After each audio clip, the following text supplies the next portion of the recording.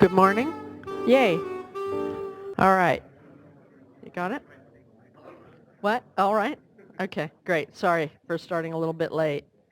Good morning, all. Welcome to this workshop to receive comments on our Sacramento temperature-related issues, a whole suite of them, including a discussion with the Bureau of Reclamation, and I believe the fish agencies will also be here. I'm Felicia Marcus, Chair of the Board, and with me today are Vice Chair Fran Spivey-Weber to my left, and to her left, Board Member Didi Diadamo. To my right, Board Member Stephen Moore.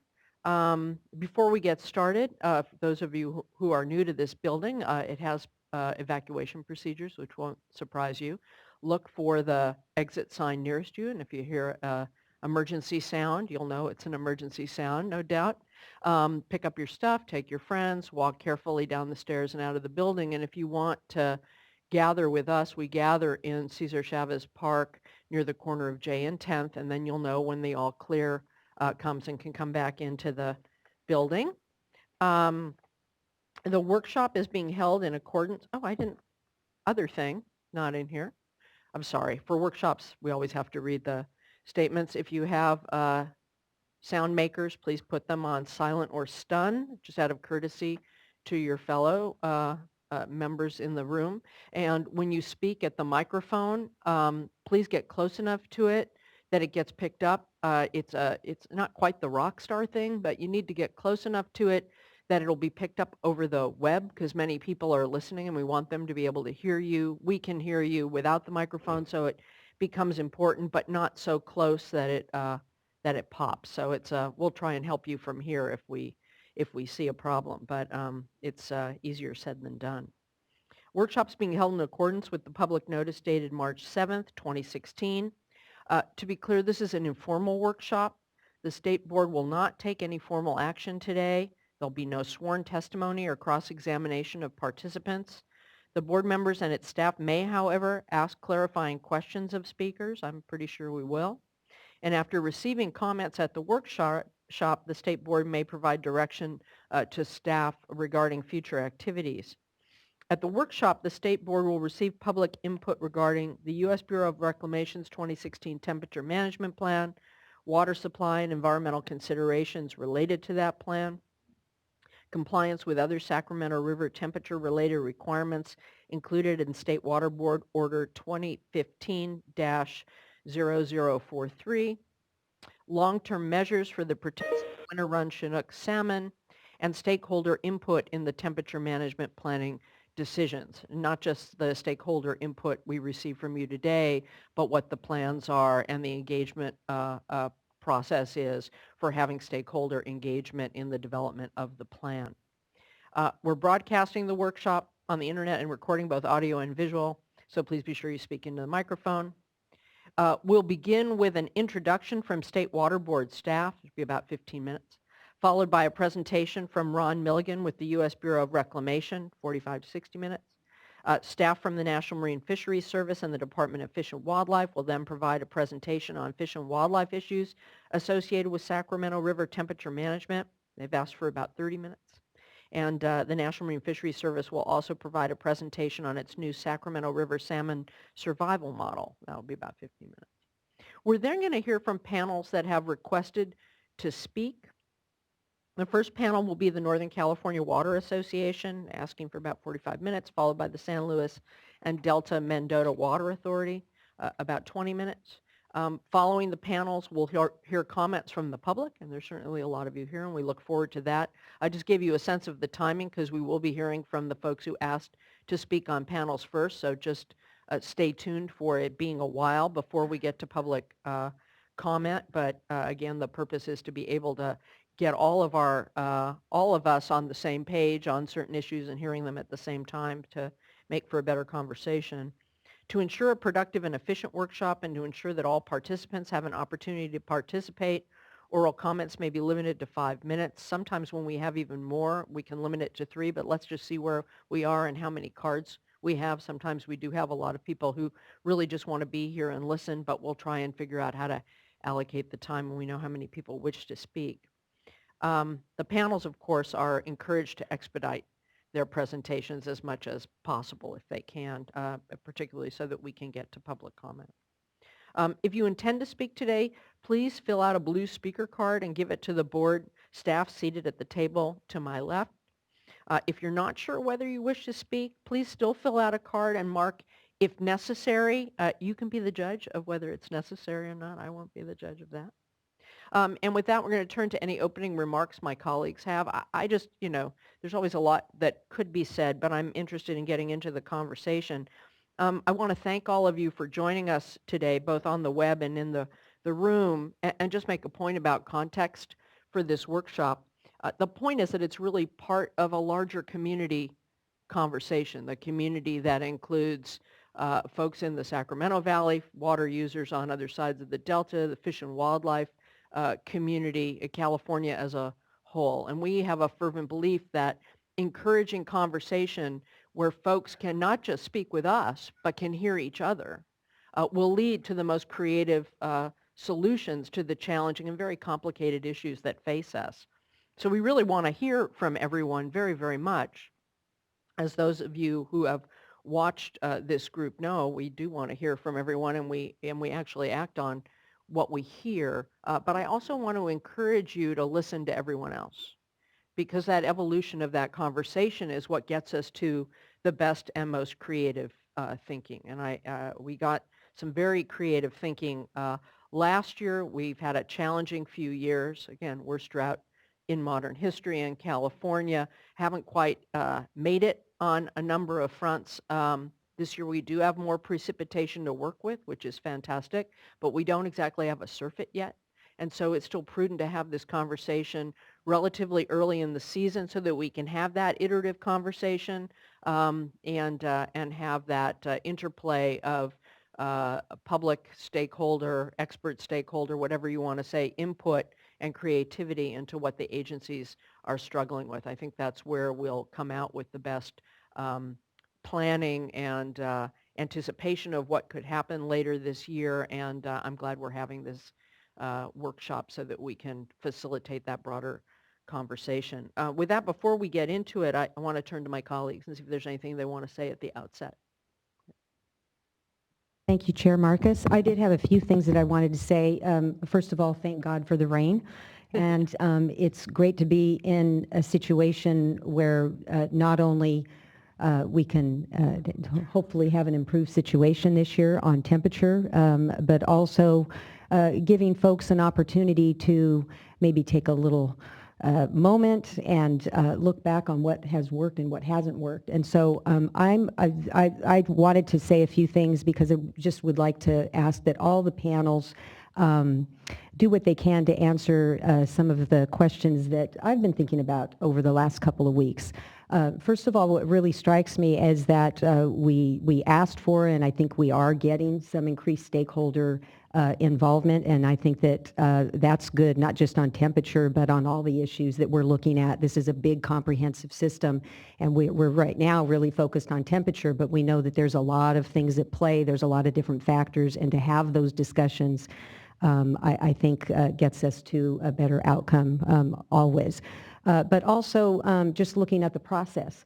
And I would think that after all this time that I would really understand the different processes, but I really don't. And so anything that the panelists can do to answer a few questions that I've been thinking about, and that is what are the different processes? We've got some existing orders on temperature, 90-5, 90-1, that have requirements for the temperature management group. So there's that process. There's the biological opinion process that requires consultation. And then we have our process over the last couple of years. And that, for those of you who don't know, that process got into place because of the temporary urgency change petition request, and as a result, our executive officer's order, and then our order under the petition for reconsideration. So my question would be, how can these three processes, are they all working together? Do they complement one another, or is there something that's a little disjointed? And if so, what's not working? What could be improved going forward? And then the other question that I have, and I appreciate that we are here on temperature, and this is not the time to be talking in detail about other issues, but what are some of the value-added actions that can be taken? I know, for example, in the Sac Valley, they're looking at short-term and long-term projects, especially what's out there on short-term habitat improvements and other things that can bring value added to the temperature actions. So thank you for the opportunity. I look forward to hearing some good ideas out there today. Let's with no further ado, let's get into it, and I'll turn to the State Water Board. Good morning, Chair Marcus and members of the board. I'm Diane Riddle. I'm the Environmental Program Manager for the Bay Delta and Hearing Section in the Division of Water Rights, and I'll be providing you some background and context for this workshop today. So first off, the purpose of the workshop, I think, as Chair Marcus addressed, was to receive public input regarding Sacramento River temperature management issues, including the development of this year's Sacramento River Temperature Management Plan. This workshop is the result of a requirement of State Water Board Order 2015-043, as Ms. Marcus pointed out. That order was an order on reconsideration of various temporary urgency changes that the executive director approved last year, and is following up and addressing some of the issues that occurred with temperature management over the last 2 years. So I won't go into detail on the agenda since Chair Marcus went over this. So for a little bit of context, there are two regulatory requirements for which the board has temperature requirements. One is a standing order since 1990, Order 90-5. This order requires that there be maintained a daily average temperature of 56 degrees Fahrenheit on the Sacramento River at the Red Bluff Diversion Dam during periods when higher temperatures would be detrimental to fisheries, and specifically this is largely targeted at winter run Chinook salmon. That order does have flexibility in it, and it's been implemented in a very flexible manner since 1990. It allows that temperature control point to be moved upstream with the concurrence of the fishery agencies and the State Water Board. And in most years, except for the wetter years, that compliance point is moved upstream. The order also requires planning, monitoring, and reporting, including when the temperature compliance point is moved upstream, development of a temperature management plan. In addition, that order requires ramping rates and specifically requires that any temperature management actions taken on the Sacramento River not impact the Trinity River system. So more recently, we have the Order 2015-43 requirements. This order requires the development of the temperature management plan earlier in the year than we have done typically. Typically, the plan was developed around the June timeframe.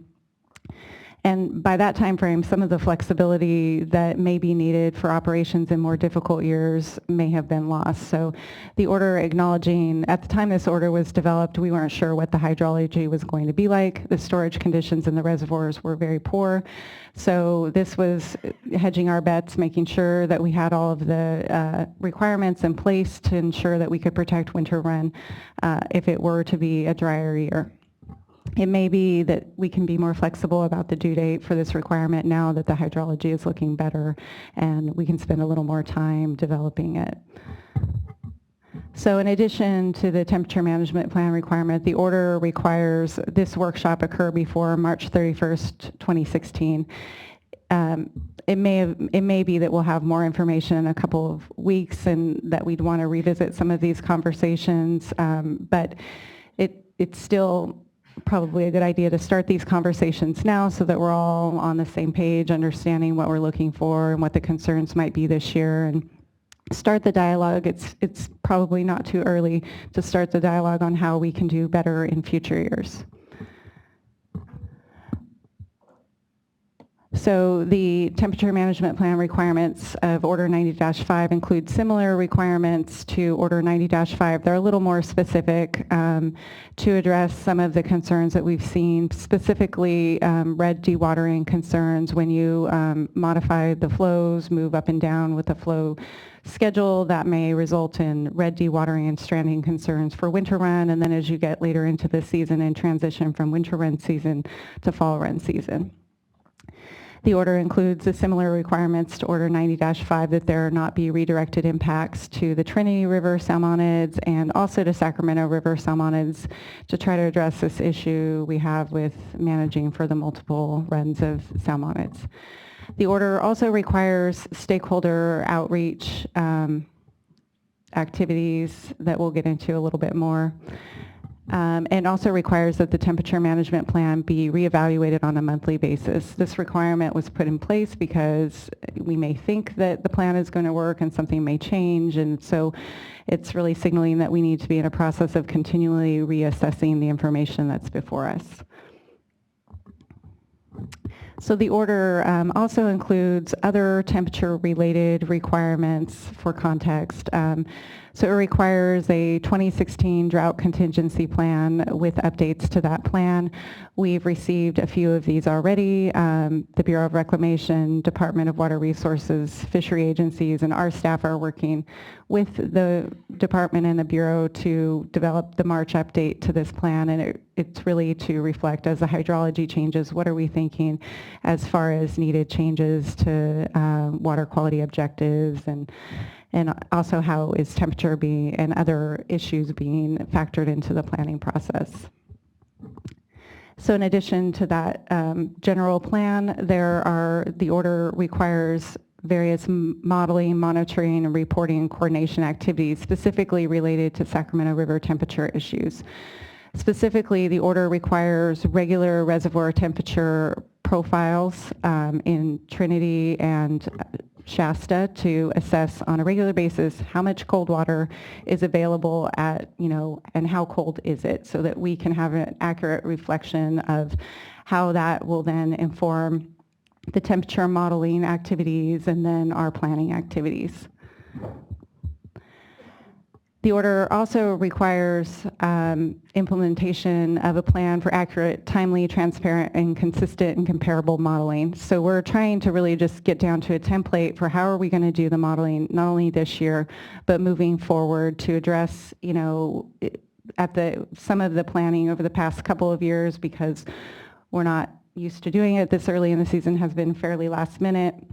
We've been tweaking issues here and there with the climate data and other things, and we're trying to get to a basis where we're starting the process. Everybody knows what the inputs are, everybody knows what the outputs are. They're all placed in a shared location. Everyone who needs them has access to them, and we all understand what those parameters are and to help us assess what do the modeling results mean to inform the decision making. So the order also requires an evaluation of the issues that occurred in 2015. Specifically, there were some reservoir temperature profile measurement errors that the order requires be evaluated, as well as there were some temperature exceedances and flow fluctuation, which I think that's reflected in various places in the requirements in the plan, getting to a place where we can try to avoid those issues in the future. The order also requires that modeling discrepancies on the Sacramento River and Trinity River be further evaluated. Ron Milligan is going to speak further to progress on all of these requirements. So as far as this workshop, the notice specifically identified several issues for discussion today. Again, when this notice was prepared, it was right before this last set of storms. We still weren't sure, what the hydrology looked like.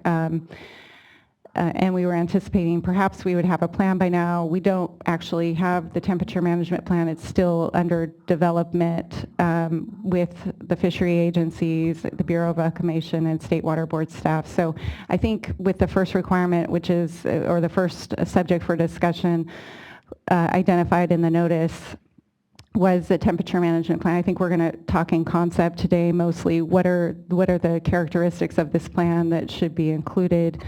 And what are the potential impacts and benefits of this plan? There are various things that we've learned over the past couple of years about how best to manage for winter run and other species, but there are potential impacts to water supplies, transfers, other things that I think are important to factor into the planning process and try to find the best balance of those two issues.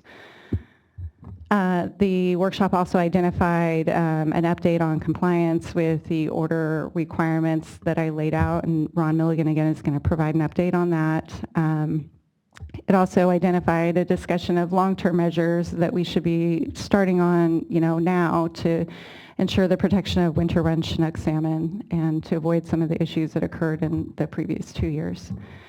The order also, or the workshop notice also identifies a discussion of stakeholder input. How do we factor that into our planning and decision-making processes? So I'll just briefly go over some of the lessons learned from 2014 and 2015. The Bureau of Reclamation and the fishery agencies, I think we'll go into these in a little more detail, but just from our perspective, again, that it's very important that we start to begin planning the planning process early, particularly in the more difficult years, so that we can start understanding the trade-offs early. What would it mean for winter run? What would it mean for water supply? And really get those discussions happening early so that everyone is on board, understands. They may not like all of the decisions, but at least they understand what went into them. And then again, this issue of regular and accurate reservoir temperature monitoring and reporting. Things can change pretty quickly. We need to be monitoring that, exchanging that information between the agencies and factoring that into the decision making. The other thing, and particularly in more difficult years, again, factoring in a margin of safety for climate and hydrologic forecast data also seems like a good idea. It may not be necessary in the wetter years when we have, plenty of water and the reservoirs are spilling, but in those more difficult years, we're going to want to make sure that we have some conservative factor on looking at least to understand what the potential impacts may be to winter run. The other issue is this temperature modeling issue. Again, having timely, accurate, and transparent, consistent temperature modeling that, the modeling isn't everything. We know that we need to look at it, understand it, interpret it. It's not going to be 100% accurate under the best of circumstances, but we need to try to both understand where its limitations are and get it as good as we can get it. And that covers the next one as well. And also, so NIMS will talk about their development of their survival model. If there's other tools that we can develop to help better inform our decision making, that's one that maybe NIMS also has another tool, their temperature modeling tool, the RAFT model, and they'll go into that as well. The other lesson that we learned was that we should be maintaining cold water at the red location, really paying attention to what temperature water are the reds exposed to versus maybe the more dated concepts that are included in 90-5. I say they're dated, but I also want to emphasize that they're flexible. It's fairly flexible, provided we get good information. 90-5 can be it can accommodate our evolving understanding and knowledge regarding this issue. So this gets at one of the questions I think Dee Dee asked, which is how are all these processes compatible with one another? I think 90-5 can be compatible with the other processes. We've got the flexibility, and it's provided we get the information that supports that, I think we can look at it flexibly. So the other issue is the flow and temperature fluctuations, avoiding those until the fish emerge, and just really paying attention to what are there testing or other things going on, really being coordinated to make sure that these fish, we're doing our best to protect them. We're spending a lot of resources to protect them, and some of the flow fluctuations are maybe easier things to address. The other thing that NIMS will get into is looking at a more protective averaging period than the daily average, moving to a 7-day average maximum daily temperature, and they'll get into that a little bit more, I think. And I think, again, that's something that we can be flexible with our implementation of Order 90-5 on that issue. Another issue I think you guys heard some about last year is trying to avoid use of the side gates when, keeping enough cold water in the reservoir such that we don't get to that point. And yet another issue, leakage of warm water into the temperature control device.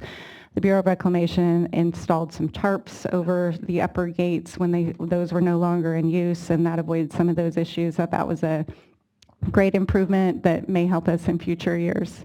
The other issue that Reclamation will go into is installing the oak bottom curtain on Whiskeytown Reservoir to help improve the temperatures of water coming in from that side of the system. And then again, this other issue that preserving the cold water as long as possible, that the cold water is really what this is about. It's more, that's the key, is providing that cold water. It's not necessarily providing more water won't get you there. You need to provide cold water up to, there's some minimal threshold for how much flow needs to be provided, and I think Eric Danner will go into that, but we really need to be looking at that temperature. And then the other issue, which I mentioned previously, was improving our stakeholder coordination to make sure everybody understands what the decisions are being made on, but their input and knowledge is factored into the decision-making process. So that's it for the staff presentation. I can take questions, or we can move into the Bureau of Reclamation, the fish agencies. The fish agencies do need to leave by 1 o'clock. I think we might be a little tight, so it might be good if we can maybe hold questions until after those presentations. So Ron Milligan will come up first, and then we'll have the fish agency panel after him. That's fine. I don't have a question so much as just a comment. Thank you for the comprehensive presentation, Diane. Just to remind ourselves and folks, in your presentation, you used the terms stakeholder input, stakeholder outreach, and welcome everyone today for coming and folks on the web. I'll just remind folks the actual language that the board members put into the December 15th order was Reclamation shall engage a wide range of stakeholders in developing the plan, and the plan shall be subject to a workshop before the board no later than March 31st. The spirit behind this language was engagement, not just coordination or input or outreach. And Board Member Diadamo has emphasized this too. And I believe, as one board member, the importance in meeting this challenge together and collaboratively means a level of engagement, which means really rolling up your sleeves alongside each other. And so I just want to bring that spirit forward in our dialogue today. You know, it's not just a matter of listening and then doing what you're going to already do. It's about engaging and participating as a team. So, and wide range, that means from all interests, not just the water users, not just the fish and wildlife supporters. And yet, aren't we all both water users and fish and wildlife supporters? And so let's use that spirit of collaboration and listening today as we seek to solve the problems together. So thank you.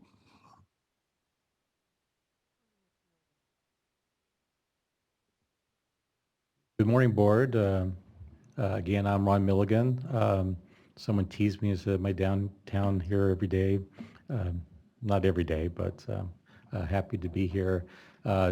Important topic. And I will open by saying that I appreciate Diane's very thorough kind of summary, and I will try to hit on all of those within this presentation. I will say that I've pared this down from probably 100 slides for the sake of brevity, but that doesn't mean that we don't want to talk about, if we need to, in particular and drill down on something, because I want to make sure that we're kind of bringing everything to the fore and that we're able to talk through, because there's a lot of detail behind all the things I'm touching on, and there may be some ancillary elements that are important. And I really appreciate Board Member Moore's comment about engagement.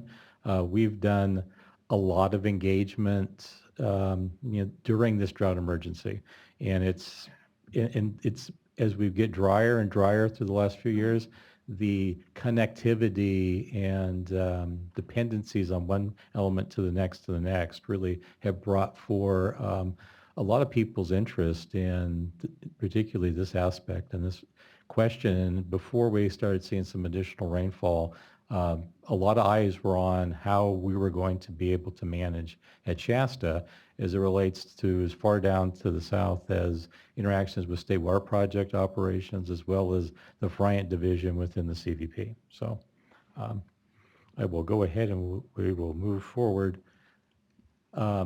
I've kind of broken this presentation into like three parts just to try to bend some of this. Part of it is based on what we've seen the last couple of years and trying to meld together, as was referred to as several different processes. I can think of three really intricate ones, and how do we improve those so that they fit together. We've been thinking about different metrics as we go into the coming year, and being able to communicate some different system understandings. And as we've moved forward, that's become, it's also made us all think, even those of us who have been working in this for quite some time, to some of the newer ideas of in evolving science that's come through. I also wanted to talk a little bit about how we were going to develop the plan and carry it out this year. I think that that's part of this meshing as we relate to the different processes, kind of how we're going to plan the plan. And then I've got some additional work that we have done that's fairly hot off the presses based on the recent storms and current inflows are still occurring, and what that means and how we see that playing out in terms of temperature potential, and kind of as a starting point for additional engagement as to honing that and fitting that into a larger framework. So for improved processes, I've further been these a bit in terms of model adjustments that we've made over the last couple of years to deal with different things that not only had been questions over, let's say, a 5-year period kind of leading into 2014, let's say, but also things that were additionally highlighted because of low flows. And a regime in terms of storage and the temperature control device. The control device is, we've been operating it for about 20 years, but certainly not at the lower levels of the reservoir that we saw in 2014 and 2015. So that was certainly something that brought new things to light and adjustments. And I also think improved communications from over the last 2 years about within the agencies, within our interactions with the board staff, and also the stakeholders in a broader sense, as well as the operators on the Sacramento River. And we'll talk a little bit about that, but that was critical of being able to navigate through this last year particularly. Just as a little bit of orientation here, this is kind of a zoomed out view of the upper northern reservoirs of the CVP. You can kind of as landmarks see Mount Shasta up in the upper part of the graph, the little snow peak there, the Trinity Alps on the far left side, Trinity Reservoir, Whiskeytown, Shasta. The dashed blue line to the left is the tunnel for water to come from the Trinity Basin. It's coming out of Lewiston Reservoir, which is a regulating reservoir downstream of Trinity, into Whiskeytown. The second dashed line in the middle of the page is the tunnel that takes water from Spring Creek, tunnel over to Keswick, which is just downstream of Shasta. Clear Creek is the kind of the left hand water course, the Sacramento River being the other one, and kind of shows the confluence and how things work downstream. If using the laser here, this reach right here, and I'll kind of move over to the other side of the room as well if you can't see that. This is where most of the REDs the last 4 or 5 years have set up. This is in Redding, and this is kind of upstream of Highway 44 for the most part. A few winter run REDs just downstream of Highway 44. And for the longest time, we've had a Keswick temperature gauge here, and then also a gauge at Bonneview Bridge, which is just upstream of the confluence with Clear Creek. And then we've had other temperature gauges downstream. The last couple of years, it was become very critical to understand what was happening up in this area. So one thing that we'll talk about is Reclamation installed a permanent reporting gauge, temperature gauge at Highway 44 Bridge, just a little upstream, so that we could get real-time monitoring of temperatures there, which is about as close as bracketing where most of the REDs are setting up in the upper Sacramento. This is just a little more of a map kind of zooming out to be helpful. The oval area kind of hits the gauge locations for Balls Ferry and Jellies Ferry. This is significant. It ties back to 90-5 and to our biological opinions as kind of a downstream point in most good years as to where that average 56-degree temperature is usually been met. And I think with fairly good success with egg incubation temperatures in most years. This is something that as we get towards the end of the presentation, we can talk about, the interaction of storage and cold water pool and setting that as a management location for compliance point. Typically, if you get to Balls Ferry, to Jellies Ferry, and down to Bend Bridge, which is kind of halfway between that oval and Red Bluff, that is, to get temperatures at average daily 56 degrees, you have to have a pretty cool temperature out of Keswick to carry you through the summer down to that location. And that's where, depending on how you're going to dial this in, that's where additional flows with temperature become somewhat significant. And there is a management strategy that will probably come to the fore as we go through our discussions today. I've probably shown this slide before in a number of forums, but I think it's interesting to talk about here because it tries to highlight, in at least a condensed form, a number of dynamics that are in play and try to help us with the strategy of how we deal with this. So obviously going from left to right, understanding which fishery run, what life stage we're talking about when we're doing temperature management is important to know. And the most significant is the kind of the period of fish coming upstream, kind of staging before spawning, egg incubation, and then emergence, and then the fish hanging around there until they're ready to start their migration downstream. So those are the kind of the things that we're thinking about, and what are the appropriate temperatures at those particular life stages. So that kind of sets a kind of a shaping, and this is where the coordination through a 90-5 process with, waders in the river can be helpful. Things like carcass surveys, red surveys, all those things give you an idea as to when the fish are coming up, when the spawning has occurred, so you have an idea as to when the bulk of your fish are in the river, where they are, and when you should be thinking about particular temperatures. The second really important thing is just the idea as to how much water you have. And if you're in a particularly dry situation like we were the last couple of years, how are you managing and conserving your water, particularly through, let's say, starting at the beginning of the water year, through the fall, through the winter, knowing that you have some catching up to do with the storage levels, knowing storage level is going to help you later in the year. So are you taking appropriate actions to conserve water and conserve your releases so that you have as much resource to work with as you go along? The third kind of stage there is, in our reservoirs in the West, and this is kind of the whole point of some of our planning, is that the lake stratifies. And we've seen a number of these isothermal bath plots where, it's pretty steady state temperatures, a little bit of warmer water at the top, colder water at the bottom, but you don't see a lot of that. But as the summer progresses, this becomes an extremely stratified system. And how do you manage the projection of that to be able to use that cold water efficiently to stretch out a temperature? And that takes you to the fourth bar, which is, it'd be really nice to have a way to selectively withdraw these layers of waters that we go through.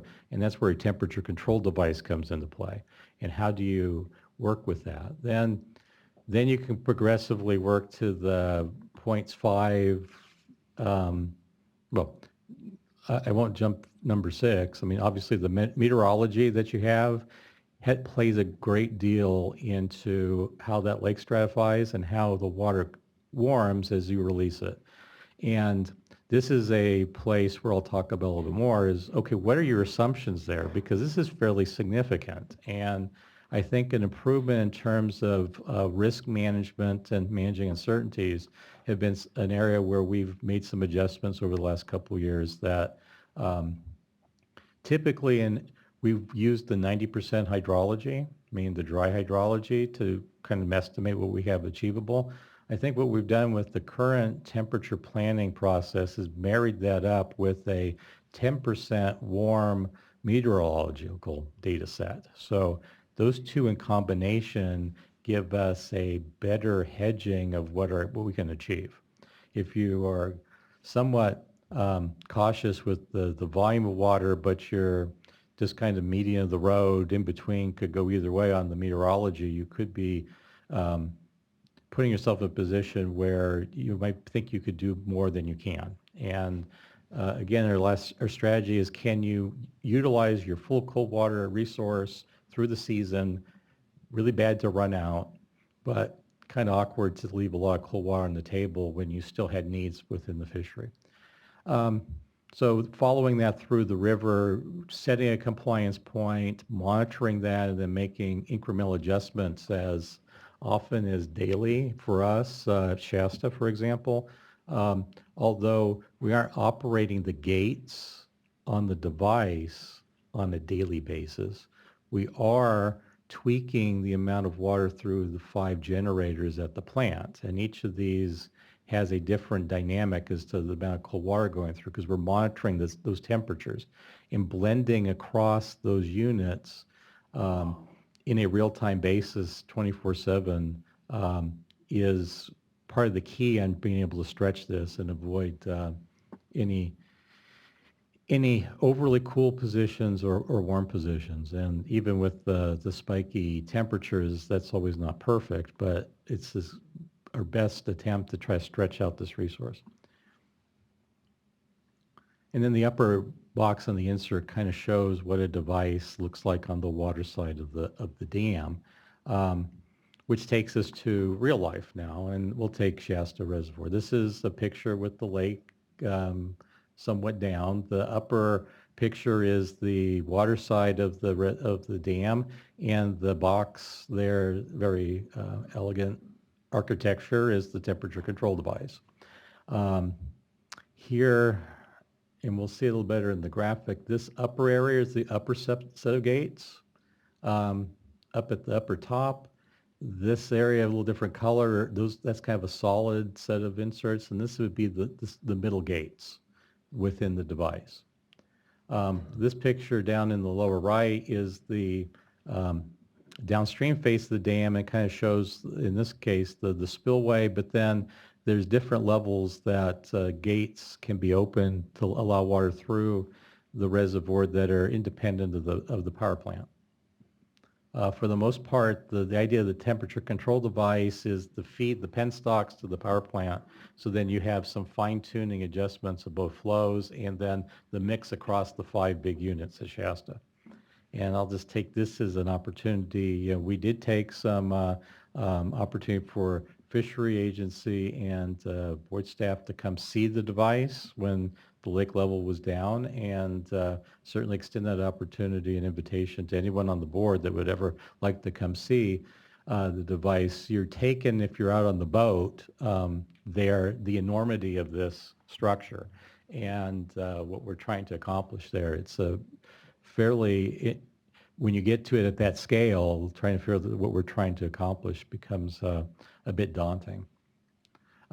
Here's a little more of a cartoon of this to kind of illustrate the design of the device, the upper gates, the middle gates, and then the lower gates that are also sometimes referred to as the pressure relief gates on the device. They are lined up about even with the penstock opening. Without the control device, operations of the power plant would have basically taken, as the lake stratified, the coldest water towards the bottom, withdrawn that from the lower end with great cold temperatures early in the season until you suck this down to all you had was the warm water, and then really spiky warm water later in the season. And this device, as it was designed, is helpful in timing this. If we take this to an example, though, of 2014, now we can kind of see where this became very difficult. First off, just to orient everybody, this is what's called an isothermal bath for Shasta Lake in 2014. It's basically a time series of data. It shows both volume, and it also has a color coding as to the temperature of the water. And the way we kind of determine this is on a periodic basis, going out into the reservoir, taking a sounding of the temperatures within the lake, and then seeing how it stratifies. And obviously the redder, hotter colors represent warmer temperatures, and the blue, darker colors are the colder temperatures. And in an April 1st, March to April standpoint, the lake has not really started to stratify. It's coming out of its winter condition, inflows in, but as the year warms up, you can see from the top it's starting to warm down. And as we operate the gates, and what these large arrows represent are the period of time that at least some of those gates at that level were open.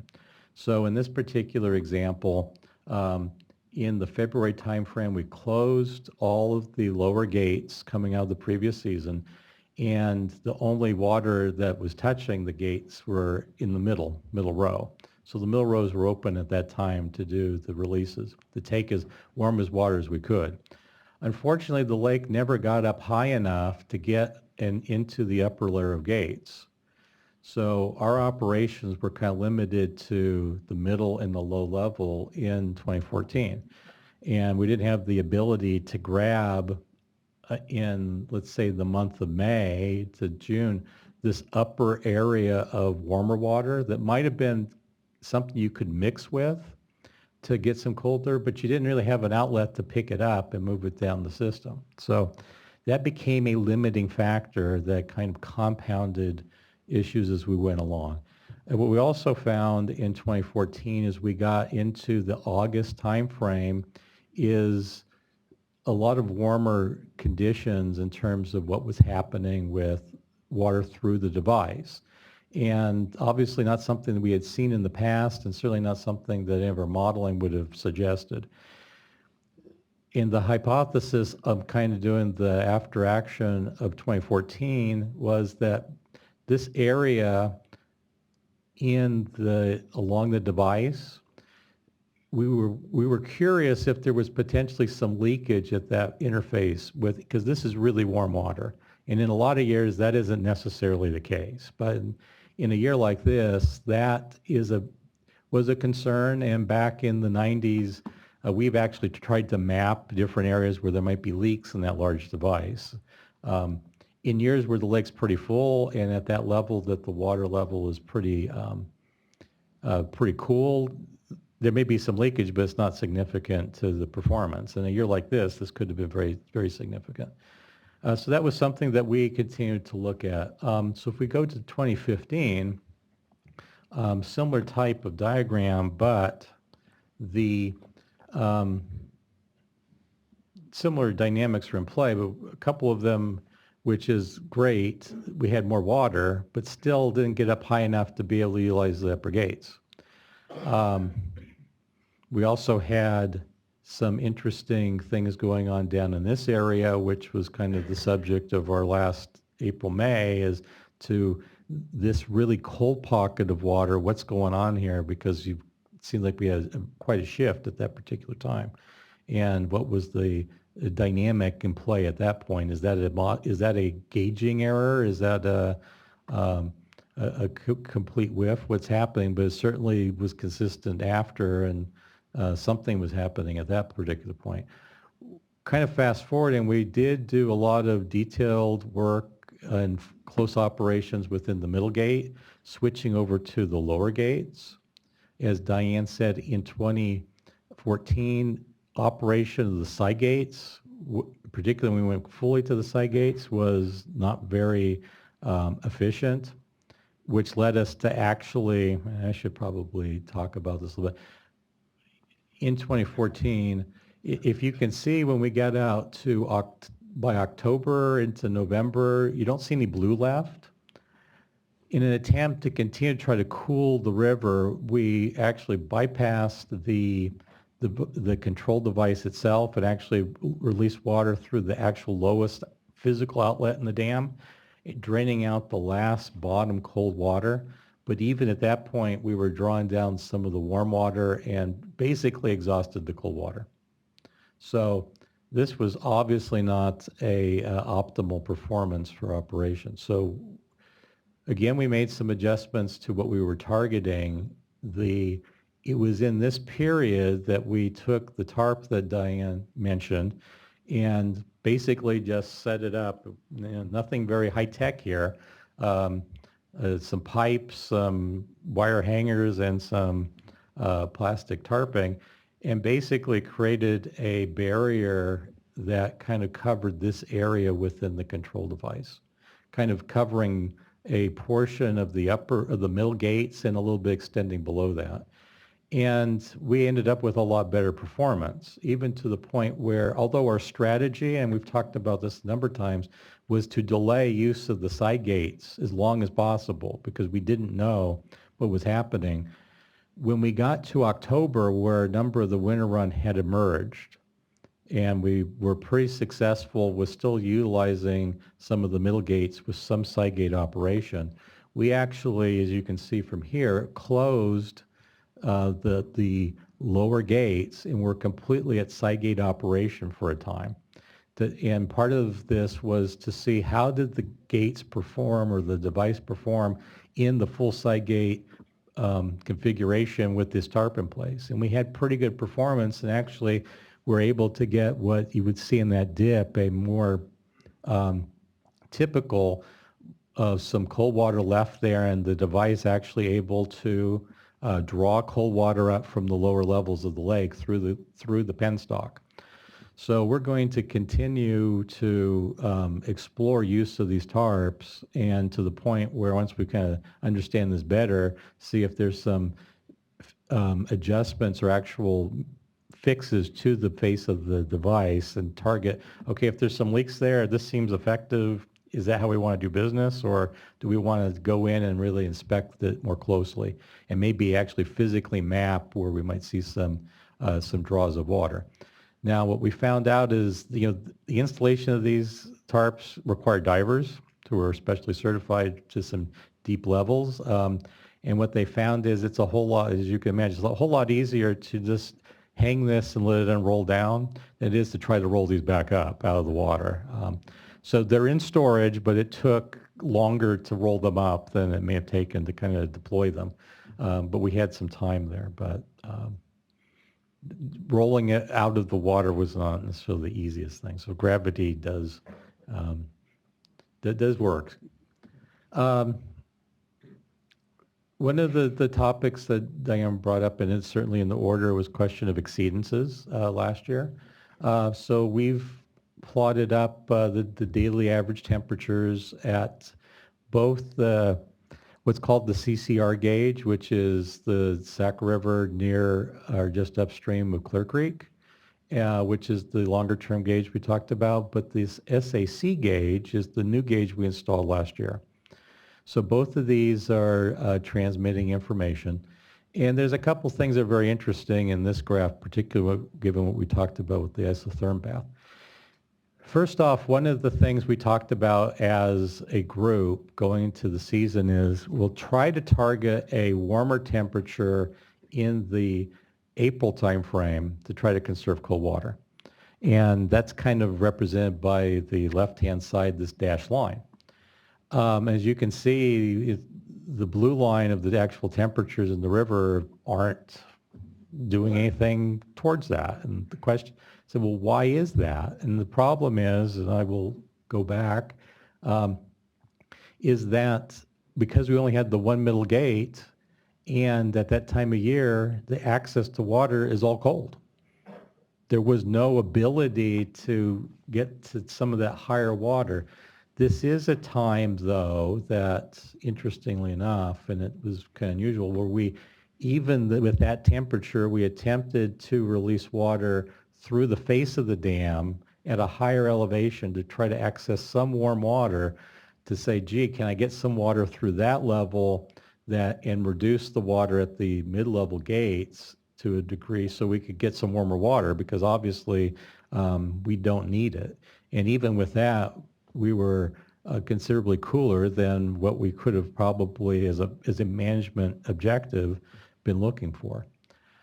So then we had a transitional period as we moved into the latter part of May, early June, and this is where, again, additional information of on-the-ground conditions was very useful. Knowing that not a lot of fish had come up and started to spawn yet. So the idea was, as temperatures were starting to increase up in Redding, was do we start utilizing our resources actively with cold water management? And the answer was, well, let's keep an eye on it, but let's not necessarily start making gate changes just yet. So this first couple of peaks here were looked at in the context at the time in a real-time discussion with both what we were seeing at the SEC gauge, is where we thought a number of those reds were going to be setting up. And those were considerably cooler if you see the difference between those two gauge locations. And it wasn't quite ready time to start utilizing the control device. At that point, though, we get a little bit further in time, had a little bit of a cooling spell. As you can see, things kind of dipped down. And then we started actively taking, with a lot of interaction with our fishery agency colleagues and a management team we had set up to discuss, okay, is it time to actively start managing to the temperatures? And that's what you see from that point on. And that worked fairly well. Really our objective was to try to keep the CCR gauge around the 57 as best as we could. And we were looking at these as daily numbers, which is not always easy because even in 90-5 we have at least trying to deal with daily averages. But we were working with that with the idea is let's keep the CCR gauge not to exceed 58 degrees, knowing that there's some buffer to where things are at and further upstream. And this works out pretty well, and the only time that things got very dicey is here in August, where we had a little bit of a cool period, and the question was, do you make a gate change? And we were holding, a lot of discussions with the whole management group, and finally said, we need to make the change, but it took a day for it to kind of work through, and we had this exceedance of the CCR there in late August. Now, the fortunate part is that the SEC gauge location, that stayed within the 58 degrees. But then it was also very spiky in terms of the temperatures up there. We made the gate change and temperatures cooled, and as you can see, the temperatures cooled down considerably going into the latter part of August into September. And then we continued to ride that out through the rest of the season. So that was our approach. Now I understand that these temperatures are certainly not optimal for salmon. So if you take the biology side of this, that's certainly the case. I talk about, excuse me? Yes. Yeah. But I kind of bring this up from the perspective of just trying to manage the cold water pool that we had in the device.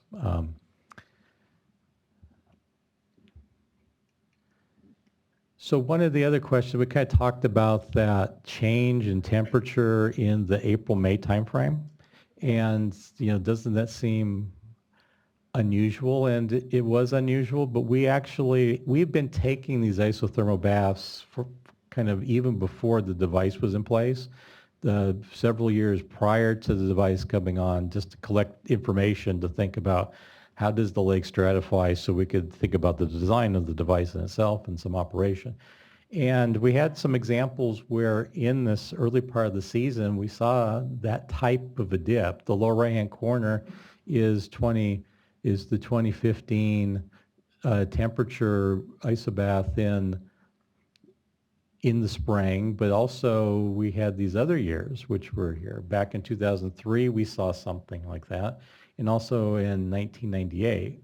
Now, those 2 years probably didn't notice it that much because those were really full years. As you can see, the lake ended up filling in both of those years, and we went on and operated the project and the temperature device to pretty good levels, but there is some signal in there that there's some dynamic that occurs sometimes. Back earlier in time, with a year that wasn't so robust, we also saw something. So this is an area where I think, and Eric Danner with the NOAA Fisheries will probably talk about, where I think it would be very interesting. One of the things that we see as a redundancy, which I think is a good redundancy, is the sounding method that we're using here on every couple week basis, married up with a flow network of a fiber optic system that can record in more of a real-time fashion the temperature profiling that's going on inside the lake. And we've got some resolution here that said, gee, something happened over a 2-week period. It would be nice to know kind of when that was and what were some of the meteorological conditions that maybe went with that. Is this something going on with the operation of the units? Is it something about the inflows that we can try to piece together the forensics on this? Because there's something there, and it really caused us all a great deal of heartburn last year, although when it's maybe happened in the past, wasn't quite apparent that it was a big deal. But certainly did make make for a difficult or a changed answer when you tried to model in April versus the May condition, because we were really counting on that limited cold water pool.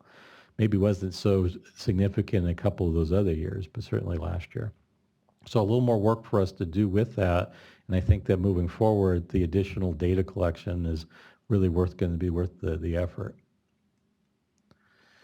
So coming into 2015 and things that we're kind of honing as we do our 2016 planning, obviously I think we're going to continue to maintain the SAC gauge, temperature gauge, given its locality to where most of the spawning is occurring. And I think it's going to be valuable data, and even though it's doesn't have the long record that you can maybe calibrate to, it's certainly in a real-time sense very useful for us. Second thing, river, we made some adjustments to the model based on some of the observations in 2014. If the reach of river that we're going to be focused on is in the upper reach, we made some adjustments to our temperature model from Keswick Dam, the river model, from Keswick down to the CCR gauge. The original calibration for the river model that we were using was to look at Ball's Ferry, Jelly's Ferry down to Bend Bridge.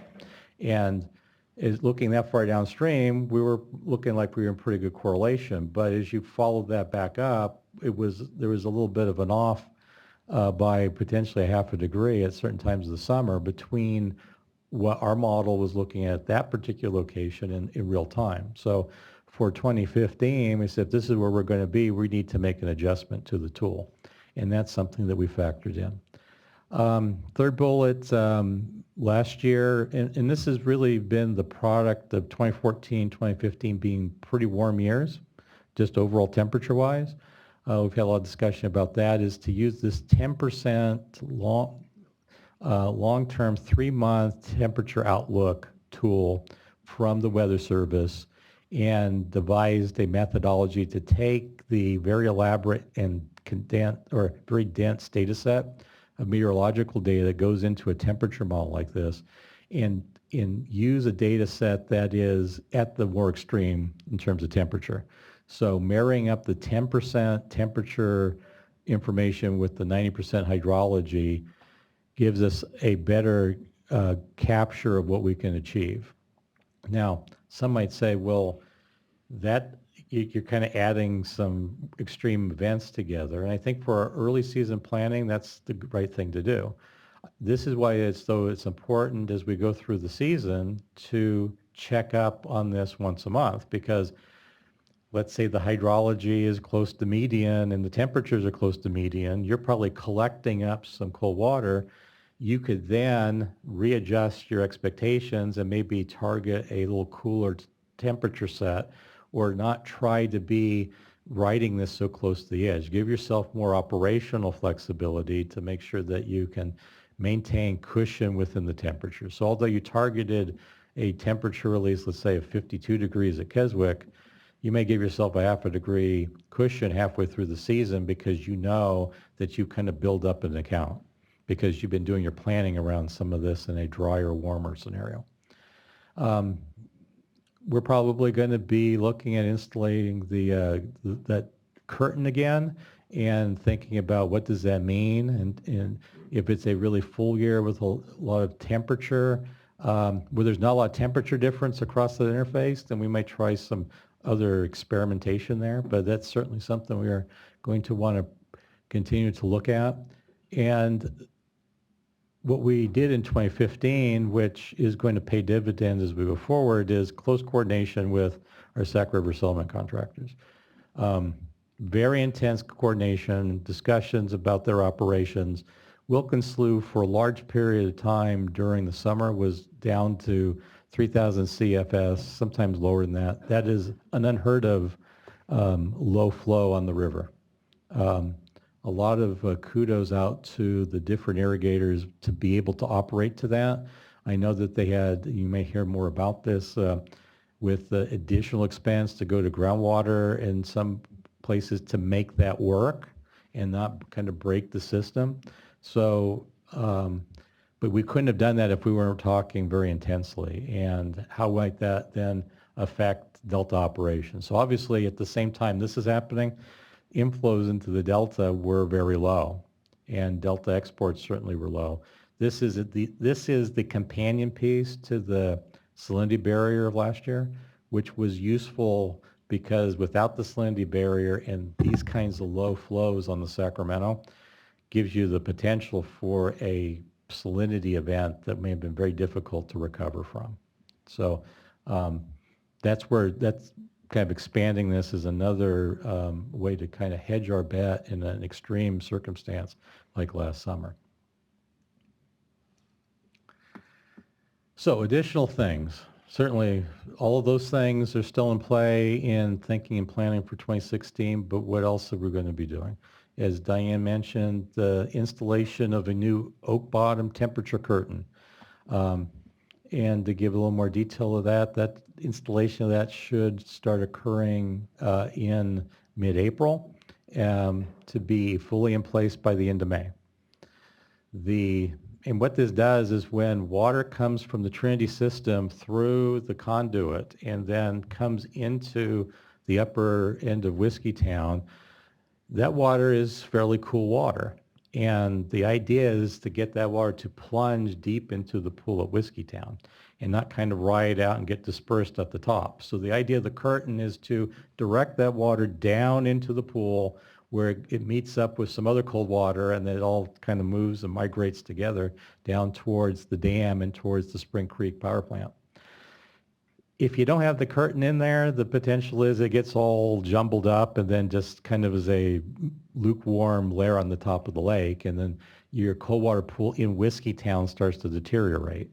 And some of our disconnects with some of our modeling results later in the season, I think, is around the fact that the oak bottom curtain the last few years was both in some earlier years was in a state of disrepair that needed to be fixed, and then last year, because it was so bad, had to be out because of a safety hazard associated with it. So a new curtain there is going to give us, I'm sure, a lot better results. So we'll be looking for the signal that's associated with this, and as we track cold water pool and temperatures through Spring Creek over to Keswick, and then the release temperatures to Clear Creek going forward. I think for 2016, we've been talking about how we can better structure the Sac River Temperature Task Group. And as Diane said, how do we get a structured, routine set of information that the task group, in a more traditional once a month, absolutely, with a new set of profiles, new temperature runs, how are we doing with a dispersed every other week. If we need to evaluate developing information, we can, along with a agency management group that involves reclamation, the board staff from a 90-5 perspective, as well as NOAA fisheries from our ESA consultation standpoint, with input from Fish and Wildlife Service and State Fish and Wildlife. That would be a group that then can help report up through both the WAMP process for the agency and the RTDOT process, that if there's system-wide effects of something that may need to be done, then we have a path to then talk those through. But this would allow for the task group to get more into its technical function, which is, let's share the information we have. Let's hear what everybody has to offer in terms of information on the river, because there's a lot of stuff going on. And then if something is developing, what are some ideas to deal with that? So that's kind of the creative part. Then that can be synthesized within the agencies on, do we take an action on this? And then if it needs to be elevated up higher to talk about what the implications are to the rest of the water system, then we can have that discussion rather efficiently. So that's something that we're trying to structure. In addition to that, I think some You're of the... going to talk about how stakeholders engage and all of that a little bit later, I see. Yes. Absolutely not.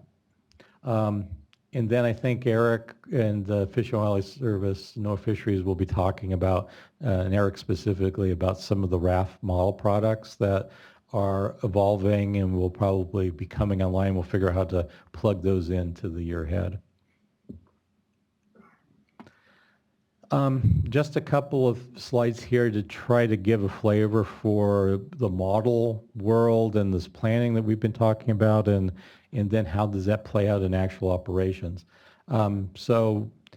This is a graphic that we've been using the last couple of years. We created this last year as well to try to give a visualization of what's going on with that isotherm bath and how does that line up to the control device. So the schematic here tries to illustrate the levels of the gates on the structure, go through the penstocks, and then how do those line up with where the temperatures of the water.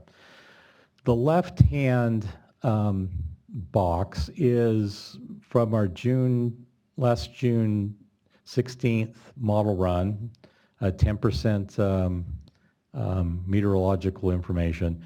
Here's where we thought the model projected for the date, and we picked the date here for this example of the 6th of July.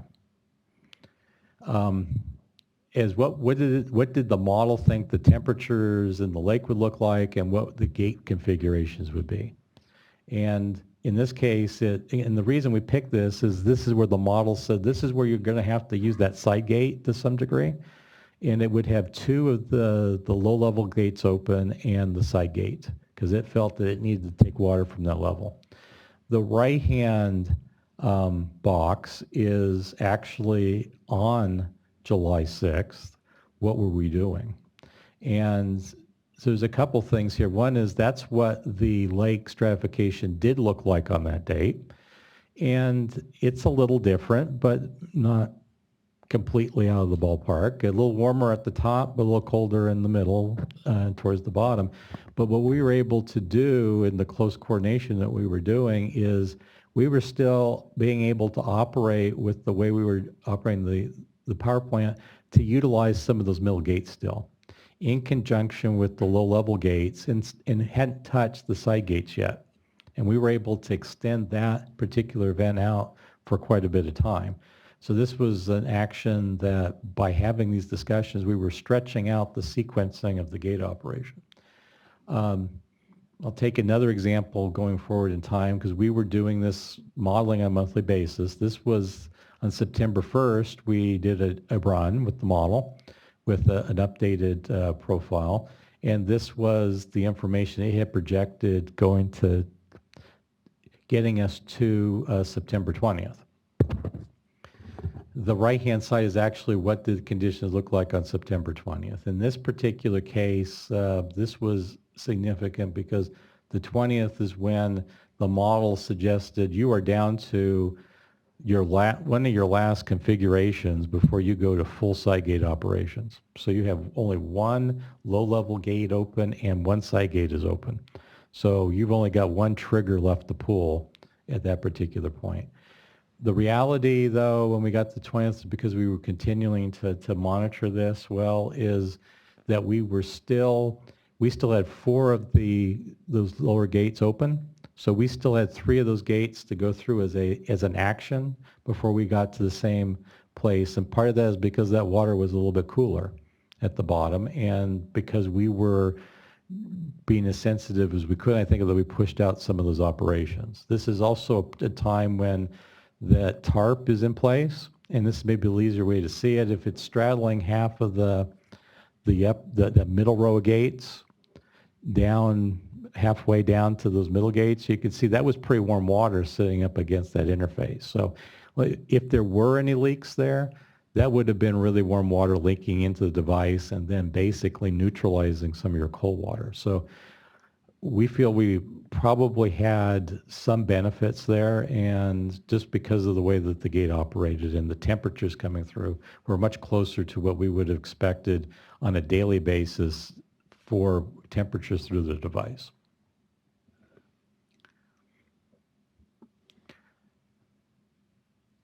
This is at least starting to talk about a little how do we dovetail some of these different processes. And we've talked about before, what are the requirements of the biological opinion?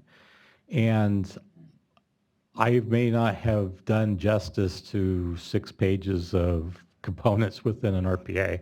An RPA being a reasonable, prudent alternative within the biological opinion, but one of those deals with the idea of planning, temperature planning through the season, and how do you think about that? And this is a process that in the biological opinion starts kind of in the February timeframe. And when reclamation is typically thinking about its initial allocations within the CVP, and this is a process that we outlined in the biological opinion during the consultation, and it's RPA 1.2.3. So how much easier can that be to remember? But it has different pieces to it. And the whole idea is, are you in a good position, or are you in a cautious position, or are you in a holy cow, you need to start getting people on the phone and start talking about what's going on? So it's kind of breaking out into 3 layers. So 1.2.3a would say if knowing what you know at that time, using a 90% exceedance hydrology, looking at some of your model runs, if you think you can meet Ball's Ferry that year, and you can have a carryover storage at the end of September of 2.2 million acre feet, you're probably in pretty good shape. The long-term record would say, gee, you could be able to get through that, and you should have very little temperature effects. Lots of other things you need to think about, but just temperatures. If you are not able to meet Ball's Ferry as a temperature compliance point, or your storage is less than 2.2 million acre feet,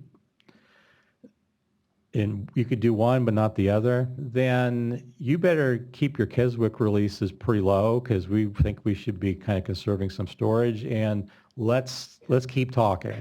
Let's check this on a monthly basis and see where we're at.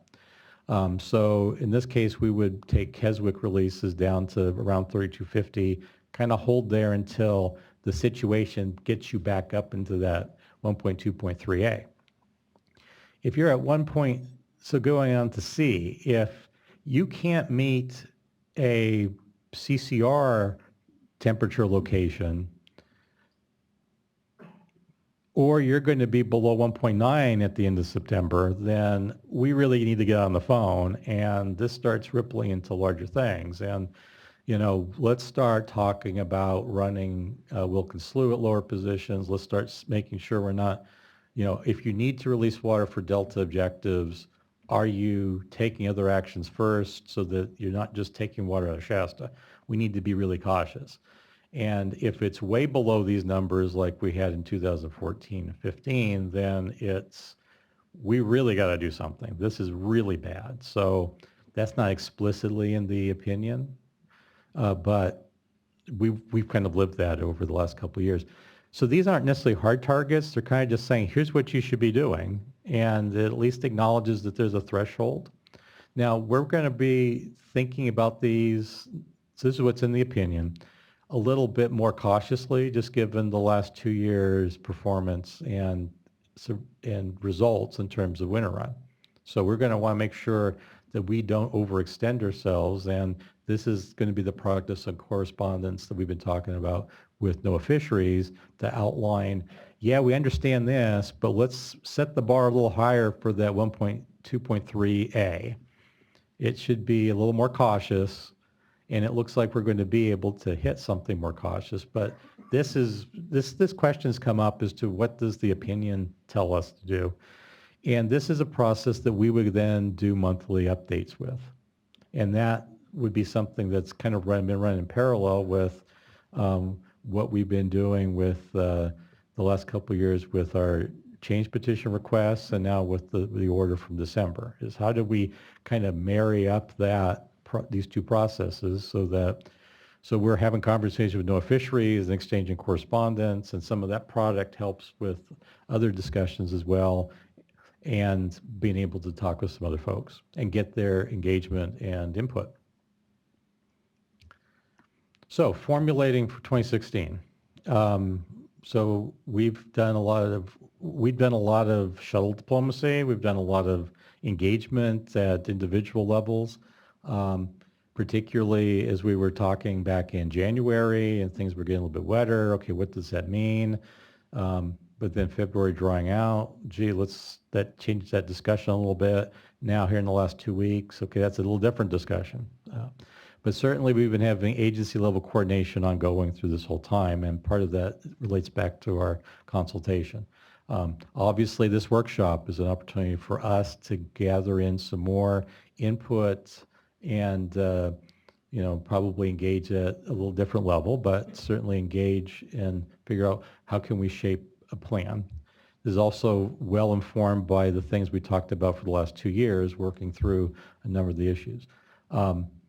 So working the combination so for timing, what we envision is having a working temperature flow forecast based on where we came out of last weekend in terms of storage levels and the continued inflows into Shasta. We should have a working construct of a plan and how that would look by April 1st with having had the benefit of this workshop and some agency interaction, some of our other discussions. In early April, I think we can then roll that out, and I would envision a stakeholder meeting. I think it would benefit from having a meeting with a broad cross-section of participants. Up to that point in time, we will have had kind of different grouping of inputs, but I think we would like to do, at that point, using something cobbled together here in the second half of March, be able to say, here's what we're thinking.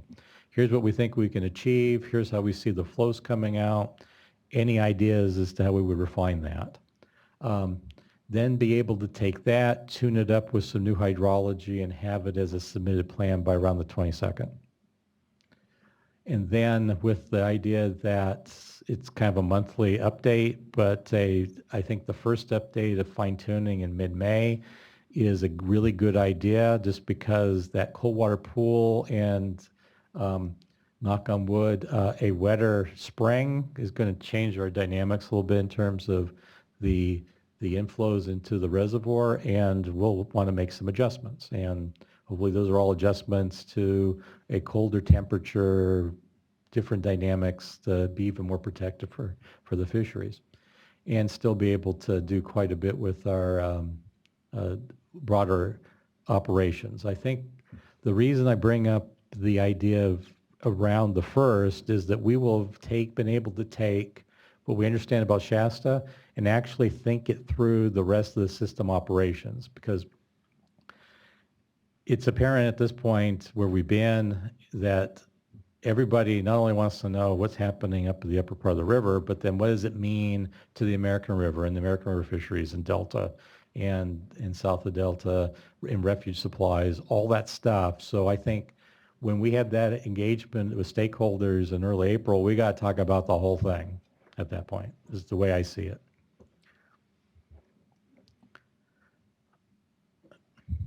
So taking us into actually implementing a plan in 2016. We're thinking through, talking with the people that typically engage in the temperature task group, figuring out how to structure that, maybe broaden it to entities that have information to bring, make the task group a little more along the lines of what we've had traditionally, which is a technical group to bring in and critique an updated modeling step. Say, I've got information about fish on the river, timing of spawning, emergence from the reds, those types of things, to talk through that so that that becomes part of how we hone the plan and make it a technical forum and not the whole myriad of policy issues that can come up as well. Basically structure that. Typically that would, in the past, have been a once-a-month meeting with other meetings as needed as information is more dynamic, particularly with reds emergence or actually spawning occurring or those types of things. Get the real-time information, maybe expand it to individuals or entities that have information to bring to that, so that then that can feed into an agency-level temperature team to be able to then assess the data, synthesize it, and then decide, okay, do we need to make an adjustment to the plan? Kind of a closer, smaller, intense group that can take into, if there's some policy implications involved there, that we can do that.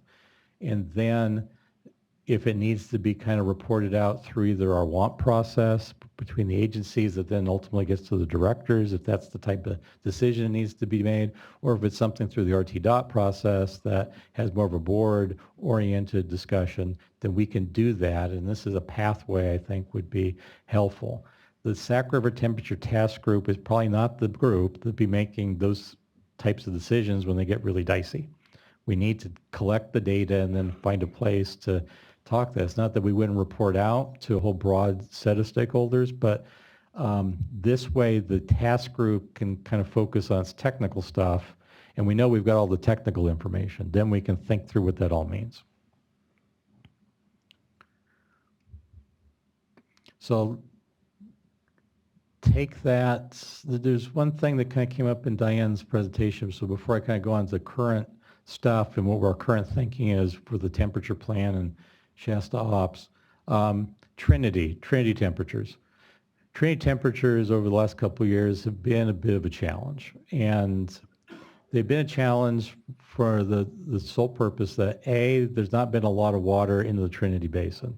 But we've continued to make the Trinity rod releases for this Trinity River Restoration Program, per the rod schedule. And we've also, the last couple of years, also have augmented flows to the lower Klamath to deal with concerns about quality and large returns of fish, and really trying to make sure that we avoid a fish die-off.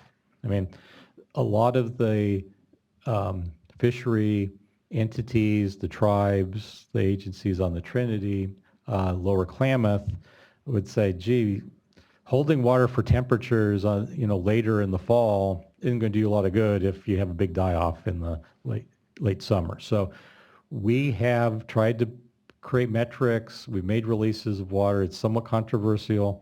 Certainly has lowered the storage level as we progress through time at Trinity. This is a topic for an entire different workshop. However, that had left us the last couple of years with lower storage levels and a little less cold water than we might have otherwise if we hadn't made those releases in the summer.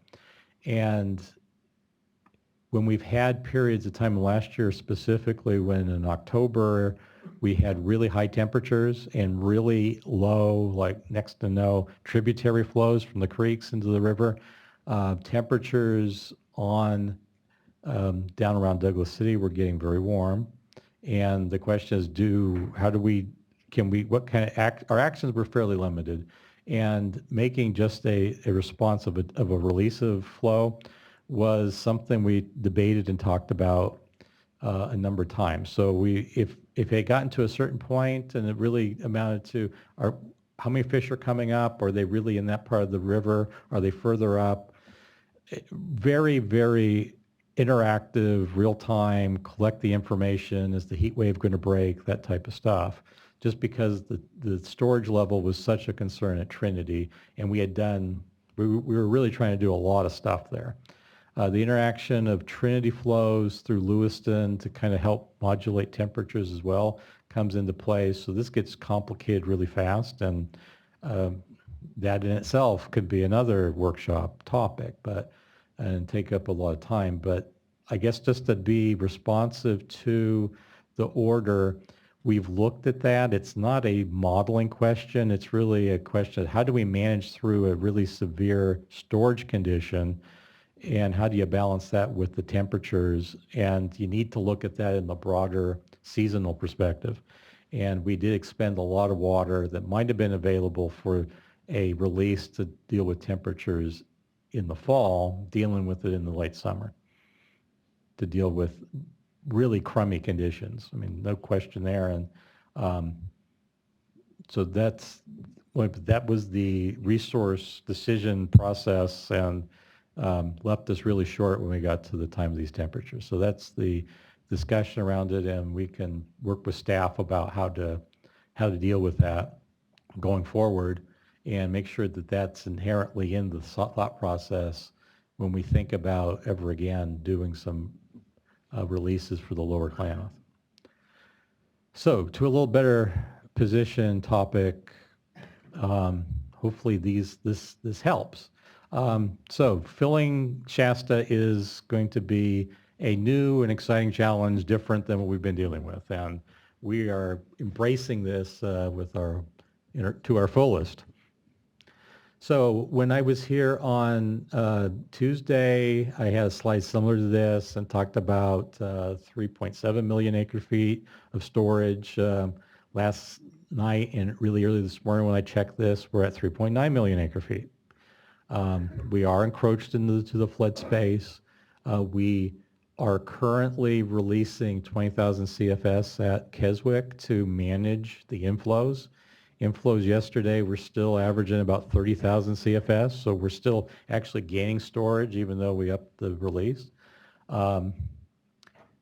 We've had 15.4 inches of rain at Shasta Dam, and probably more than that upstream of the dam, but that's a lot of water in the first half of March. Again, got some pretty good size numbers for April through July runoff in a 90% exceedance. That's 1.5 million, and we can plug that in and think about how to work that and get kind of a full reservoir. But if we're closer to a 50 or a little bit better than that, and I use the example of 25, that's a lot more water incrementally and no place to put it. So we're going to have to figure out how to work that out of the reservoir if that happens. And superimposing that, winter run Chinook will be coming upstream, rule of thumb, about mid-April.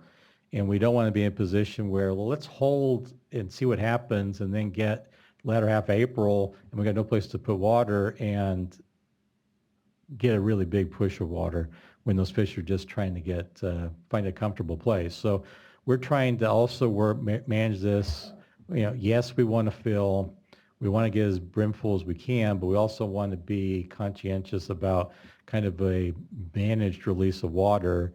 So this is a balancing, juggling act that is going to be kind of week to week, sometimes day to day if it gets to that. So taking that good news, this was a question that came up on Tuesday, is can you explain this flood control curve thing? And so this is a curve, I borrowed it from Walter Beret with MBK Engineering because it was a little less cluttered than some of my other products. But the dark black line in the upper part of the curve basically is a line that says, here's the this is the top of what you can hold water for conservation or for water supply. And that space above there is supposed to be to manage floodwaters. And as you can see, in the red line kind of represents the storage levels. So if you were back in January and said, well, we got a long ways to go before we start touching that. But as we filled up the lake, two things have happened. We've gotten closer to where the black line is, but as you can see, why is the black line dipping the way that it is there? And that's a product of that the curve has kind of a set point, but it also takes into account how wet is the basin upstream of the reservoir. And if it's really wet, then it says you should have more space in the reservoir to manage floods. So the line dips down because in the event something's coming, it's going to come into your reservoir very quickly. And there's a lot of reservoirs up and down the valley that have a similar type of dynamic. So we've kind of dipped into that space, but as you can see, it's also moving quickly upwards. So there's an idea that, well, if you just kind of tread water here, so to speak, you'll get it back on the right side of the line pretty soon. And so this is kind of a mixed strategy to, we're not saying dive deep down back across the line, but don't keep adding more on top of this. So trying to find the right place along that dashed line that manages, I think, the water coming out of the reservoir in an effective manner and kind of an even flow as opposed to let's try to be low and then hold this and fill and then have to do something really big because things will get very flashy really fast as we get into this part of the management. Thank you. That answers the temporal question I was asking on Tuesday, so that's really helpful to see. And again, if we get some more spikiness of inflow, then we're going to have to deal with that. But that's what's happening here. So more kind of hot off the presses. This is from a day or so ago. A new and improved temperature profile for Shasta, and that really sharp area there is just the increase in storage. But as it sits right now, we've got almost 4 million acre feet of water that's cooler than 52 degrees. That certainly won't hold in the sense as we move through time, but we're picking up water at all the levels with the colder water coming in. And this will be a good thing to keep watching as we progress. And we are on a schedule. After the worst snowpack in 500 years, it's got to be better. Everything's better. This is like maybe the last 3 years put together better. So this is kind of shaping our thoughts. We are on a schedule for every 2 weeks to take profiles, do QA, QC on them, and then forward them over to the board. We're a little overdue for Trinity profile because it's been a little tough to get up the mountain. Based on, I know you only have a few slides left, but it's over an hour now. This has all been great. I just want to give you a time check because we're going to need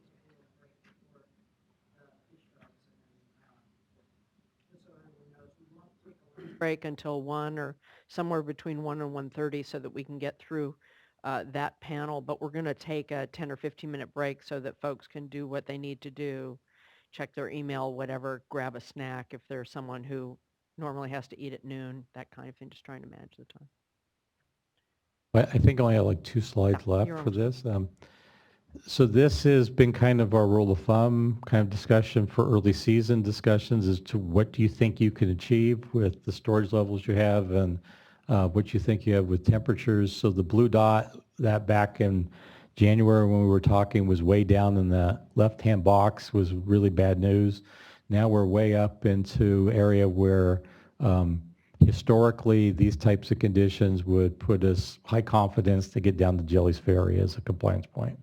Certainly want to work with our fishery colleagues on shaping exactly temperature targeting strategies, and that'll probably be the product over the next month or so, but it's looking like we have a resource to work with.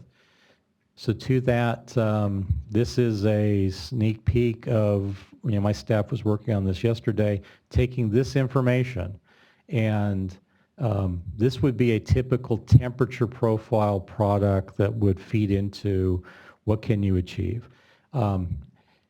This has a time series based on temperatures. The red line represents a mixed temperature of water through a temperature control device at the just downstream of the face of Shasta Dam. The blue colored line represents a Keswick temperature release of 52 degrees, which is a rule of thumb that we've been working with here now as a temperature that should meet the criteria that we're thinking is what we will give best temperature component performance. The purple line represents a Ball's Ferry temperature in our run, so which is well below 56, which would then say Jelly's Ferry is certainly workable. This is using the 10% meteorology, warm meteorology. This is a 90% hydrology that we put into this. Still gets us to an estimated end of April storage of about 4.3 million acre feet. This works out to about 3 million acre feet at the end of September, still in storage. With some summertime releases in the 9,000 to 10,500 range that can be shaped some more, but it kind of gives an idea as to the magnitude of the release. So this is what we're thinking now is what we would be honing to be able to start discussions with stakeholders as to here's what we think we can do, and with the appropriate cautions in terms of of where the meteorology will go. So that's, if we were saying we needed to have a temperature plan today, this would be the centerpiece of that. And the corresponding set of where do all the flows go. This is based on what we know with storages, projected inflows as of around the 15th of this month. So it takes into account the recent storms moving forward.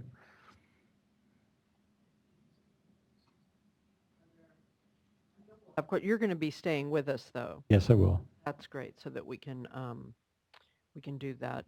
My suggestion is that we then, just for the sake of everybody in the audience in the mid-morning, that we take a break until about 10 after 11. No, that's maybe 5 after 11? 5, somewhere in there. 5 after 11 would be the target. I won't go far.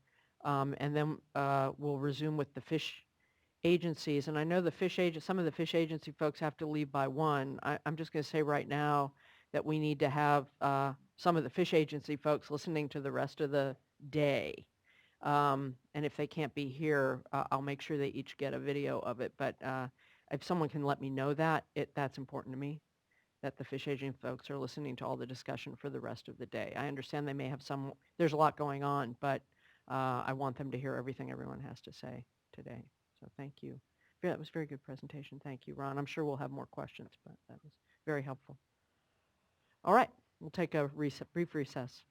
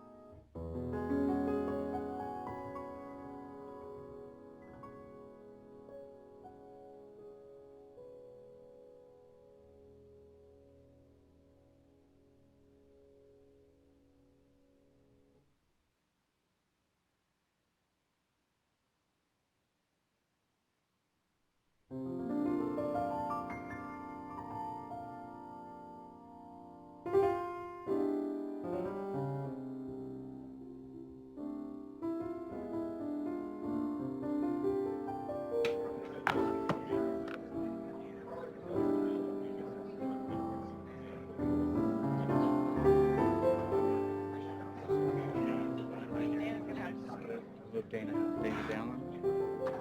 Why should we go over there? Should actually be able to Dana. Does that make sense?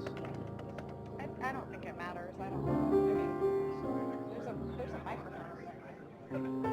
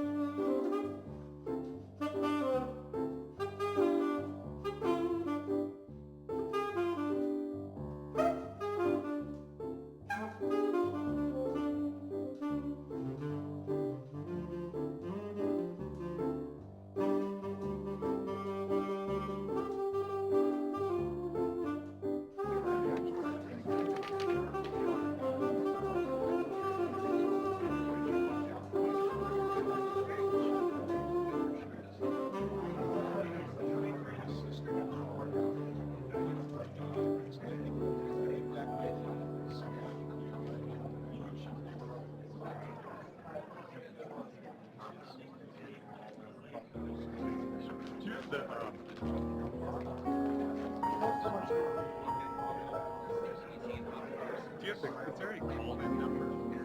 Oh, this? Yeah, so I was just thinking I We could... can switch this around however you guys want.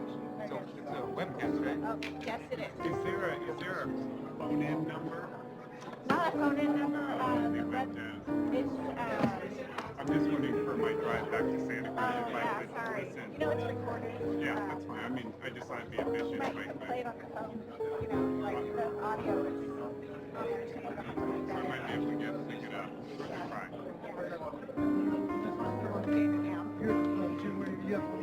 Gotta have something to do on Highway 17. That drive, it's Sorry for Hi. our microphones, sir. Thank you for coming and thank you for working so hard. I felt so bad when I saw your email at 2 o'clock in the morning. Well, you know, yesterday morning's meeting, I don't know who asked, so Vince, what are you going to say? And I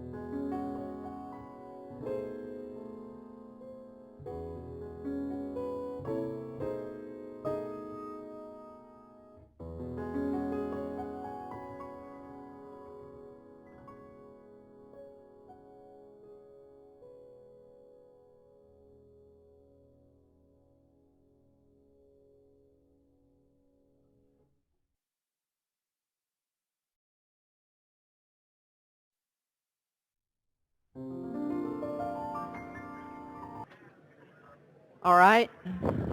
It is 11:10 or 12, or depending on which clock you look at, somewhere in that ballpark.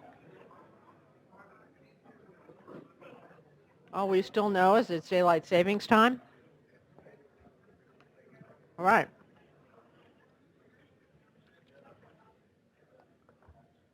We'll now move into the Fisheries Agency panel. And I want to thank you all for joining us. Who I know, Garwin, you're number one on the list. Would you like everyone to introduce themselves, or will you introduce the panel? Thank you all for joining us very, very much. I'll let everybody introduce themselves. Good morning, Board Chair Marcus and other members of the board. I'm Garwin Yep. I'm with NOAA Fisheries California Central Valley Office. I'm the branch chief for water operations and Delta consultations. And I'll have each person introduce themselves. And then we're actually going to switch the order. I want to make sure Eric has enough time for the presentation and any questions and answers first. That's great. No, This is more interesting than mine. Oh, really? Okay. We'll see. Well, I'll tell you later. I'm Eric Danner. I'm with the Southwest Fisheries Science Center in Santa Cruz, the Fisheries Ecology Division, and I'll be presenting in a moment on temperature and survival modeling. And I'm Chad Dibble with the California Department of Fish and Wildlife. I'm the program manager over the Water Operations Unit here in the Water Branch in Sacramento. Morning, I'm Doug Killam with California Fish and Wildlife in Red Bluff, and I do a lot of the salmon escapement, red dewatering monitoring. I'm Jim Smith. I'm with the U.S. Fish and Wildlife Service at the Red Bluff Fish and Wildlife Office. I'm project leader there, overseeing a staff of about 30 to 35 biologists that do a lot of the monitoring and habitat evaluation work in the upper Sacramento River.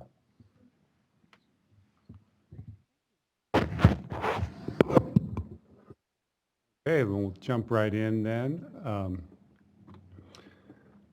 I prepared a 15-minute talk, so it was a little sparse on the details, and maybe I'll try and go a little bit slower and get into things a bit more, but obviously ask away if there are any questions on anything. Great. The key, just for the target, obviously I like to think we're somewhat important, but it's the key is for everyone else so that we're all working from the same basic information and assumptions. So how long it takes, it's better to do, sometimes better to do it shorter, and then we get to questions than to explain it all, because we're not necessarily going to retain all the detail. So we have developed a temperature model for the Sacramento River, and it was Ron referred to it as RAFT, River Assessment for Forecasting Temperatures. It's a one-dimensional heat budget model, and it takes the output from Keswick Dam, the flow and the water temperature, and it's a hydrologic model. So imagine it as taking a parcel of water as it's leaving the dam, floating downstream and exchanging heat with the environment. Heat's also advected downstream with the water. And it's very precise and very accurate. Here are modeled versus predicted data for, this is sometime back in 2014, this is from a previous talk I gave. So it operates for every kilometer of river at a sub-hourly time step. So it captures the diel variation, and it works off of meteorological conditions. So whatever the weather forecast is, it can forecast into the future. It can hindcast based on past met data. It assimilates data from gauges. So it's a very accurate, very precise model. Given this level of detail, we've been able to reconstruct what we call the temperature landscape for the river. And let me walk you through this slide, because this is sort of the framework in which I present a lot of the data today. The dam is up at the very top of the graph. So the water's flowing down the x-axis. So, and then it's over the course of the year on the bottom, down the y-axis. And then it's time along the x-axis. So this is a whole year. Or that's 60 miles. Red Bluff. So this is actually the past 25 years mean daily temperature. So we just gives you an idea on average of what the river looks like over an entire year. And in the wintertime, over on the left, it's cool. In the summertime, it starts to heat up and temperatures get very high. Nothing new here. There's an interesting trend, though, that you'll see, that water heats up into the fall. And it's not so much that is a result of heat exchange. It's still quite warm in September and October in the valley, but the main reason for that pattern is that the water is warmer at release, and that's because they've used up the cold water. And that's a sort of typical pattern that you'll see. And here is the 56-degree compliance temperature ISO line. So everything above that is colder than 56 degrees. Everything below that is warmer. And that gives you an idea of where that line is in space and time. And I've also, let me see, I've got an overlay here. Yeah, it's a little hard to see here. I can't even see it. I think that's Clear Creek at the top, Balls Ferry. Hold on, I got a printout here. Maybe I can read this better. Apologize for that. Yeah, Balls Ferry, Bend Bridge, and then Red Bluff is the bottom one. So this gives you an idea in space where those temperatures are reached and where that 56-degree ISO line intersects with them. So remember So this is post-building of the dams where it's been for 25 years, not historic nature. So a good chunk of that is post TCD operations also. So now I'm going to look at an individual year. This was 2014, and there's a little more variation because this is actual data from that year, and it's not smoothed out as average would be over time. And I should step back when we're looking at this graph here. This is just a daily average. We could look at the 7-day average daily mean, the range, the minimum, the maximum, whatever. Because of the resolution of this model, you can really get into detail. So here is 2014. That 56-degree line is shown in the black there. So it was a very, very tough year, very challenging year. You can see where we ran out of cold water in early September. And then the advantage of viewing it this way is you can overlay the biological data on this. Those little circles there are the locations of the observed reds in that year. So you can see most of them are above that 56-degree line, but that doesn't tell the whole story because that's just when they were first observed. Let's assume that's when they were deposited. There's this incubation period where they stay for approximately 2.5 months. And this is key, and this is where this model, the true power of this model is, because we can take any red and actually calculate the development window and the exposure over that period of time. And then we can take the data, it's hard to see down there at the very bottom, that's the Red Bluff screw trap data, and we can come up with an egg to fry survival value or Fish and Wildlife has come up with an egg to fry survival value for every year for what how well that cohort did. So what we've done with these data are take the egg exposure on a daily basis, and let me say that one of the difficulties when you're trying to model survival, it's very difficult to measure survival in the field for eggs, especially when you're dealing with endangered species. You don't want to go disturb the ones you have. In the laboratory, it's difficult because you can do survival studies with mean temperatures, with varying temperatures, but you can't recreate that exact temperature profile, or it's not as informative. You need some sort of mechanistic understanding of what's causing the mortality.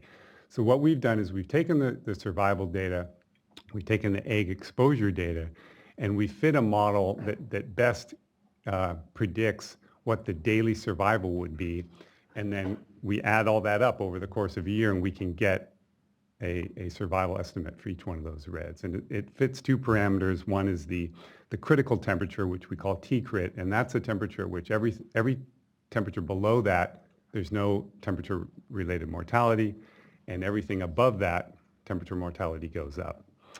And we've done that for using our model, and this is what that survival landscape looks like. Now it's no longer temperature, it's the probability of survival from 0 in dark red to 1 in blue.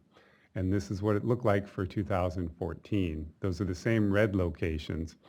And an important note here is that you no longer need to project out into the future as to what future temperatures, in interpreting this graph you don't. This takes into account what the future exposure will be for each one of those reds. And you can see that in that year, as we already know, it was pretty rough. The best survival were these reds up here, the earliest ones, and the ones that were closest to the dam, because that's where the water stays the coldest.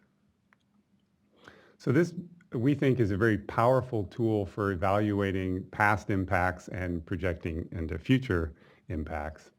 Now I've gone back to this 25-year average, but it's not the temperature, it's now the survival probability.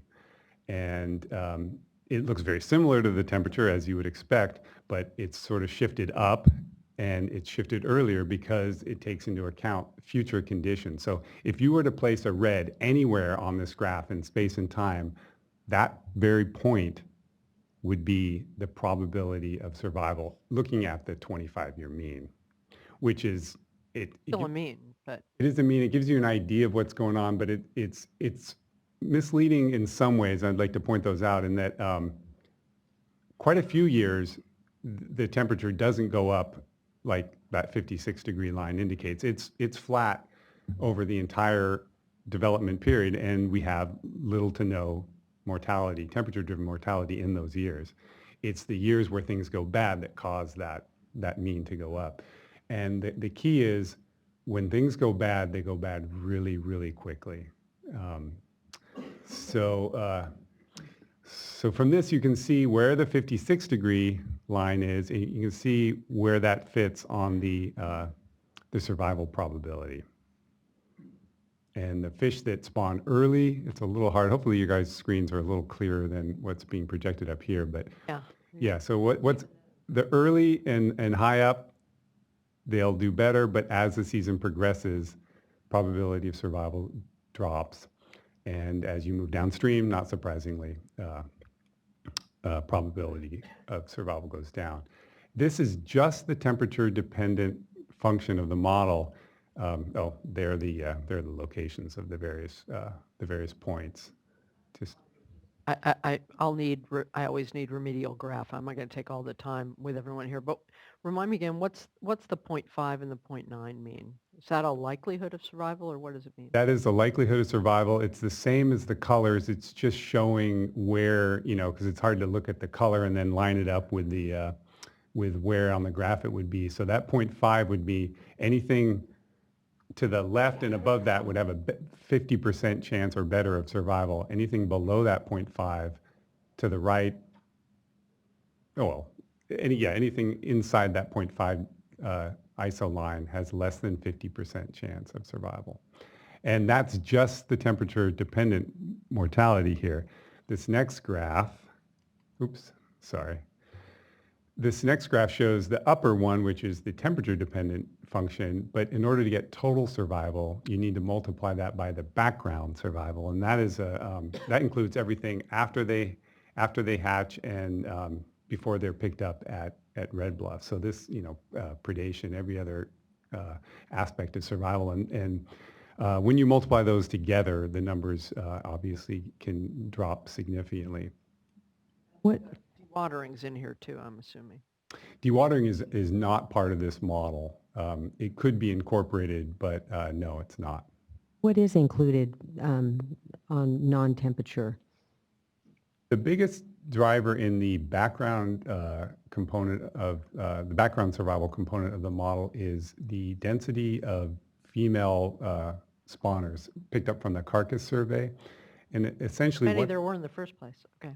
Yeah, and what that means is that the more there are, the lower the background survival rate actually is. And that's because there's a density-dependent function going on here, and that there's so little habitat left because they're so constricted up in the up towards the dam in the remaining thermal habitat that they become habitat limited. And so the at the lowest observed female spawner densities, the background mortality is around 35%, and at the highest densities, it cuts in about half to maybe 20-25%. So density accounts for lack of habitat. It's a factor that you, and then what else is included? Predation? Well, they're not directly. None of those things are directly modeled. They're modeled as a result of the best fit to the observed data. So we don't directly model predation. It's something we would like to do, but we don't have the capacity to do that right now. So after the temperature dependent function is taken out, then the background survival captures the rest of that mortality.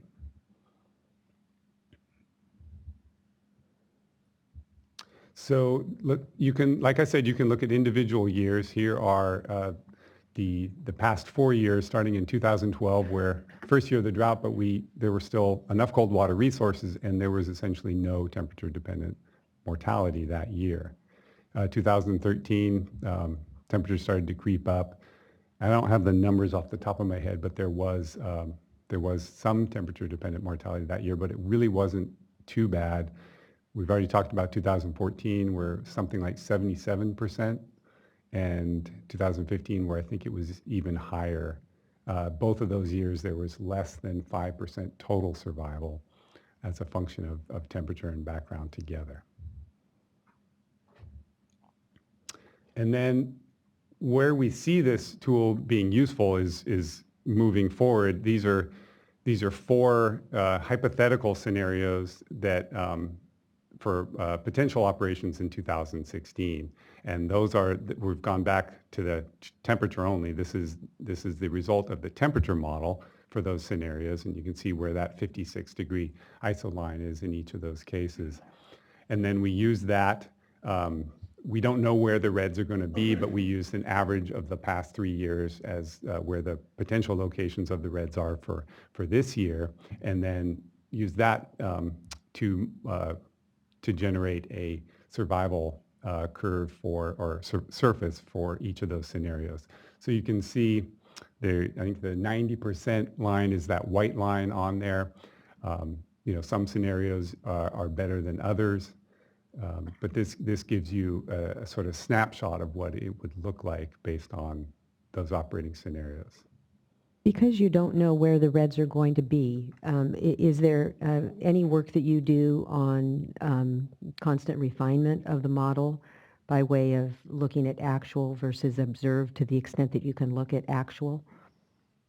Yeah, we can, as soon as we get the red locations, we can update the model to, by that point, the real allocation decisions have already been made. And But for the future?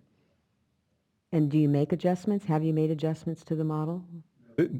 This model is very, very new. So we haven't applied it in 2000. We did not apply it in 2015. And for, I think, many people in this room, this is the first time they're even seeing these results.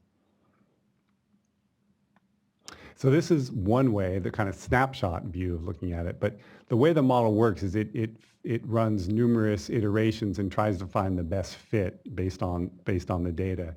And so another way to look at it, these are the 4 scenarios now stacked one on top of each other, and you can actually look at the uncertainty associated with the model. So these histograms show what the probability of the temperature-dependent mortality would be for each one.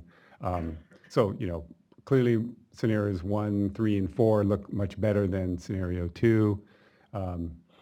The right-hand graphs show the cumulative frequency distribution. So in scenario 1, there's about a 25% chance that you'd have 0 mortality.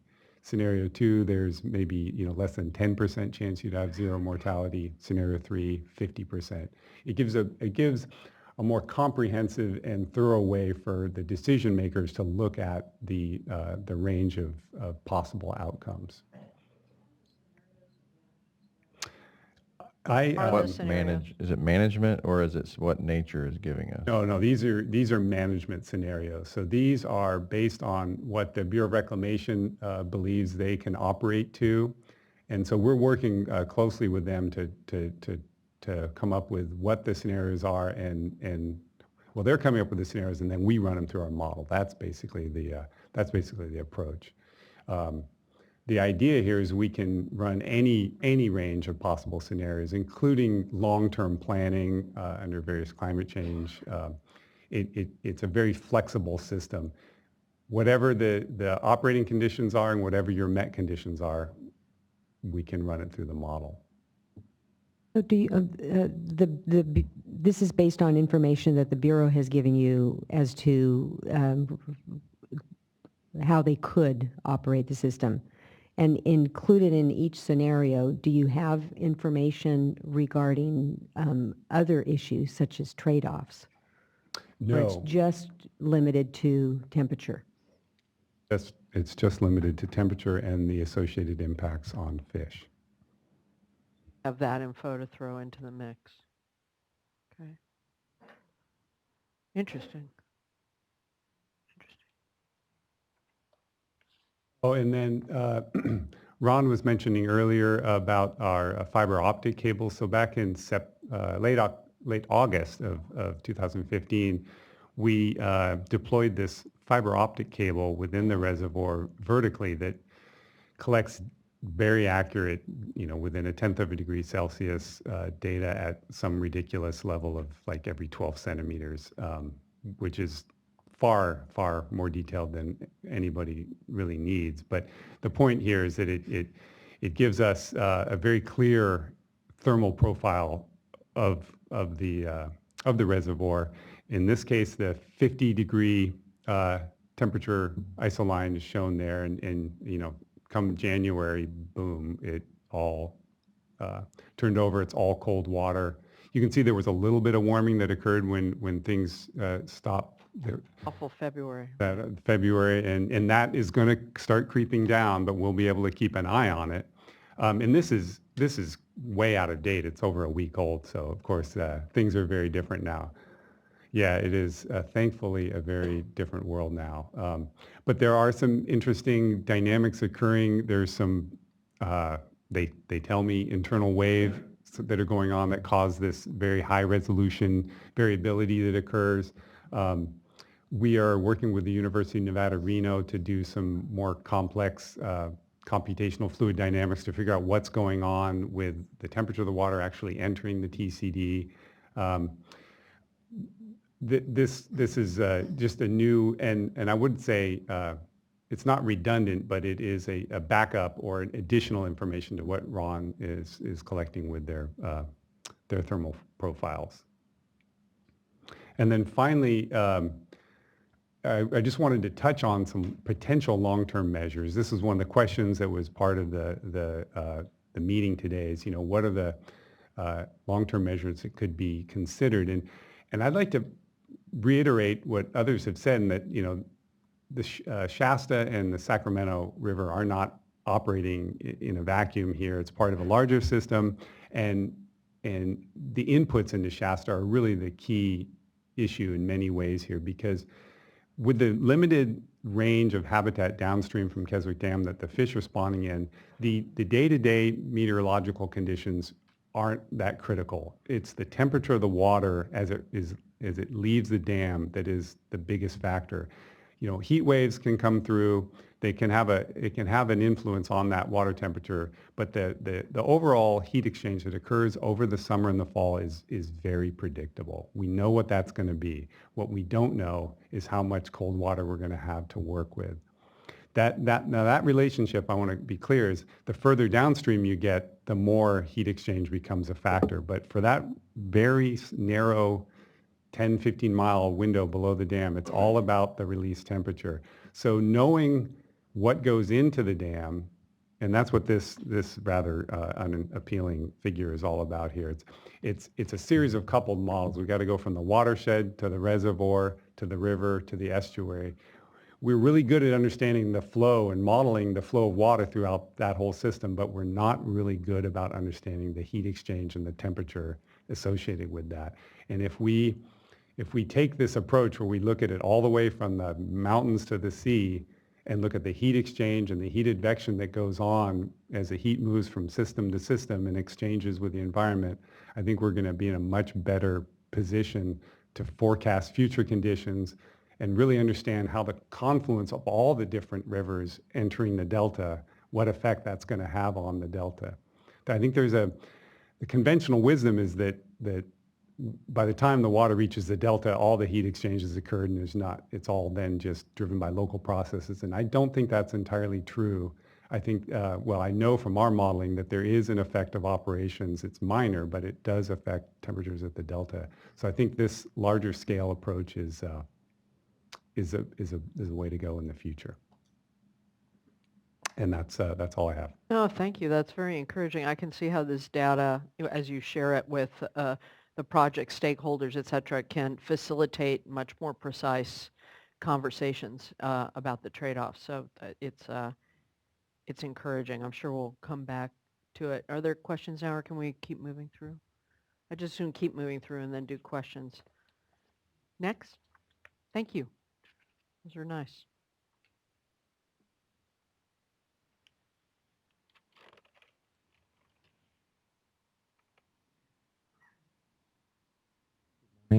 Good morning again. So consistent with Shasta Reservoir elevation going up, I thought I'd take a little higher elevation approach to this presentation and touch on 4 topics that you'll see here. I'll explain these as I go. So the WE is adult winter run. And before we start talking about temperatures and temperature effects, we need to have adult winter run in the system. So I'm going to touch on this because it is important. I'm suspecting that the Sac River settlement contractors will provide more details associated with these projects. But as far as we're coming home, when winter run come through the Golden Gate Bridge and up the Sacramento River, in the red you see I don't know if you can see it, but that's the Calusa Basin and Drain. Back in 2013, we in general found out that there were a lot of winter run that ended up making a wrong left-hand turn. And there's two primary locations where they made the wrong left-hand turn. Upwards of 600 adult winter run ended up in that basin. Zooming in a little bit, so the light blue is yellow bypass. So I mentioned two ways. One is making a left-hand turn through Cash Slough and going up the yellow basin, yellow bypass, and over on the left is the Calusa Basin drain. We were finding out that these winter run and probably fall run also continued up to the left. There's another location past the Fremont Weir, going up the Sacramento River. The pointers over here at Knight's Landing, there's Knight's Landing outfall gates. That's another location where the fish were making a left-hand turn.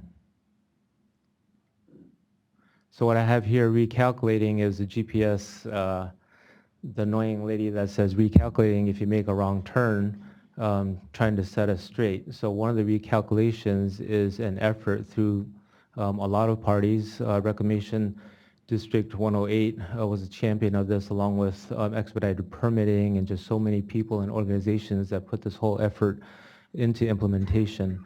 So now we have a weir at the Knight's Landing outfall gates that keeps one of the winter run from making one of these left-hand turns as they migrate upstream. The other one is at Wallace Weir. We have kind of a makeshift rescue operation where DFW staff go out and rescue any stranded, well in my opinion stranded right now, fish and relocate them back into the Sacramento River. So there's this current effort, here's just a cartoon of it, that's in place as far as the project planning and permitting and funding associated with it, so that hopefully, actually I would say for sure, taking a chance there, that by maybe end of November it'll be operational. So the fish volitionally swim up the fish facility, and DFW would still have to rescue them as far as moving them back into the river, but certainly a lot less handling and harassment of adults coming into the Calusa Basin. So I mentioned earlier that an estimate that I heard was in 2013 about 600 winter run were stuck in that basin. What I heard was one winter run successfully spawned out of all those. So keep that number in mind as I continue. One of the new developments is species in the spotlight. Winter run made the cut, and this is a bittersweet thing. Winter run made the cut because it was considered one of the 8 most endangered species within NIMS jurisdiction in the country. So that's not a good privilege, but it is a good privilege in that we developed an action plan associated with winter run over the next 5 years. The first, and it's not so much in the order of priority, but the first action that was identified was improving management of Shasta Reservoir cold water storage. And within that concept, there's some specific actions with associated dollar amounts, which includes physical model improvements, installing Keswick Reservoir thermal profiler, replacing old bottom curtain, Ron mentioned that earlier, and biological model development.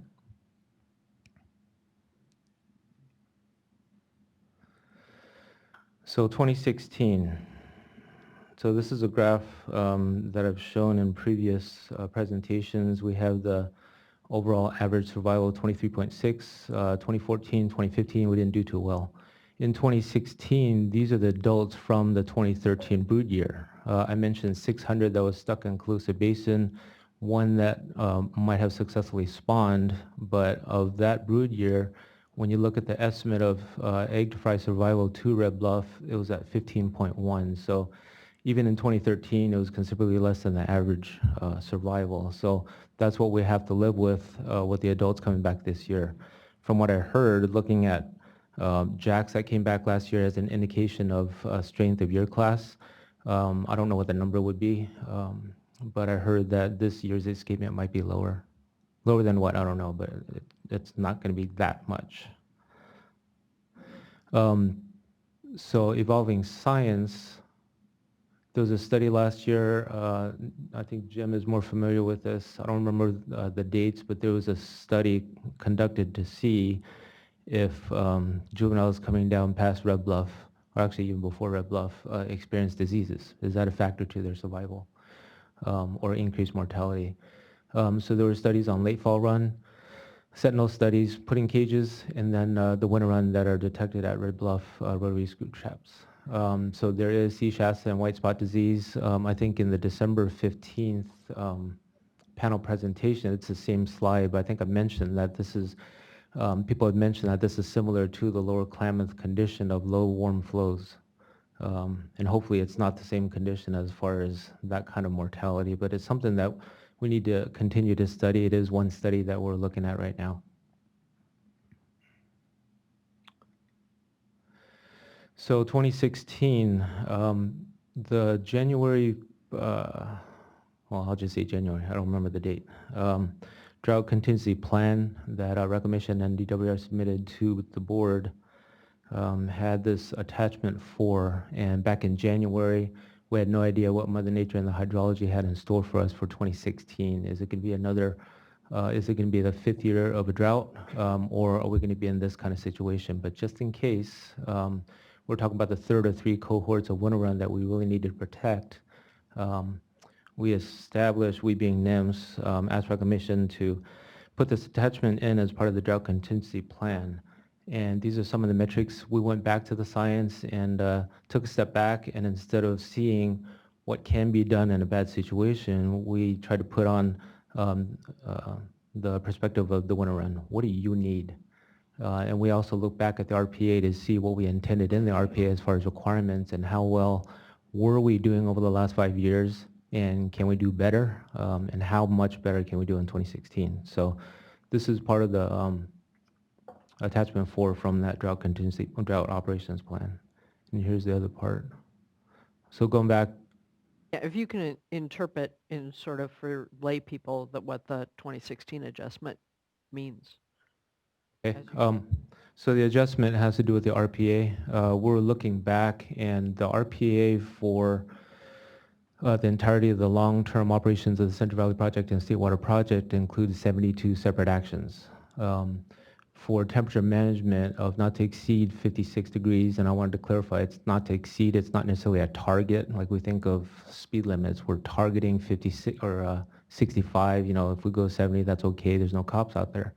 56 is supposed to be a limit. And in our analysis back in 2009, we determined that a 56 degree daily average limit in consideration of every other RPA action is adequate to avoid jeopardy of the species. So the 2009 RPA says that. Implementation through 2015 is blank. But the 2016 adjustment, we took a step back and looked at what the fish need, and we went back to EPA 2003, which indicated not just the metric, but the temperature. The temperature is 55 degrees, and the metric is looking at the maximum temperatures on a daily basis instead of the average, because the fish feel all of the temperatures throughout the day and throughout each day. And we crosswalk that because maybe that's just the language that people understand is the daily average. So what does that mean for a daily average? And in general, we had staff track this through CDEC temperature stations. In general, on average across the season, it's about a 2 degree difference between 7 datum, the 55, to 53 degree daily average. So if we establish a temperature compliance point at CCR that Ron mentioned earlier, that would be equivalent to about a 53 degree daily average at that same location. We did another crosswalk, so if we stick with the 56 degrees, that's also in 90-5 and the RPA, what does that mean? How far downstream would that be? And it ended up, looking back in the record, it was approximately Jelly's Ferry. So Jelly's Ferry at 56 degrees daily average is consistent with 90-5 as one of the potential temperature compliance points, and also our RPA. Bonneview Bridge is the CCR. It's the new gauge that we've been using over the last 2 years. Not knowing what kind of water year we're looking into. We thought, well, we should be a little more conservative instead of release a lot of water in April and May. And then, oops, we released too much water and we can't go back. So why don't we take a look, and during this, take a look at the hydrology and temperature modeling and forecasts that are part of the requirements of our RPA. Let's keep the releases more conservative at 3250. So to caveat all of this is what we're asking Reclamation to model. It's not a propose or you shall operate this way. We wanted to see what the limitations and sideboards are to operating Shasta only for winter run, only for temperatures in the main stem Sacramento River. This has nothing to do with Folsom, because this scenario could, in quotes, drain Folsom. It could cause or wreak havoc in the Delta and everywhere else, but we just wanted to focus on winter run. And it's just So from... that's helpful. That was going to be one of my questions. So all of this is the things that you want analyzed because you're in the conversation now, Yes. not in the proposal of anything. Correct. Yep. Ron mentioned the 10% L3 MTO. It's taking a look at the 10% warmest instead of looking at the overall average of meteorological data. So we thought 2014, 2015 were pretty warm. So we had all these different conservative scenarios to ask Reclamation to model because we want to be conservative for the sake of winter run. So that was in January. That was submitted as part of the drought operations plan. So for 2016, we're talking about temperature management. This is where I'm going to talk about a little more general again, because we don't have the actual proposal. Ron mentioned a 90% exceedance forecast, so we'll be talking before they actually officially submit something for us to consider and hopefully concur on. So the first thing, and Ron mentioned this in general, about 15 inches of rain at Shasta Dam. I looked at some of the, while I was tracking it. So in the first 16 days of March, we're looking at over 1 million acre feet of storage in Shasta. Oak bottom curtain replacement, I understand by the middle of April it'll be installed. So that'll help with some of the temperatures at Whiskey Town. We talked about modeling, improvements in Reclamation's temperature modeling. Eric just talked about some of the raft modeling and survival, and then next steps of biological modeling. 55.7 datum. So it's not all about temperatures. We could have the best temperatures in the world, but if the fish are desiccated, what good is that? So we need stable releases throughout the reds to make sure that they don't get dewatered, and that's 100%. That's what we're looking for and asking for is through 100% emergence. So on weekly Sac River temperature task group meetings and the multiple meetings that we're engaged in, we take a hard look at temperature units, when reds are constructed, how long do we think the eggs and the elephant are in the gravel, and when they emerge. So some of these things change with different temperatures. Last year, I think it was approximately October 20th, so we asked for stable flows through October 20th. October 20th, here comes fall run. So what do we do with fall run? So we also look at fall run and ask for stable flows for fall run also. So there's ramping rates that Reclamation proposed in the 08 biological assessment. So we ask Reclamation, or actually this is one of the things we take a look at, how fast can you go down in Keswick releases, and how long can you stabilize those releases through fall run emergence? Same as winter run, and it's approximately end of January in general, sometimes February and March depending on how cold it is. Disease, I mentioned disease as a possible stressor on mortality. So right now, as of, I don't even know how to say it, 0001 hours, right after midnight, I understand that there was a Shasta change order to release 20,000 CFS as part of the flood release that Ron was talking about. So there were a few fish agency calls in addition to coordination with Reclamation on do we just release the water? because it's necessary for management of Shasta, and how can we combine it if this disease is true, and even if it's not, can we combine it and have some kind of, in quotes, fish benefit to try to reduce any potential for diseases? So flush out some of the gravels and the intermediate host within those gravels. So there was considerable coordination. Explain that for the layperson a little bit, how those flows relate to disease because of what's in the gravels. I'll defer to Jim on that. It's a particular parasite that infects the fish as well as some of the bacteria that you saw on that slide. So what happens is the intermediate host, it's a parasite, it's an intermediate host that holds the parasite, and then it dies, and then it goes to the fish. So the intermediate host is the one we're looking to try to disrupt its habitat, essentially, flush it out, move it around. So that intermediate host is no longer there to provide the connection between that and the animal, the fish. So the flows will do that, as well as temperature, colder temperature. So getting some benefit for as long as you have to do the flood control releases. Okay. Thank you. This is Chad. And so one thing I wanted to add to that is that while we're working with Reclamation to look at those flows, we do have some literature, maybe it's a little bit dated or not, but it shows different ranges. And so what we're still trying to understand better is what is the appropriate flows? What would 20,000 CFS get us? How much gravel does that move, and where does it happen? Now, obviously, that's a pretty big, long, complicated study that we're probably not ready to do when we get the call that, hey, we got to release tomorrow. But we, as I understand it, the department is sending some staff.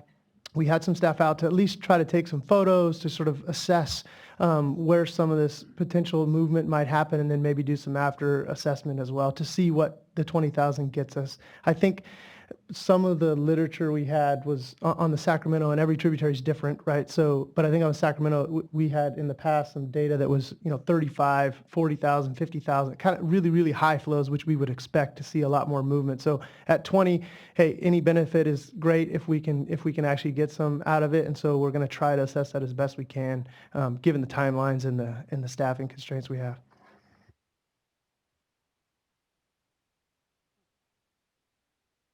So my last point, so I didn't say this in the beginning, I'll say it now. This is a NOAA Fisheries PowerPoint presentation, and I'm talking, in the past it's been all three fish agency logos on the first slide. I developed this myself, but a lot of the points that I made and also the pictures were dusted off from previous PowerPoints, and I hope everybody agrees with what I said. So my last point, and I think we're all in agreement, is that we're cautiously optimistic about winter run and temperature management this year. We're hoping that Shasta will be close to full. As I mentioned in a previous PowerPoint, it's not all about how much water we have, it's the quality of water. So with a full reservoir and snowpack, we're hoping that there's going to be a decent cold water pool. And it also depends on how Reclamation proposes to operate as far as the ready watering and stable releases, and also stretching out that cold water through 100% emergence. So cautiously optimistic, and as Ron mentioned, over the next week, we should see some forecasts and temperature model runs. On that last slide, if you could go back, I know you explained it pretty quickly, but if we're moving to a different indicator for temperature on a 7-day daily average daily max, could you just again explain in really simple terms? I've got a week of data, diurnal temperature data. How am I calculating this metric? We take the highest temperature of each day and average it over the 7 days. 7 data points that you take and you average, and you come up with evaluation against that 55 degrees. Okay, thank you. So on day 8, the first data point drops. It's a running 7 days. Thanks. That's all right. And we'll come back once we've heard from all the players. Who's next? Mr. Dibble, are you next? No, that was all we were planning to present today. The rest of us we brought some staff. There's been questions in the past, so we thought we'd have folks available if the questions were came up as far as. It is more of a joint presentation, even though you guys did the PowerPoint. Oh, all right. So no specifics from Fish and Wildlife and the department today. Well, then talk to me a little bit, or I just have Is that all right? Sorry. Sometimes I have too much caffeine. I like jump right in. Sorry. Um, what's been your stakeholder engagement so far? You know we're going to ask, and we have asked for the Bureau, but also you all to be able to meet with stakeholders so you get the best ideas. It sounds like you got an awful lot of new data tools, at least that I hadn't seen before, that should be helpful in that conversation. But what do you have you been meeting with stakeholders and the water users and the environmental community during this time? We spent a lot more time with poor Ron every month grilling him, but what have you done so far? I'm hesitant to say on behalf of the agency, definitely yes with everybody, because everybody includes everybody in this room and the WebEx. But I am comfortable to say that we've had meetings with the NGO community, environmental community, and also water users.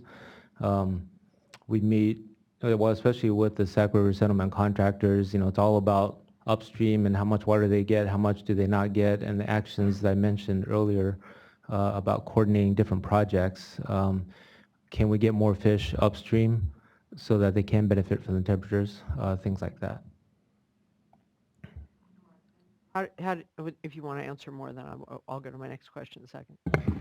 I would just like to add that we realize that our latest survival modeling results are fairly different than what has been seen in the past based on laboratory studies. And as I acknowledged earlier, this is the first time a lot of folks in this room are seeing this, and I imagine there might be some concern with that.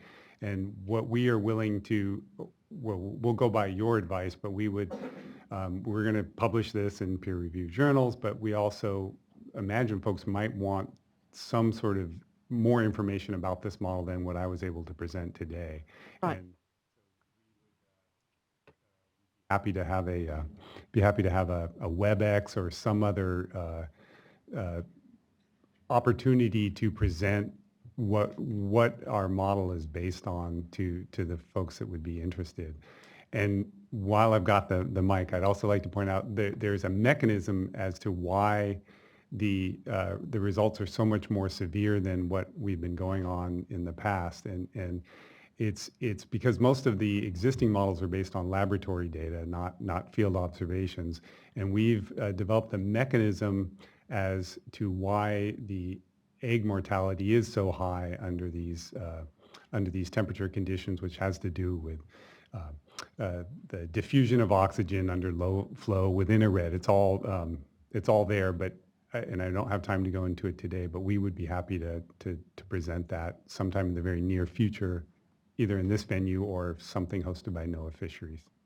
I appreciate that. I think this venue has utility and is helpful for convening. I think it's not a substitute for convening a meeting of say the expert public. I mean, the folks that are interested on both sides, and walking folks through it and letting them ask questions. And then, as you heard me say at the beginning, that iterative set of conversations. I think what and you all haven't been at all the meetings we've had, I think one of the things that's been very important for this board is for the ventilation of ideas, to let everyone look at data, question it if need be, but also to encourage people to come up with those multiple benefit solutions and scenarios and paths forward. So being able to set the table for that, I think, would be helpful. And I think the Bureau's suggestion for a more convened multi-stakeholder meeting in addition to separate stakeholder meetings, just the more of that conversation that can happen, the better, because then as we move through, you have the conversation becomes more useful for folks, and then it doesn't all just end up being in 3 and 5 minute comments in front of us, which is not as useful as multiple conversations amongst the folks who can really dive into it. So thank you. One last thing to add to that is, Yep, is we have a website that is currently being revised, so there's no information on it now, but it's been up in the past, and it's being completely rebuilt so that anyone can go in and download the actual data that were used to construct that temperature landscape, and then also the survival data and more information about our models. And so it's the intention is to make it very transparent and accessible. Just wanted to mention that you've been seeing the graph, and you saw it again today, about the egg to fry survival estimates, and most of that comes from our sampling there at Red Bluff, which we've been doing for 20 years, and we produce that, provide it to everybody every couple of weeks for the passage estimates. And I know there's been some questions about how we're collecting our data. We've been collecting it roughly the same way for 20 years, and up until the last 3 years, it really didn't create a lot of high visibility. But we're also interested in providing more detail, more information. We have met with some of the stakeholders, given them more detail. We provided the data that they've asked for. But we'd also be interested in providing more information and a workshop, and we could do something with Eric too, because we think it's real important information. It's being used as a performance metric now, and we think it gives us an early warning system about what's going on in the system. That's it. That's good. I'll look forward, turn to Ms. Diadamo in a moment. That's good. I mean, one of the follow-ups, we do tend to focus on the Bureau because it's their permit, but we actually want you all to do the same thing, and it sounds like you're open to it, so we'll figure out how to follow up and so that we can bird dog and maybe, and some of our staff can attend some of these meetings so that we're being able to see the conversations and the issues. Sorry, thanks a lot. This was really helpful, thank you. I'd like to follow up on a few things. First of all, Dr. Danner, on the model, getting back to what you were saying about considering other factors, density of female spawners. And you, when I asked you earlier, you said that you'd like to be able to include predation, but predation is not included. Would it be for that model or for something else? Ideally, how would you construct something so as to include a consideration of predation? That's a good question. And I don't have an answer off the top of my head for you on that. That we could incorporate the effect of predation on the post-emergence life stages, the fry, as they leave the reds, if the data were available. And to my knowledge, there isn't very good information about that. What we can do is model the bioenergetic consequences of an increase in temperature within the river. So one of the theories out there is that higher temperatures can lead to higher predation because the metabolic cost for the predators goes up when the water's warmer, which is a well established relationship. We've sort of done back of the envelope calculations on that, and the few degree temperature increase is not nearly sufficient to drive the level of mortality that we're observing, whereas the mechanistic relationship in egg mortality is much clearer. And so while I'm not discounting predation, I think the temperature effect would have to be across the board, across all years, and also would have to be whatever other temperature effects that people might consider, they'd have to be consistent among all years, and there's no other mechanism that we know of that would fit the data as well as this egg mortality model. And I realize that we're here really focusing on temperature, but it's interesting on this last slide. There's other things that are included, like flows and providing for stable flows, and then the issue of disease and the role that I like the way it was described as sort of these, a multiple benefit to be able to address flood control, and then also moving the gravel to address the disease issues. What other things are out there that could be added to this list?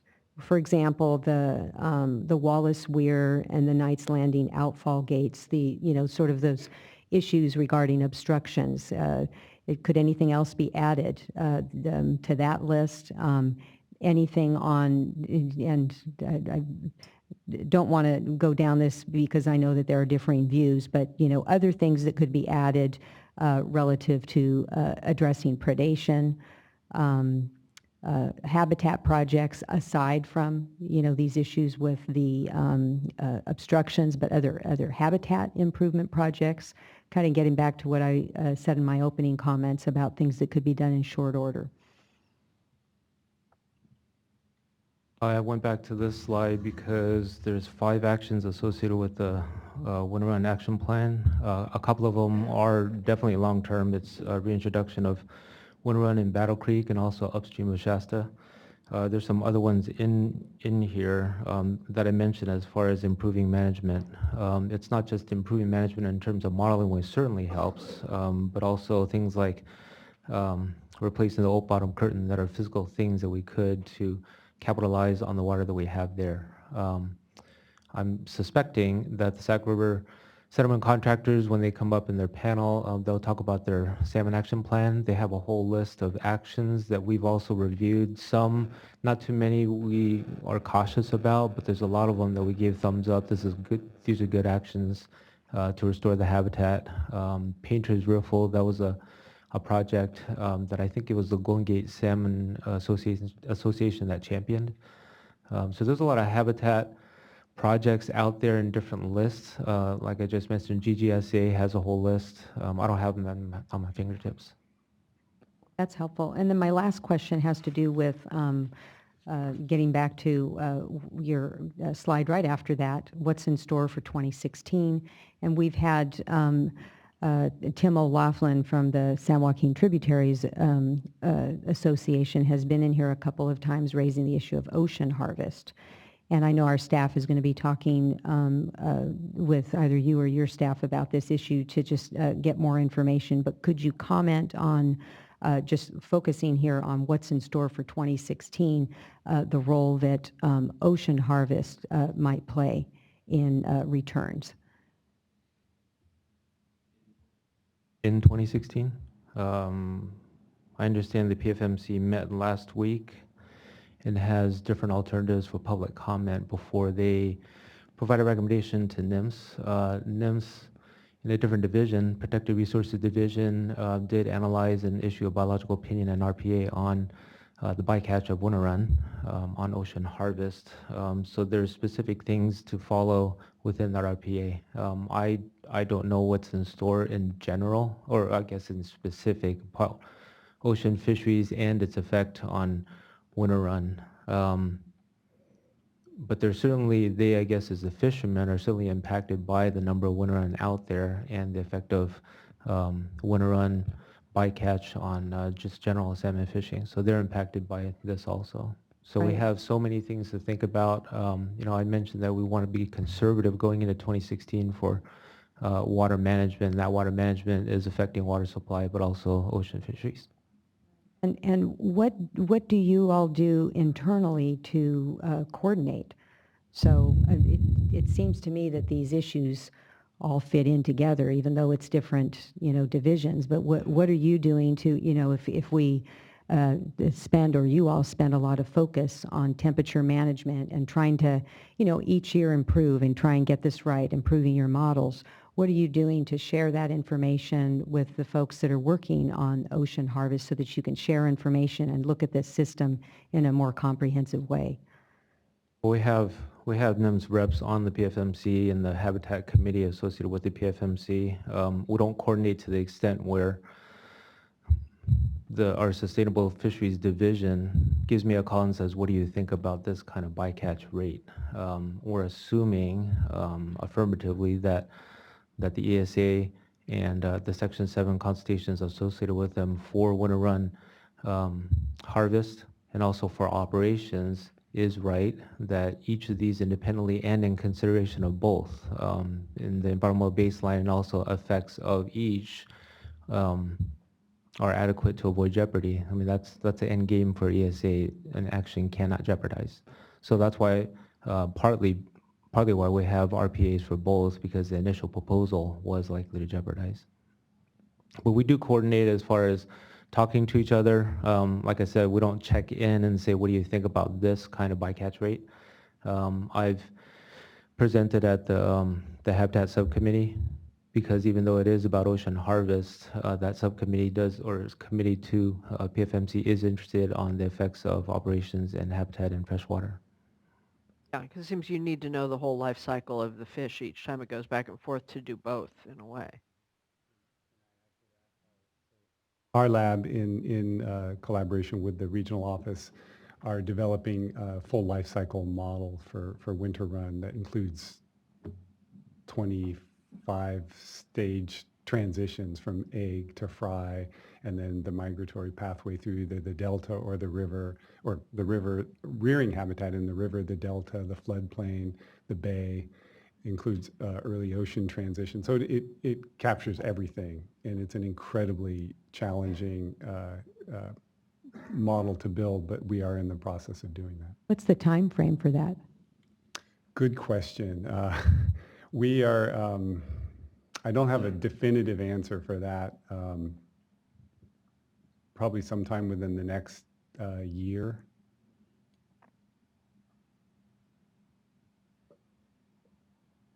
Just wanted to mention in reference to Ocean Harvest and the Pacific Fishery Management Council, they created last fall a winter run ad hoc group. I'm a member of that, as well as a number of DFW and NIMS people. And that is essentially an attempt to try to develop a predictive model. Currently, their harvest is driven from basically a post-spawning harvest, post-spawning return control, they call it. That doesn't work very well.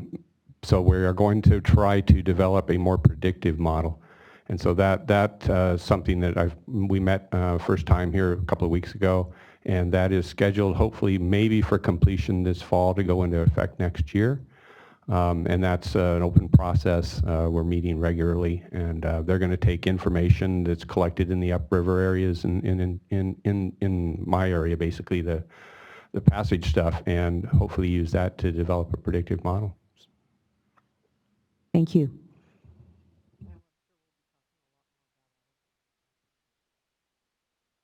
Great. Other questions? All right. Well, thank you very much. And hopefully, as I know some people have to leave, hopefully there'll be at least a subset of you, or you'll send other people over to listen or whatever. I'm just going to want some confirmation of that.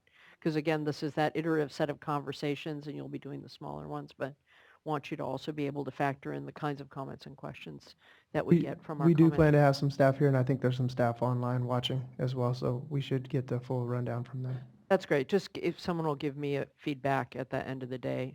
Sure, and if there's things that you guys feel you want further response from on us, you can have your staff contact us as always, and we'll be happy to respond. We're bringing all these new tools to the table, and they're tools, and they need to be reviewed by folks as to their utility, but you've been hard at work, so, and thank you. It was a good presentation. Thank you. Thank you very much. That was good. Next, we'll hear from the Northern California Water Association panel. I have 5 speakers and 45 minutes requested. I have a number of speaker cards, blue cards that people have given us. I want to remind you that if you wish to speak, please fill out a blue card. Some people have also given us written comments. That's also always fine. I mean, we read it all. We're not in a notice and comment deadline thing. We're just trying to keep the conversation going. But if you plan to speak, please put in a card. It will just allow us to manage the afternoon.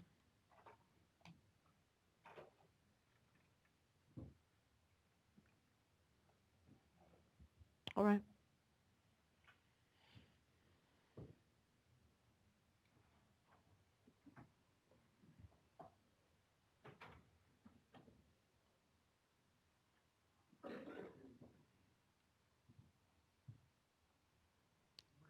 Good morning.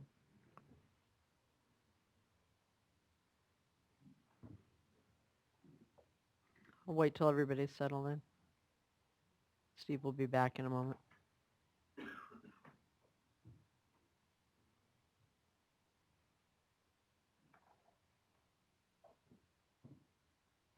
Do you actually have ones for them? Way to go. We had some of you were here Tuesday, but we did have a concern from some people, rightfully so, watching over the web that they didn't know who was there. So now we're trying to make nameplates for everybody. So it's a good idea. I'm surprised nobody mentioned it earlier. Or maybe they did, but I'm glad we're doing something. Do you have a PowerPoint? Is this something that I'd like to get a copy? Can I get a copy of it? Oh, okay. Yeah, if someone can bring us copies, it's good. It's good to be able to write right on the PowerPoint.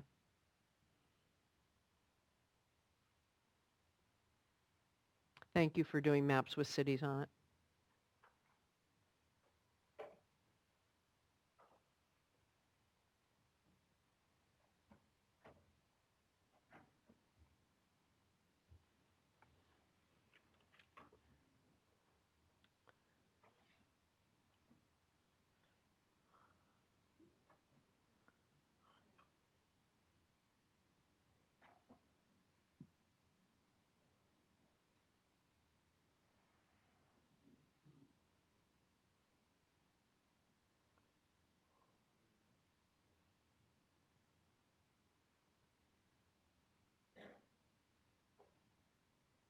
Ready?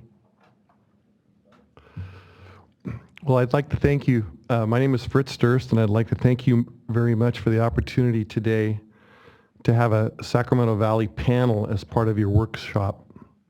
I'm a farmer and a conservationist from the Sacramento Valley. I will start the discussion today by touching on 3 important themes that shape our discussion: hydrology, multiple beneficial uses, and collaboration. Hydrology. The recent storms have changed water management in the Sacramento Valley radically in the last several weeks. We have gone from not enough water to a flood management dynamic.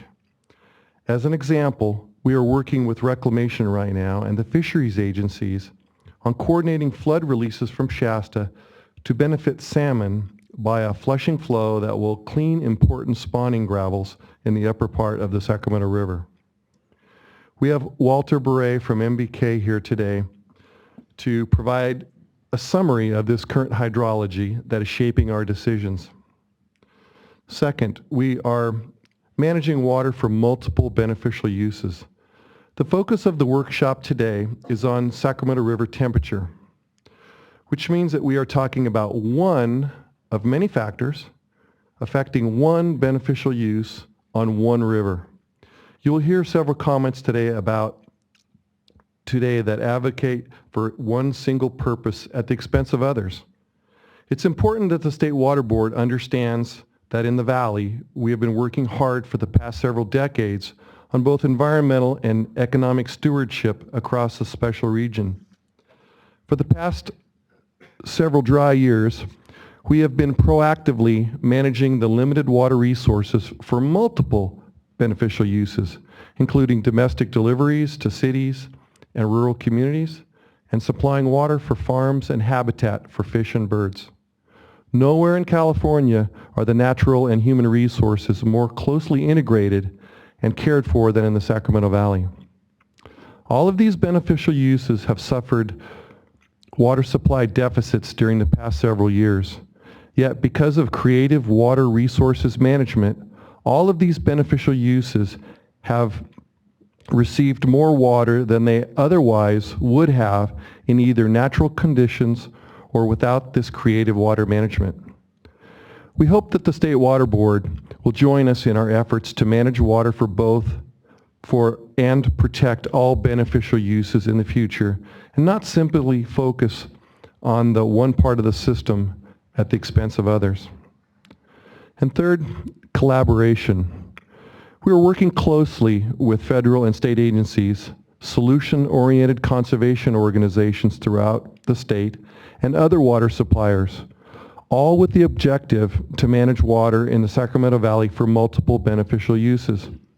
As an example today, we do not agree with all of the temperature modeling work and work done by the fisheries agencies that you have heard about earlier, yet we are committed to roll up our sleeves in a constructive forum and bring the expertise necessary to work with the agencies to get the monitoring and modeling right. Dave Vogel, a biologist with a natural resources scientist, will provide some thoughts in this regard.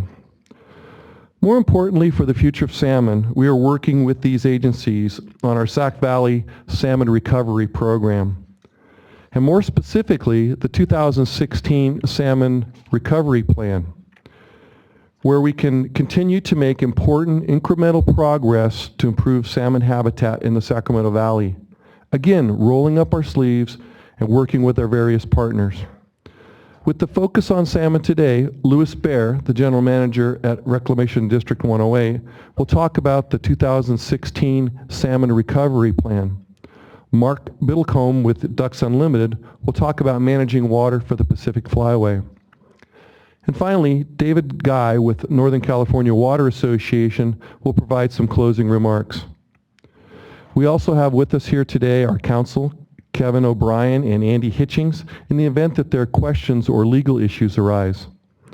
We are also fortunate to be joined in the audience by many landowners and farmers and leading board members of both water districts and conservation organizations in the Sacramento Valley. They are all very interested in this issue and making sure that we have the ability in the future to manage water in the Sacramento Valley for multiple beneficial uses. We are here to fix, not to fight. With that, I would like to introduce Walter Bure, engineer with MBK. Thank you, Fritz. First, start off by just describing our water situation, and I think Ron Milligan touched on this. I think everybody's talking about how the hydrology has changed so radically in the past couple of weeks. Hoping for it to change even more next. Yeah, it will. We're going to be in flood operations. We are already in a flood type of operation. We may be more so next week. And so, kind of the theme is with this much water, let's not rush into imposing any operational restrictions at this point because we've got so much water in the system. And the logo on the bottom, we've all worked really hard to save our water this past couple of years. And it's been an incredible effort, and I've never seen such cooperation by so many agencies, and it's been great to be part of that. But it may be time to turn the water on a little bit. So this is a graphic. Ron Milligan showed part of this, just the more recent operations. And when you look at 2014, we had a maximum storage in Shasta of about 2.4 million acre feet, and a little bit more than that in 2015. It was up at 2.7. And now we're looking at Shasta being full this year. And that's just happened over the past couple of weeks. In fact, Shasta, and it's really hard to see on this graph here, but Shasta's encroached above the allowable flood diagram, and Ron did a good job showing that. But the amount of water we're over that diagram is about 640,000 acre feet. And just to put that in perspective, the flood diagram for Folsom is 577, and right now Folsom has 670,000 acre feet. So we have about an extra Folsom sitting in Shasta right now in terms of storage. There's an awful lot of more water than the diagram. It's pretty wet conditions.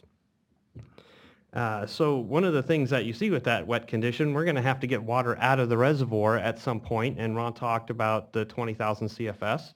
And I'm really impressed with the coordination between NIMS and Bureau of Reclamation and their discussions with ACID on how to manage all of that, and a lot of coordination going on with that effort.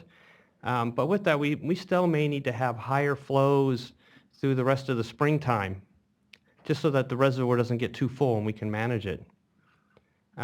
So talking about lower releases in April, May, probably don't need to.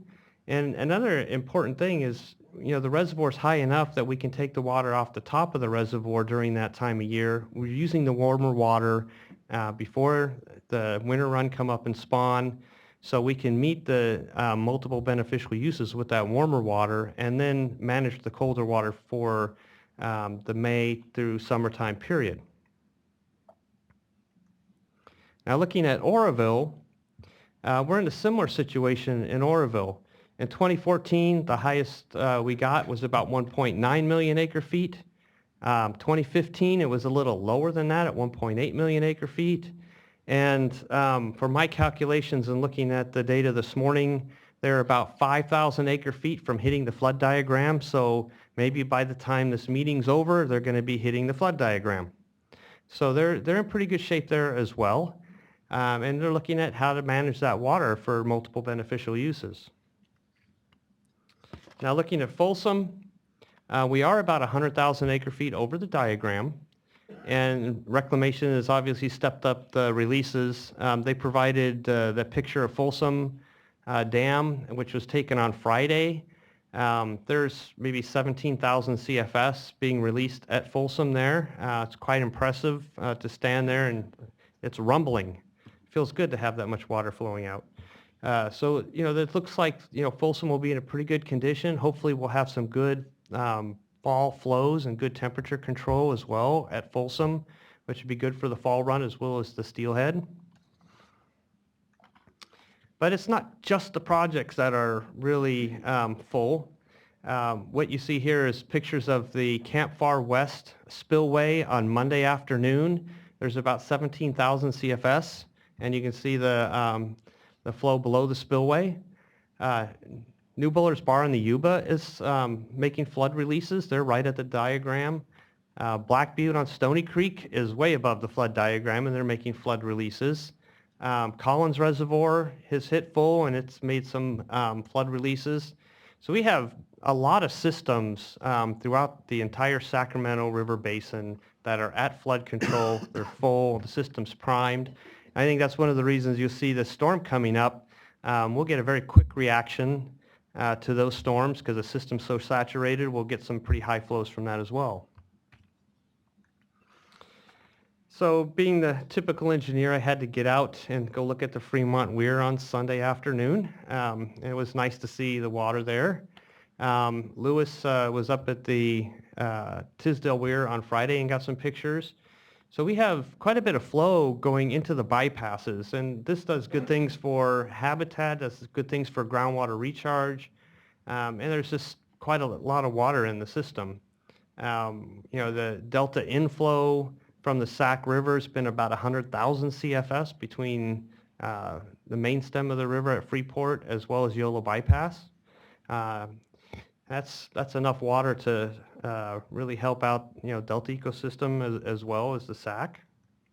And here's some additional pictures of Yolo Bypass on Wednesday. The picture on the right is a Fremont Weir. You can see the weir. This is Wednesday afternoon. On the lower left-hand side, that's the Cache Creek Settling Basin. So we have some of the systems on the west side of the Sacramento Valley also being saturated. Not all of them, but most of them are pretty full. And being the typical engineering geek father, I had to take my son on a walk in the rain to see Nimbus spilling. So we have Nimbus spilling 20,000 CFS on Saturday afternoon. So there's quite a lot of water in the system, and even with the temperature situation up at Shasta, we can manage for the multiple beneficial uses without having to put caps on the releases. And I think as Ron said in one of his graphs, he showed about 10,000 CFS release at Keswick in July. And with those types of releases, we're still balancing how much do you want to spill out in the fall to manage the fall flows. We don't want a really high release to get down to flood control, and then to manage something higher, we've got to think about how to manage the temperatures through that period as well as the fall spawning flows. So with that, I'll turn it to Lewis.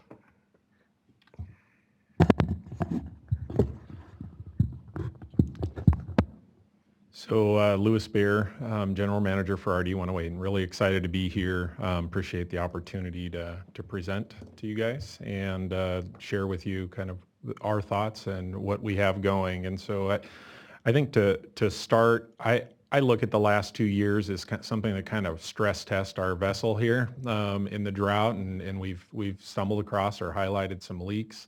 What I'm really excited about, though, is I think we've taken what Fritz said, fix it or cooperate and work with folks. And it's produced some partnerships that really have the strength and durability to disagree on things and to work through them and still be productive. And so I'm very excited, actually, that, it's rained. It gives us a chance to let off the intensity. And, with these things highlighted that we really need to get done so that we're better prepared for the next time we have a drought, I think it's very promising for all of us. So with that, for this year, certainly we've been working with the Bureau of Reclamation all through this year, National Marine Fisheries Service, even the state fishery agencies, to talk about, how do we operate? What, tell us if there's anything that we can be doing, and we'll let you know everything that we can possibly be doing. So we're going to continue that. One of the challenges that we've had is been with Pacific Flyway in these drought years. So we've had reduced rice acreage is one thing, but then, fall deliveries have been really challenging. March, when we have shorebirds coming into our area, it's been really challenging. And in early summer, we've actually had challenges. And RD 108 has had, just us, has had 4 different special programs where we've looked at, groundwater or flooding fields that are fallow to provide those opportunities for those waterfowl. And I think it's just made our partnership with the waterfowl folks even stronger. And we've been able to provide minimum levels of habitat, which I think is what you have to do when you have minimum resources. We're really looking forward to being able to provide robust habitat for the Pacific Flyway this year, and are hopeful there. And then as I spoke to at the beginning, I think we have a real opportunity right now to prepare for future years. So I want to dive right into the Salmon Action Plan, and these are things that we have discovered really over the last couple of years as opportunities. And so we've kind of already spoke to the temperature actions, things like limited releases earlier in the year, or the groundwater pumping that you've heard before.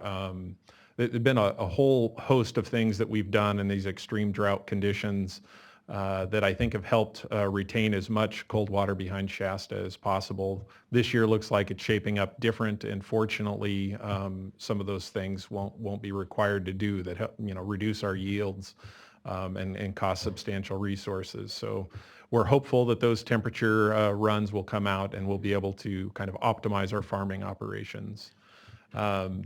The next thing is, the temperature forecasting. I appreciate Eric Danner's presentation. I do have some real concerns there, and I wish we had more time to talk about, peer review for that model and that tool. And, it was very precise. There was a ton of details, but, what is the accuracy? The fact that we monitor 50 miles downstream where we have lots of uncertainty, and the model is, my at least understanding, preparing for this meeting, is calibrated to the mortality at the monitoring location. Well, lots of things are happening there. There's temperature is kind of shown as a relationship directly to mortality. Well, if we have uncertainty in one of the numbers there on the monitoring, that creates a real concern. And is temperature the total driver, or is it, temperature also means we've had a dry year, right? Otherwise we'd been doing better with temperature. Well, when you have a dry year, you don't have flushing flows for gravel, and you have other issues that are all occurring. And because we're monitoring 50 miles downstream, you don't really know. Those things are all kind of lumped together. How do you weight those different impacts? And so I really look forward to, I think National Marine Fisheries Service and Cal Fish and Game's committed to engaging on a review process for that model. And so I just wanted to caution folks on what they saw today from our perspective anyway. It may be perfect, but we have a lot of concerns. Our other recommendation on forecasting tools is, I think we can do a lot better to have a model that predicts our cold water pool. Other reservoirs has done this. We could really help improve what we're doing there, and that's one of the things that we want to support as settlement contractors, to make sure that's in place the next time we need it. For monitoring, we have a location, as I said, that's a long ways downstream, so we're really recommending that we have something up closer. If it's closer to where the fish are actually spawning, maybe you can help differentiate between egg mortality and all these other issues. We think it's, we're managing tens of billions of dollars of a resource here in Shasta Reservoir. Adding some investment on the monitoring to us makes a lot of sense. The other thing is, even at the monitoring site that we're looking at downstream, we're not monitoring all the time. And in fact, we can't have a real challenge monitoring during high flows when we actually expect a lot of the fish to move. And so that really increases the uncertainty with the monitoring results.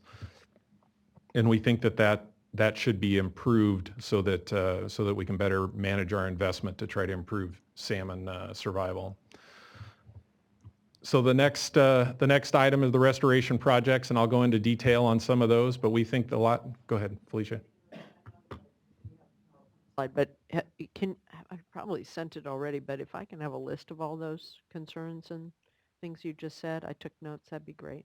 I'm sure you've got it written down. Yeah, I'd be happy to provide those to you. I mean, those are the things that I would love to work out with our partners on NIMS, and they'll tell me that some of those are big concerns or little concerns, but that's just where we're at right now. Conversation comes in. Okay, thanks.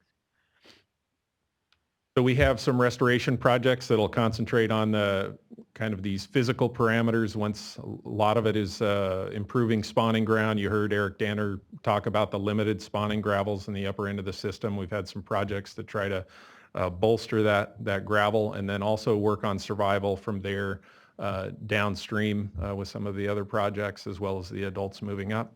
And then we've been talking with the fishery agencies about, if this is a real priority, like Species in the Spotlight, which it has been, let's figure out how to prioritize that. And they've been really terrific, as you've seen in the K-Log project and Wallace Weir, Painter's Riffle. We've had a lot of agencies have been cooperating and prioritizing permitting for these projects. So I wanted to highlight some of the projects we've done the last couple of years and what we have going forward. So this is Painter's Riffle, is one of the first Sac River settlement contractors projects. Glen Colusa Irrigation District worked on this, and what happened is that this side channel was isolated because of a high flow event. It was opened up in 2014. Glen Colusa Irrigation District provided the equipment and manpower. The Bureau of Reclamation led with the permitting effort along with the other agencies in their roles.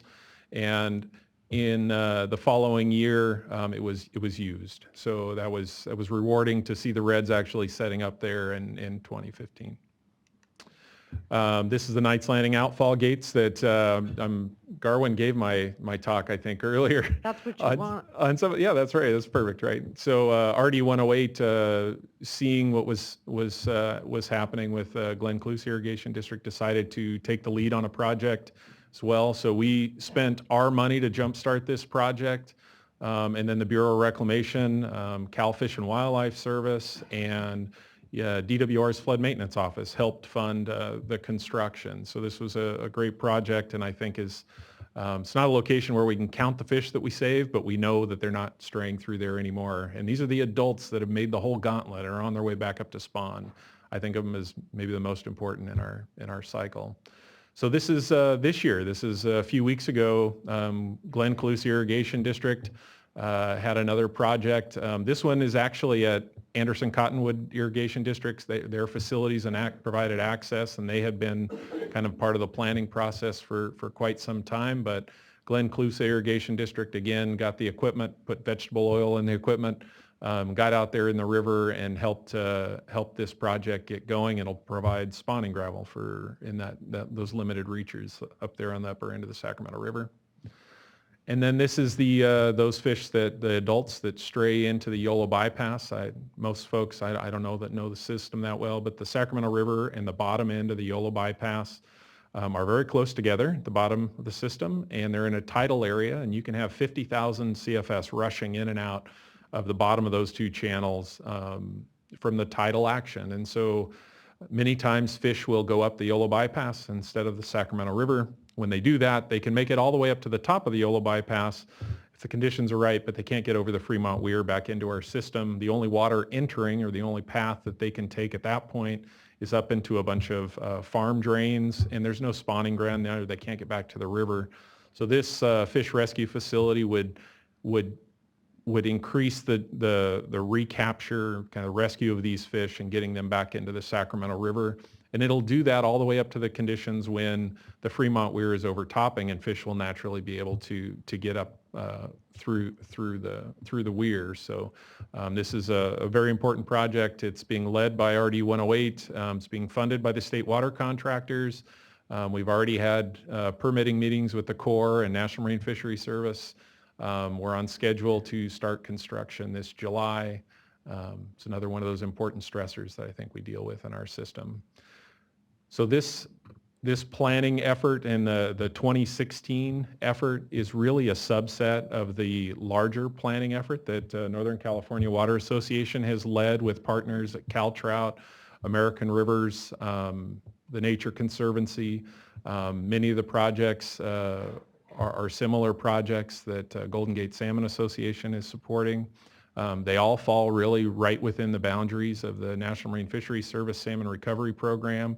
And we think by inserting the local agencies, what we do is increase the ability to execute those projects. And those partnerships, I think, are really serving the public well. So with that, I'll pass. That's a great presentation. Thank you, Mr. Bear. You alluded to it, but have you all thought about ways to quantify some of the benefits of these projects? We all agree qualitatively they really make a lot of sense and deal with structural issues in the river system. And have you had some discussions with your partners at NIMS and NGOs about a monitoring strategy to show some quantitative benefits? Yeah, I can speak to the two projects that we've led between KLOG and Wallace Weir. So Wallace Weir is it's kind of nice because we've been monitoring the fish coming up. Cal Fish and Wildlife Service has a temporary trapping facility downstream that works at lower flows, but kind of gets wiped out when we get substantial flows. So they've been catching numbers of fish there, 50 or 100 a day in the winter. So we have an order of magnitude of kind of the number of adults that are showing up and that we'll be rescuing. Unfortunately, the nights lining outfall gates, we didn't really have that data, and really when we were looking at it, the monitoring program was going to be maybe more costly than the project itself.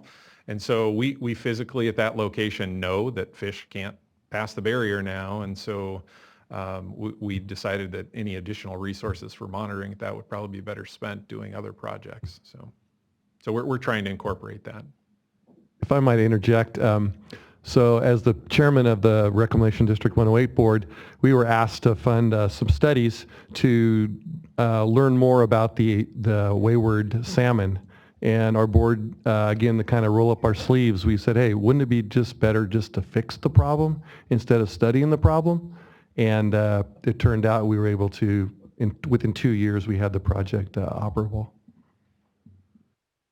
Great. I had a question on monitoring of a different kind.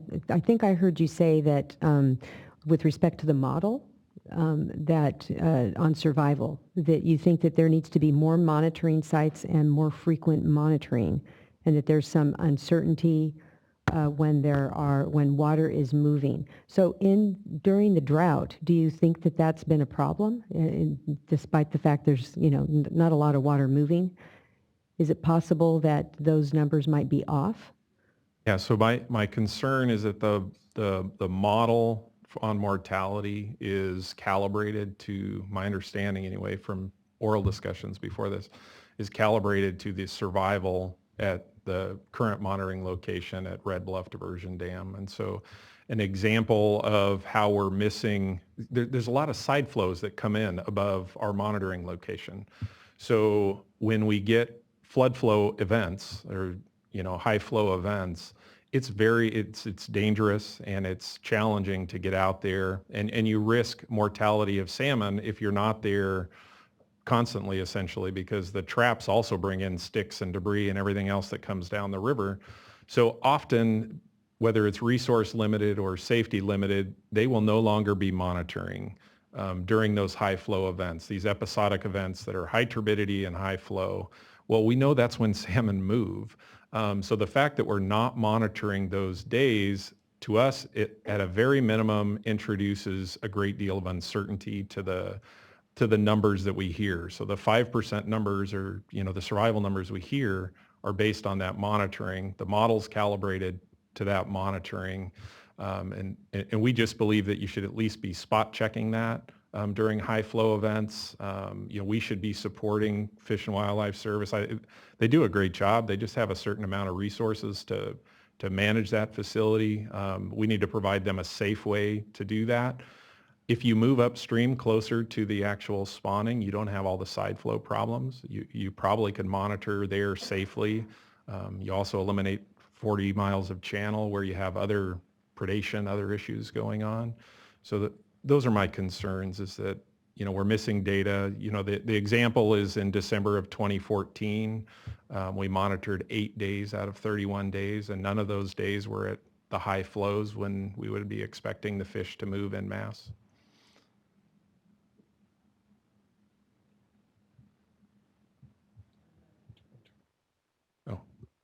So up next, Dave Vogel, our fishery biologist. Yeah, thanks, Louis. Yes, again, my name is Dave Vogel with Natural Resource Scientist. I've worked on Sacramento River salmon issues since 1981.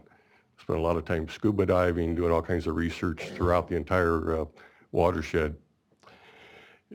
I am confident everybody in this room has heard the purported high mortality of winter run in 2014 and 2015. However, I don't believe all that many people realize that estimated high mortality was not based on mathematical modeling of thermal impacts on incubating eggs.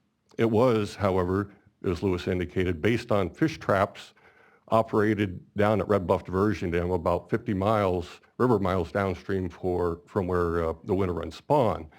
Those traps sample a couple % of the river flow under ideal conditions. The U.S. Fish and Wildlife Service graciously provided me with the raw data they used to generate those estimates. I've analyzed those data, and based on my assessment, my opinion, there are some serious questions concerning the reliability of those mortality estimates. I'm working on a technical report right now that describes my findings, conclusions, and recommendations to the fish agencies, not only on how I believe they can improve those survival estimates, but also recommendations on how to increase the populations of winter run salmon. Like everybody in this room, I have not reviewed that recent model just introduced today, but I am looking forward to doing so in a collaborative effort with the fish agencies. Here's something that I hope does not go under the radar screen. Last December, an independent review panel reviewed the fish agency's long-term operations biological opinions, and they had a pretty important statement in their final report. The panel was concerned that the fish agencies are being a little bit, in my opinion, a little bit too temperature-centric on factors affecting winter run salmon. Now, that's not to say anybody disagrees that water temperature is not extremely important, because it is. But their point was there's more to habitat than temperature. In fact, they specifically focused on spawning substrate. They said, what are you doing to evaluate spawning substrate? And what are you doing to evaluate spawning water velocities and so forth? And so it's quite revealing. In fact, it was not by coincidence that this last year, the settlement contractors hired me to do an enhanced winter run habitat monitoring program. Everybody this last couple of years has really focused on water temperatures. I took a different approach. I looked at the spawning habitat and the rearing habitat. Now here's something interesting. The top graphic is something I developed in the summer of 1987. At that time, my dive crew and I were contracted with the city of Redding to map the entire Sacramento riverbed from Anderson Cottonwood Irrigation District Diversion Dam all the way up to the base of Keswick Dam. It took all summer. We used very advanced diving techniques, commercial diving equipment, and techniques I've used to recover drowning victims from the Sacramento River. On the right side of the picture, you see ACID Dam. The river's flowing from left to right. There were literally dozens of fresh winter run reds that spawned in that particular area. Now, at that time, the then Department of Fish and Game was doing the regular aerial surveys. And guess how many reds they counted through the entire season in this particular reach? You'll get one guess, and this is a clue. One. They only saw one. It's not the fault of the department or their technique. It's simply that the winter run spawned in deeper water than most of the other runs. At this time of the year, ACD Dam puts their dam boards in. Keswick releases are generally high. They can be up around 10 to 14,000 CFS. Spawning substrate was actually ideal in that area. And again, there's dozens of reds that we observed during this time period then. Now, the lower graph showed, because of the first surveys, the lower graph shows where I conducted some high definition digital underwater surveys in that reach upstream of Diesel Horse Bridge. The Department of Fish and Wildlife graciously provided an employee to participate in every one of my surveys. In fact, through a collaborative effort, they also allowed me to go out with their field crew and participate in their winter run carcass surveys. A really good example of collaboration and credit to the Department of Fish and Wildlife. Now, I fully expected to see large numbers of winter run in this area. However, I did not. And the reason is the habitat conditions at the present, due to the 4 years of drought, are extremely poor. This is taken from a helicopter survey I did this summer, a low altitude, high definition video survey. I'm hovering above the top of ACID Dam, looking upstream towards the Railroad Bridge and Diesel Horse Bridge.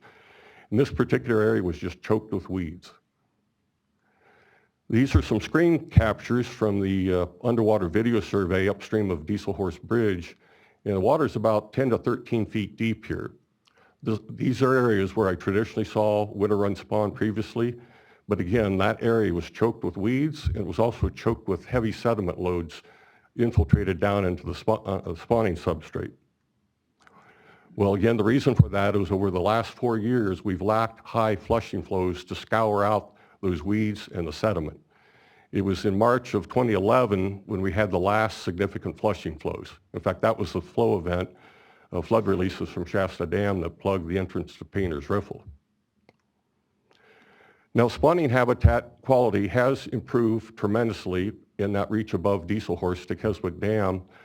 This is a photograph I took this summer, and it's a project that I helped initiate with the Department of Fish and Game and the Bureau of Reclamation back in the late 1980s. Large quantities of ideal spawning gravel are dumped downstream of Keswick Dam. There are other areas down by Salt Creek, about a mile and a half below Keswick Dam, and the Bureau has been doing this year after year after year. And it's really improved the spawning habitat up there. The problem is, though, is that it's very limited. Eric Danner made a very good observation, is that all these winter run are now spawning in a very confined area up there now. They didn't spawn in that area that I just showed you on the graphics down by ACID or above Diesel Horse Bridge. They are forced to migrate farther upstream into that very narrow canyon. It's quite deep. I've been scuba diving myself in that entire reach. Very swift, cold, deep water, but it's very confined. It goes through a bedrock canyon, and the salmon have only limited areas where they can spawn. I also examined the quality of the rearing habitat. This is something I've been doing for many, many years.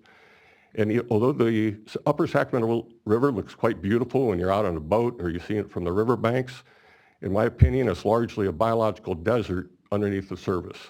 There's very little suitable high-quality rearing habitat for these little winter run fry when they hatch and they emerge from the river gravel. It's largely featureless. Now, since a lot of the winter run are spawning in that upstream area, the problem is that when the winter run fry emerge from the gravel, they have no place to rear. They're in that very deep, 40-foot deep, very swift water, and there's not the structural habitat complexity to support those rearing fish. I also used a very advanced sonar camera this summer to examine those areas where I found the winter run fry rearing. And they were found in extremely unusual places. In this particular area, around the Salt Creek gravel injection site, it's 30 feet deep, extremely swift. There's near vertical bedrock walls that go from the surface 30 feet down to the bottom.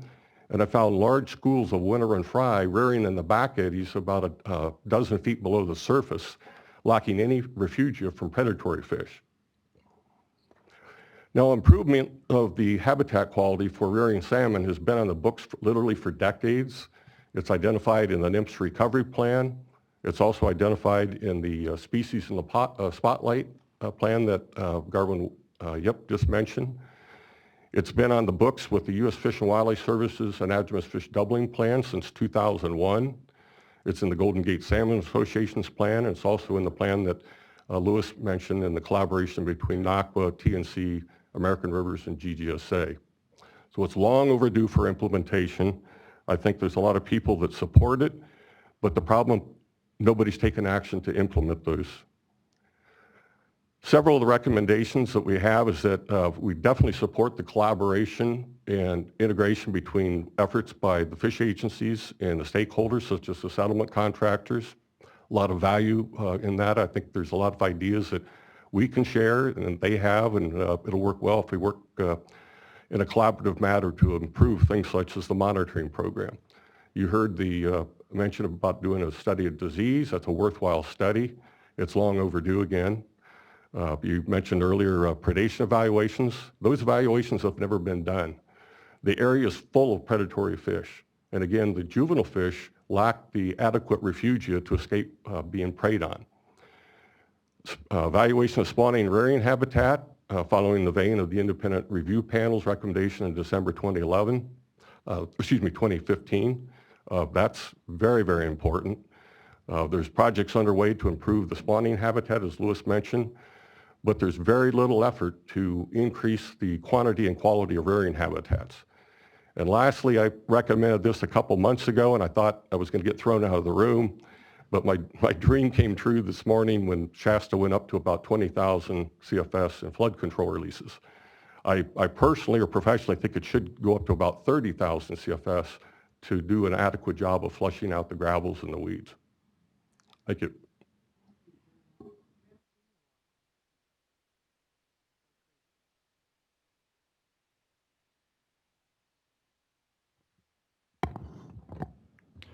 Thank you. I'm Mark Brildcombe with Ducks Unlimited. Excuse me, Director of Operations for the Western Region. I guess I'm kind of the odd duck today here that I'm going to talk about those with feathers rather than those with fins. But I would like to first of all just say that Lewis is right. There's been a lot of collaboration here in the Sacramento Valley, working with the water districts, Lewis and his counterparts, and Ducks Unlimited and other organizations, and it's been pretty gratifying, I think, to pull through this drought the way we have. It's not without pain, but it could have been a lot worse. And just give you an idea of the importance of the Central Valley to the Pacific Flyway. Ducks Unlimited it's one of the Ducks Unlimited's #1 priority areas, and that is because it winters 60% of the waterfowl that are found in the Pacific Flyway. 6 to 8 million birds come down and call this place home in the wintertime. Another 350,000 or so shorebirds are also here. And this is with 10% of the natural habitat remaining, less than 10%, largely due to the fact that we have rice fields out there. The drought has had effects, as I say. We've had a 25% or so reduction in managed wetlands, which is actually worse south of the Delta. It's 25% north of the Delta. We've had little to no summer irrigation, which is very important for seasonal wetlands. Seasonal wetlands, what I mean by that is in the fall, they're flooded up and held wet all winter, drawn down in the spring, and then you need irrigation water in the summer to make sure that there's adequate food supplies in those wetlands to be flooded again the next fall. So that's a seasonal wetland. And there's been, as I say, a significant decline in food resources due to the lack of summer irrigation, and of course there's been a decline in the planted and winter flooded rice. Give you a broad brush stroke as to what food resources we're talking about. Throughout the Central Valley, the percentages that you see there, 44% of the diet of waterfowl is composed of rice, 47% dependent on wetland, and another 9% in corn. But that is really variable by area. Corn, it would be much, much higher in the Delta, and rice is much higher in the Sac Valley. It's probably closer to 60, 65% in areas like Colusa Basin and Butte Basin. So that's a broad brush stroke for the entire valley, but in the Sac Valley, rice is extremely important along with the wetlands that we have.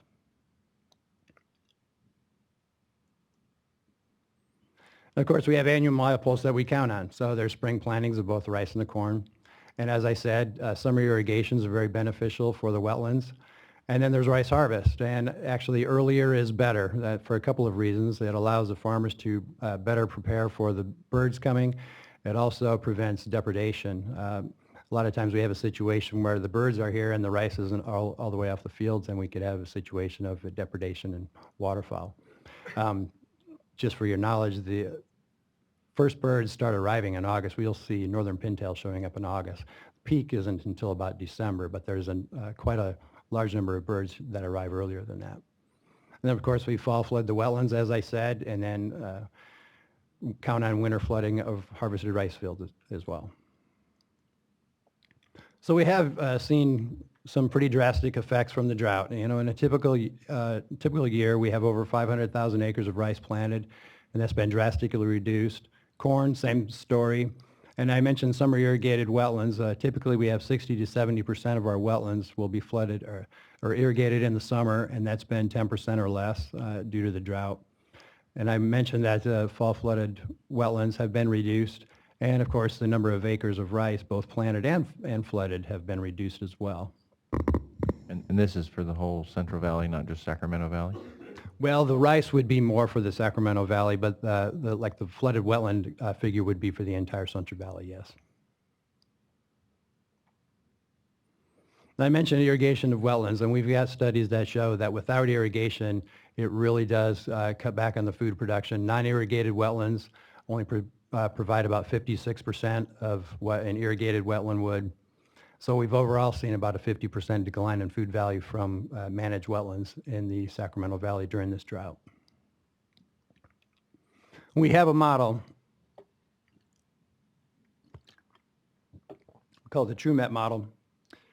This allows us to, we know how many calories are provided by an acre of land, how many acres we have out there. We can calculate what the total food availability is. And we know the number of birds that are coming into the valley as well. So we can calculate and model, do we have enough food out there?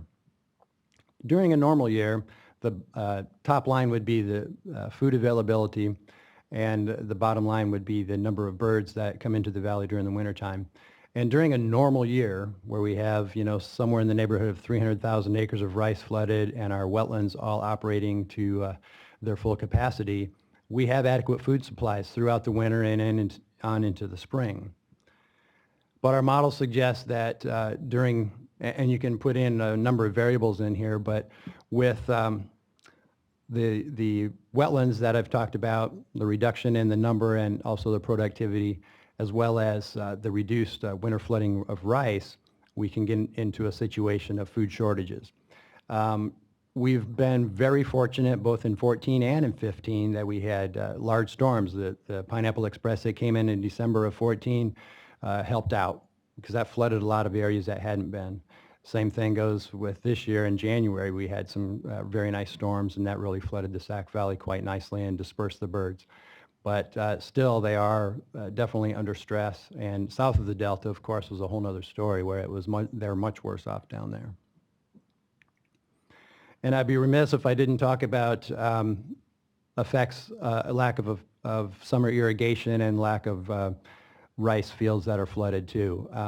California has a pretty substantial, or it did have a pretty substantial breeding population of mallards. And they're quite important to hunters and to those of us that just like to see mallards around. They peaked somewhere above 500,000 as far as the population numbers, and right now we're seeing numbers under 200,000. So it's a pretty dramatic decrease due to the lack of summer water and the reduction in the rice fields that are out there. There's simply not enough brood habitat out there for these local ducks. And of course, drought is somewhat of a short-term concern, at least I sure hope it's a short-term concern.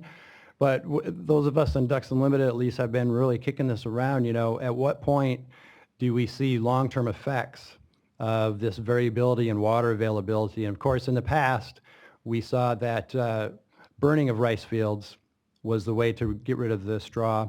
And it wasn't so bad for ducks. I mean, at least the straw was burned off and a lot of the grains were still there.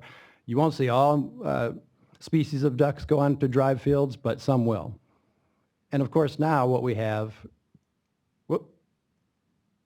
is what we want to keep. The present is, as I say, in a normal year, very good. We do have adequate food resources in a, quote, normal year where we have all those rice fields flooded and the wetlands to their optimum. What we're a bit concerned about is with the variability and unstableness, I guess you would call it, of water available to farmers. Will they start doing something else? Will they start doing more disking and plowing, trying to get rid of the rice straw that way versus flooding it? If they don't have the water, they have to do something. And not only the winter treatments, but just the reduction in rice fields planted in the first place will also affect us. So really kind of concerned about that, and I would really hope that going forward we can be as stable as possible. Of course, everybody wishes that. And one last thing I wanted to say is, you know, we're a wetlands conservation group and would love to be able to just go out there and restore enough wetlands to adequately take care of the Pacific flyway waterfowl that are here both in the summer and the wintertime. However, to replace all the winter flooded rice that we are seeing out there right now would take over $2 billion in our estimation. And although I would love to be able to go out and spend that kind of money, I don't think it's going to happen anytime soon. It's just not economically viable for us to restore our way out of a situation like this. So we're going to be tied to the hip with rice farmers for, you know, the long-term future. And I just want to say thank you. I'll give it over to you, David Guy. Thank you. I really appreciate the opportunity to have it. Do you have a question? No, I just want to add a thank you. I mean, we've talked a lot about the importance of the migration period, but thank you for the presentation, not just on mallards, but on the other months of the year where it actually affects all kinds of birds. It does. I should didn't know touch that. on It's anything. obvious, makes obvious sense, but Yeah, and I mean, haven't talked about it here as much. So there's a lot of other species out there besides mallards, obviously, but it's a very good, we have good data on that, so. Oh, thank you, please. Well, thank you for the opportunity to have a panel. Let me just offer a couple of quick closing thoughts. The hydrology obviously has given us a nice pause. I think from the challenges of the last couple of years, we've all learned a lot, but I think we want to kind of focus on 4 things going forward. I think the first, Board Member Diadamo asked the question earlier, you know, how did things kind of work the last couple of years with the various mechanisms from the BIOPS to the various orders and that kind of thing. And I know we want to assess that, take stock of that, and kind of see as we go forward, and we'll be better prepared the next time we have a drought. The second thing, Board Member Moore, we are absolutely going to engage. Obviously, we look forward to engaging with Dr. Danner and that process, continuing working with the fish agencies in working through the monitoring, the modeling, all of that. And we are absolutely committed to not letting off the pedal on that for sure.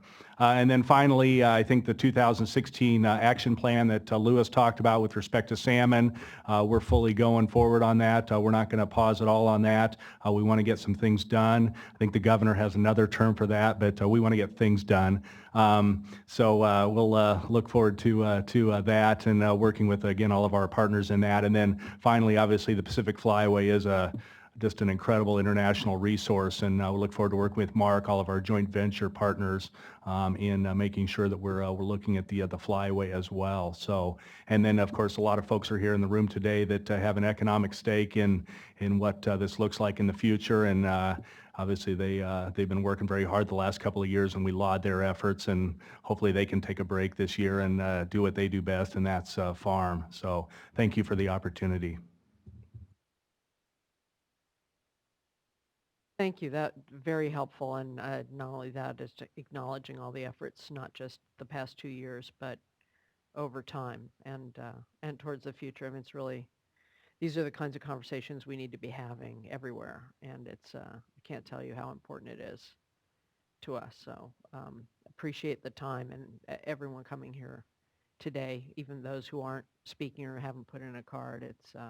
It's a pretty impressive story and still a lot of heavy lifting to do. So thank you for sharing that, and thank you raising questions, helping us illuminate the issues. Thank you. We will now, just because I know from people's blood sugar that I can't do the forced march. We have another panel, and then we have a number of, not as many cards as I expected, so if you haven't put in the card, please go ahead. And we will take 1/2 hour. That will give you time to actually get food. There's a cafe downstairs. There are plenty of places around town. There's a food truck usually out there, sandwich place a block away, new restaurant on 11th.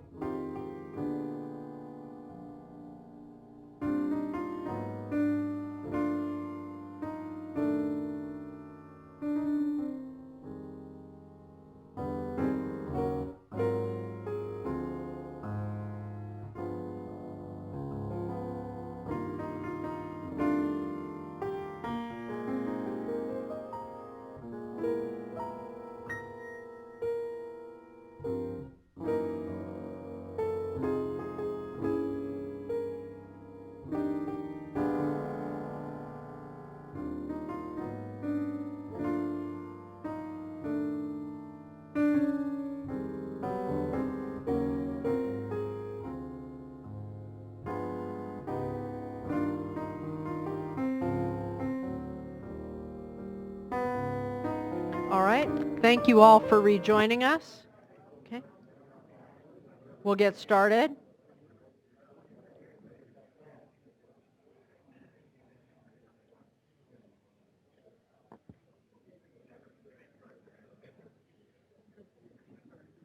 All right. We're now moving on to our last pre-requested panel, the San Luis and Delta Mendota Water Authority panel. Hello all. Thank you for joining us, and you've asked for 20 minutes.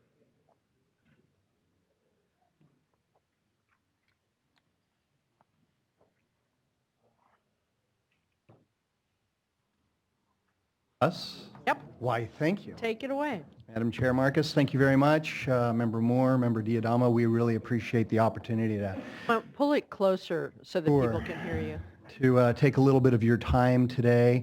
A lot has been said on Shasta and on the great conditions that we've experienced the last couple of weeks, and oh, perfect. And so we're going to take a couple steps back from all of that. Want to take our time to sort of think about what are the implications beyond just Shasta and Shasta management. Along with us today, originally we had expected Dr. Chuck Hansen to be along with us today, but he was called into jury duty yesterday, so he's doing his good service for the people. Could not be here today. Rick Ortega, the general manager of Grasslands Water District, has kindly agreed to sit in and share his thoughts. And then, of course, our General Counsel, John Rubin, today. A little bit for folks who might not be aware of who we are exactly and where we are. The San Luis Delta Mendota Water Authority service area spans the Coast Range. So we serve the west side of the San Joaquin Valley, and we also serve San Benito and Santa Clara counties on the east side of the Coast Range. The exchange contractors, who are the prior rights holders in our service area, are primarily in the central eastern portion along the San Joaquin River, as are the Wildlife Refuge Complex, are also situated generally in that area. Our largest metropolitan area is the Santa Clara Valley, Silicon Valley as some people call it, about 2 million people there, but we also serve a number of small rural agricultural communities up and down the west side. So a few business names that you may have heard of that are dependent on water moving through the Delta. They're part of the service area that we serve, and Santa Clara Valley Water District serves as well. And then, of course, the small towns that a lot of folks haven't heard of, like Huron and Mendota and Firebaugh and Avenal and Coalinga and so on and so forth. Mostly disadvantaged, entirely all, primarily ag dependent in terms of their economy. So very much ground zero in this whole thing. And then, of course, the Wildlife Refuge Complex, which Rick will get into much more detail in, but it is the second largest contiguous wetlands in the nation after the Everglades. Then, of course, agriculture, and it's a major industry in our area. It is the industry in our area. So a very diverse membership that we represent, and just wanted to take a few minutes and kind of reflect over our experience over the last couple years of the drought. And I will say, in terms of pride, not because of anything I did, but because of the great cooperativeness of our member agencies, how well they've worked together in order to cope with the drought. It's been extraordinarily difficult in our area. Over 1 million acres with 0% water supply 2 years in a row. We've seen wildlife refuges and farmers and cities trading water, shifting deliveries, developing water, and doing everything that they possibly can to make things work intra-regionally, and beyond that, interregionally. Agreements between our member agencies to make water available to Friant on the east side of the valley. Of course, the money that our growers invested in transfer water, not just in 2015, but also in 2014, which helped to expand the size of the cold water pool because that transfer water was purchased in the spring from Sacramento Valley growers and was held in Shasta into the fall to help with temperature management. So it's been an extraordinary couple of years, and I think we all have a shared sense of pride that folks have really pulled together much closer than not. Touching on agriculture a little bit, I think most folks here are aware that it is California is the #1 ag state in the nation. 9 of the nation's top 10 agricultural counties are in California. 7 of those counties depend on water moving through the Delta. 5 of those counties are in our service area. So for us, agriculture is a very important thing. There are over 300 crops grown in the San Joaquin Valley. And so it's, our unique soils, our unique Mediterranean climate, and the ability to move water that make it all work. So the last couple of years, of course, this has been the story. And we've been here before you many times talking about that image, and ominous it has been. Glad to see that it's improving, and glad to see that it is what it is. And so praying for rain. I don't know why we couldn't have spread those prayers out over time, but we all got it all this year. And with any luck, this is the way Shasta Dam might look here in a few weeks. So pretty incredible the change that we've seen from the beginning of this year to the end of this year. And we are certainly very pleased for the folks in the Sacramento Valley and sort of the relief of pressure on them. We're very pleased for Reclamation and their ability to manage a number of competing objectives. We're very pleased for the potential that it may represent for winter run recovery as well. But in our neck of the woods, this is our future. This is 2016. El Nino? Nah. And it all comes down to this simple fact. Despite the fact, and I didn't update this slide, shame on me. Despite the fact that outflow is currently about 3 times at this time what it was last year, we've essentially pumped the same volume of water. And why is this reality true? I have a feeling have faith in God and Reclamation is probably felt a little differently than it was felt in the Depression. Folks certainly had a lot different perspective, but it isn't Reclamation that brought us here. They have done an extraordinary job trying to balance a number of competing interests from all sides.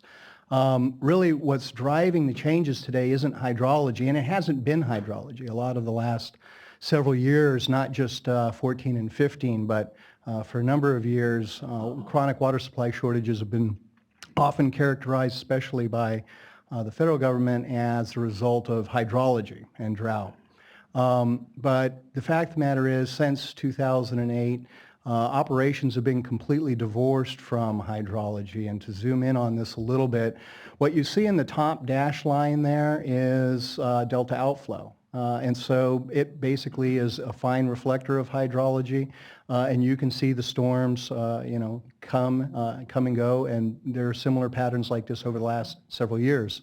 The bottom line, which is almost horizontal, hardly ever moving, is export pumping, and the reason it's flat, unresponsive to hydrology, is because it's now tied to what's called Old and Middle River reverse flows. And so it's kind of a self-fulfilling prophecy. The more you pump, the more the reverse flow is, and therefore, it's a limit. And so this notion that south of the Delta, and this isn't just a San Joaquin Valley problem, this isn't just a West Side CVP problem, this is the state, federal projects both. This affects the Bay Area, this affects Southern California, as well as the San Joaquin Valley. The problem that we have here is looking forward towards recovery. How is it and when is it? Are we able to achieve recovery?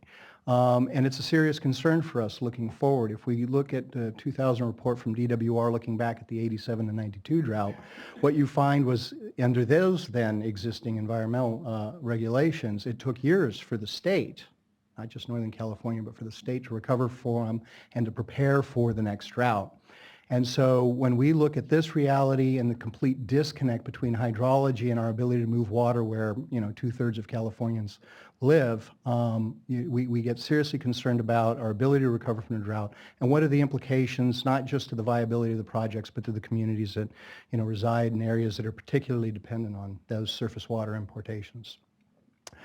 So a lot of what we get told over the last couple of years, and certainly most recently, because over the last few years it's kind of flip-flopped between delta smelt and salmon, what seems to be the controlling factor, but this year it's certainly been delta smelt at the forefront, is that these protections, these limitations on the project pumping are necessary in order to protect delta smelt. And there was a lot of thinking and some statistical analysis and correlations that went into that nearly a decade ago. And when we sit and look at those, we just have a hard time reconciling the reality from what we're being told.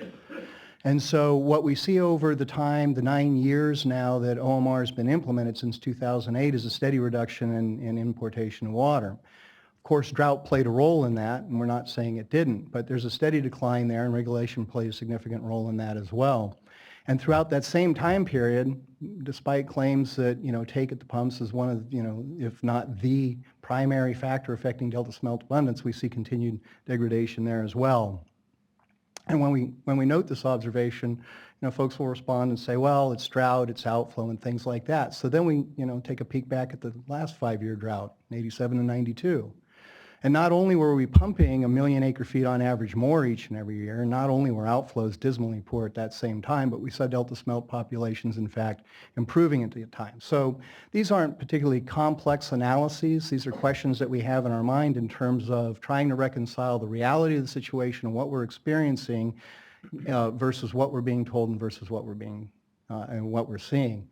And so I think part of the difficulty that we're feeling today, and this relates back to salmon management as well, is this notion that, we have regulatory standards that are in place today that were set, a decade ago based on hypotheses, and we're living in a world where certain boundaries, and certainly the upper boundaries of them, go unquestioned and even untested.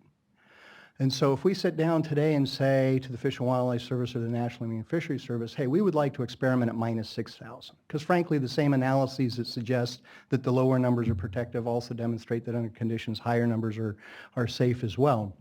And we're just told flatly no.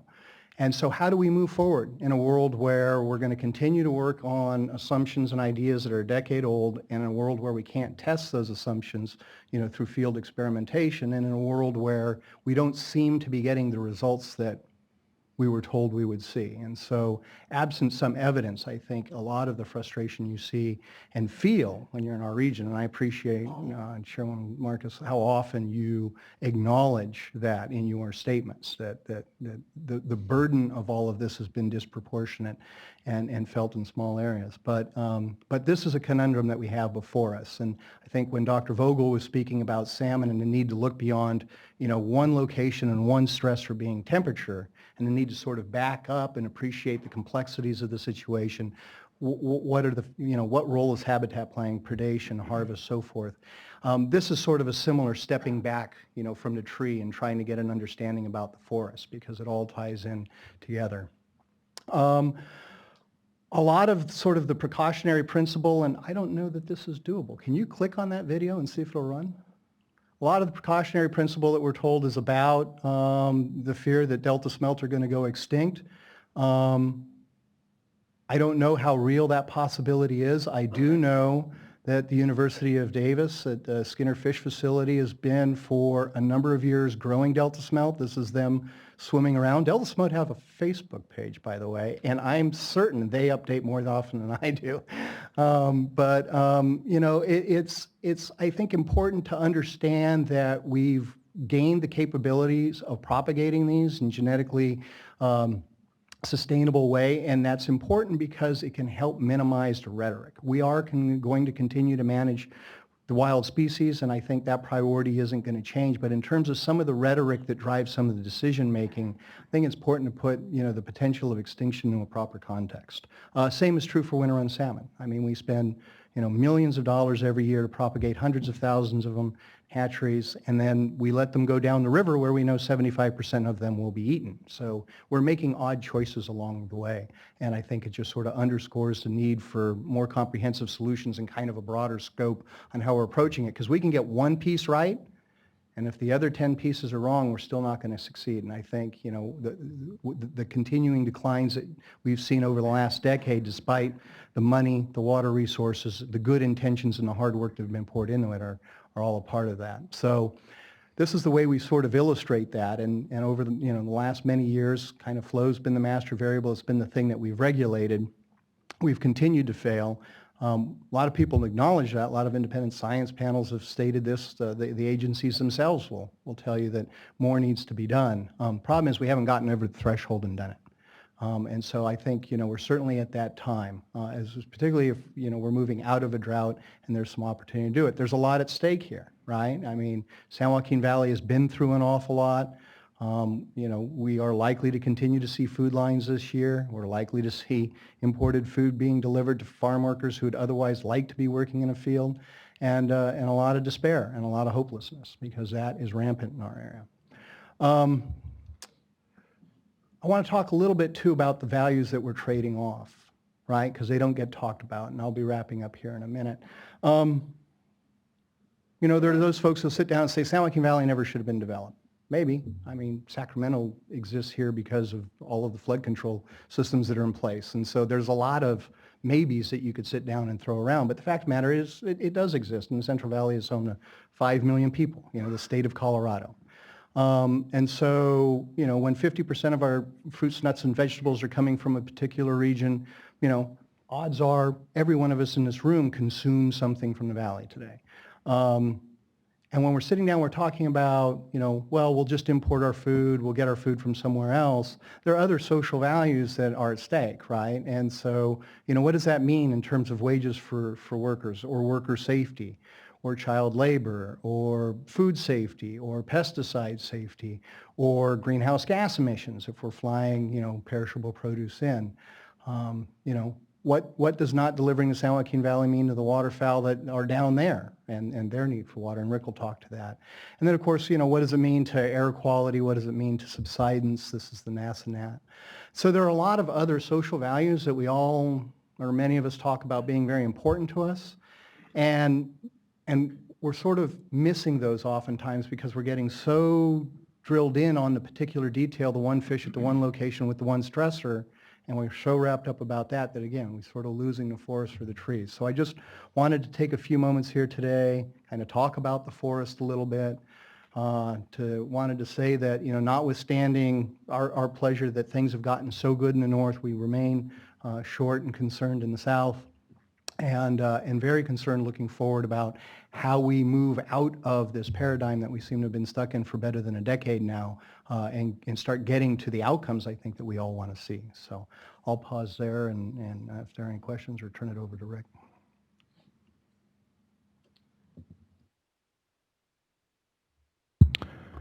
Madam Chair and board members Diadamo and more, thanks for having me. I appreciate the opportunity. I'm the general manager of Grassland Water District and the Grassland Resource Conservation District. As Ara alluded to, the largest contiguous wetland in the western United States, and really second only nationally to the Everglades. The ecological area is roughly 300 square miles, 200,000 acres, or about the size of Manhattan. The Grassland Water District is the largest Central Valley Project refuge contractor, and constitutes 67% of the last remaining wetlands south of the Delta. Short of rice, we are California's last remaining wetlands, and I actually like that last slide. It just dawned on me that the subsidence areas are the exact same footprint as the historic Tulare Lake.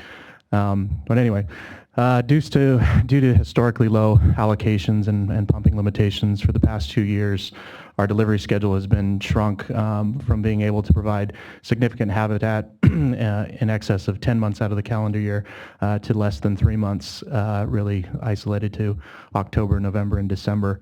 So those are, speaks to a lot of missed opportunities on an annual basis, and so migratory fowl and other birds that are utilizing the flyway don't just arrive in the winter months. They're trafficking through us. So right now we're in peak shorebird migration, and that's a big concern.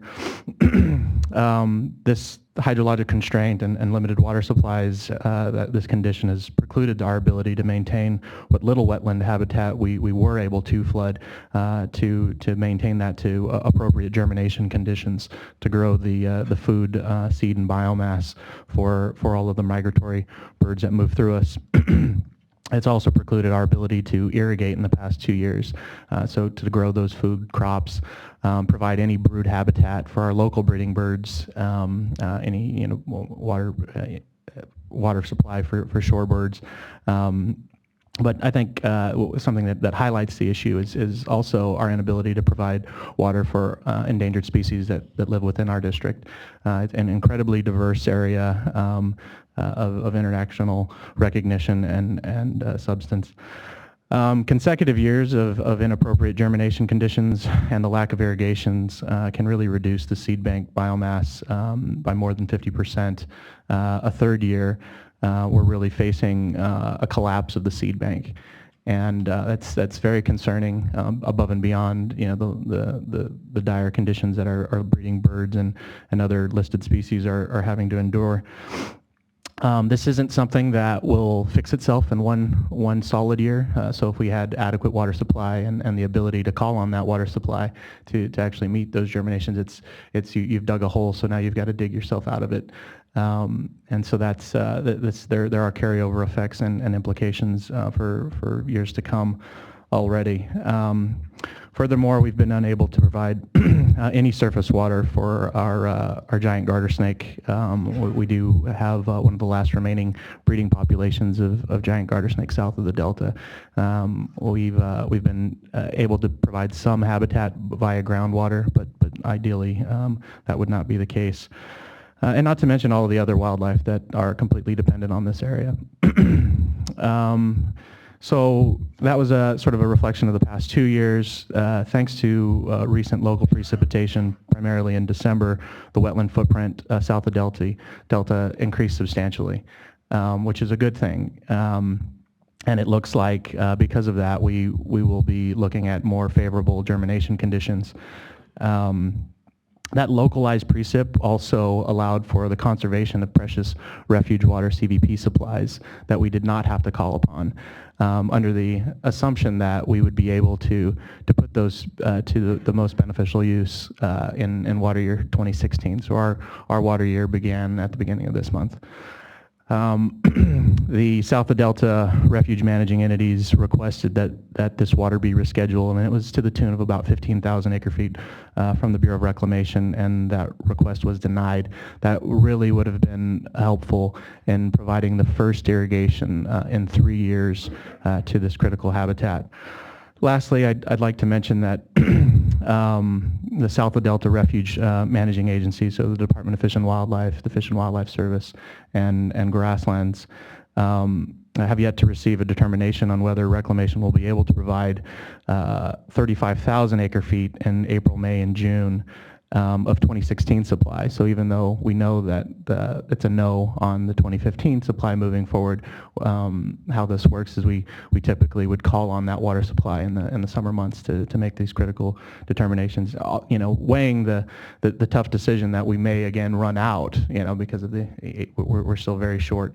But you do hear that you know, the refuges are at 100%. Well, that's not true at all. In reality, so the Shasta index is only relevant to our level 2 supply, which for our areas is really 2/3 of our water supply. The other third has to be acquired on the open market, and increased challenges on acquiring and competing with ag and M&I to acquire those refuge blocks. Furthermore, that 35,000 acre feet that we've scheduled to be delivered will allow for the development of probably the equivalent amount of groundwater. So we use that critical surface supply to blend and to get us into the parameters that make it acceptable for the application on wetlands. Question about groundwater. You need to blend, or just in this instance? Just in this instance, so we a lot of it's countering losses, giving us some base level capacity so we can actually get it to the habitat in an efficient manner. Generally, the quality of the groundwater is of acceptable status, and we can do some habitat direct things if that well happens to be on that wetland. But more often than not, we're working with local ag folks to, you know, in the winter months to utilize their wells and the off season. And on the issue of rescheduled water, maybe when you're finished, it might be helpful.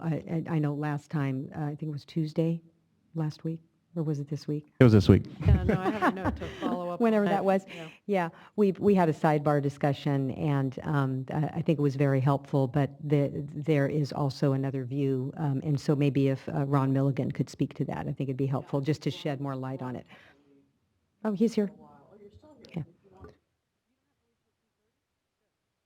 What? Good. I like Yeah, that. it's an issue about the kind of getting out of the hole, from what I understand on the accounting. Any other questions? Otherwise, I'll hand it over to John. Madam Chair, members of the board, my name is John Rubin. I'm General Counsel for the San Luis Delta Mendota Water Authority. I too appreciate the opportunity to speak to you today. The Water Authority has been attending your board meetings for some time in person, and when we aren't able to be here in person, trying to watch through the webcast. And we understand through those meetings a lot of focus on flow during the drought, releases from reservoirs, exports, outflow, all of those issues. We appreciate the attention that you've provided to those types of issues, both in the year where the issue, whether it was 2014, 2015, or now looking into the future, 2016. We also understand the focus of today's workshop. It's important questions that are being asked and information being discussed about temperature operations at Shasta. I greatly appreciated your earlier comments, Chair Marcus, looking to allow for interested party participation in the process. However, as I've spoken to you before, also critical is expanding not just the process to allow for interested parties, but the substantive discussion. I've spoken to you about the need to look at other stressors beyond just project operations, beyond just flow, releases from reservoirs or exports. And as I've outlined before, the need to do this as far as we see is based in science. I've provided you some documents that you have before you as some of the examples that help demonstrate the importance of looking at factors other than temperature, reservoir releases, exports. And the first document is an exhibit to the recovery plan that the National Marine Fisheries Service prepared in 2014. The exhibit is a list of stressors, and they're ranked, and I can't explain how they rank them. I frankly don't understand how they rank them, but it's NIMS's position on the priority of stressors. And as I read them, you have the first few on the first page listed, and those are the types of stressors that are before you today. The effect of Shasta Dam on access for salmon above the dam, and temperature releases, but there's a significant number of other stressors on this matrix, in the order of 90 plus additional stressors,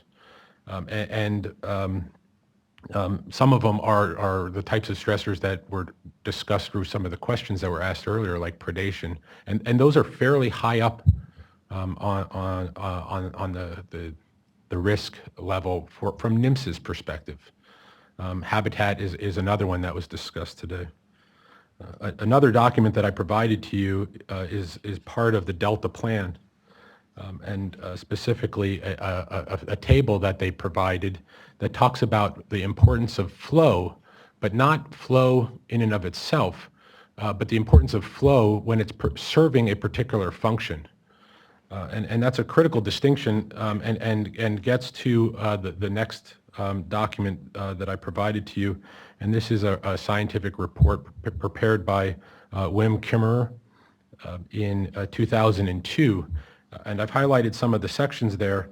But as I read the report, Dr. Kimmerer notes the significant alterations that have occurred in the Bay Delta system, and because at least in part of those alterations, he recognizes the need to understand the mechanisms that are driving the fish declines, and that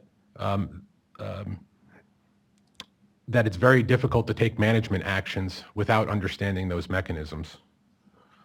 Again, the idea being that you have flow as a tool, but you need to have information, understand information about these other stressors in order to make proper and management decisions. The next document that I provided to you is a report that the State Water Board prepared, and I provided an excerpt. It's page 7 of that report, and I'm always amazed every time I read the report. There's more information that I can digest, and it seems like it's continuously relevant.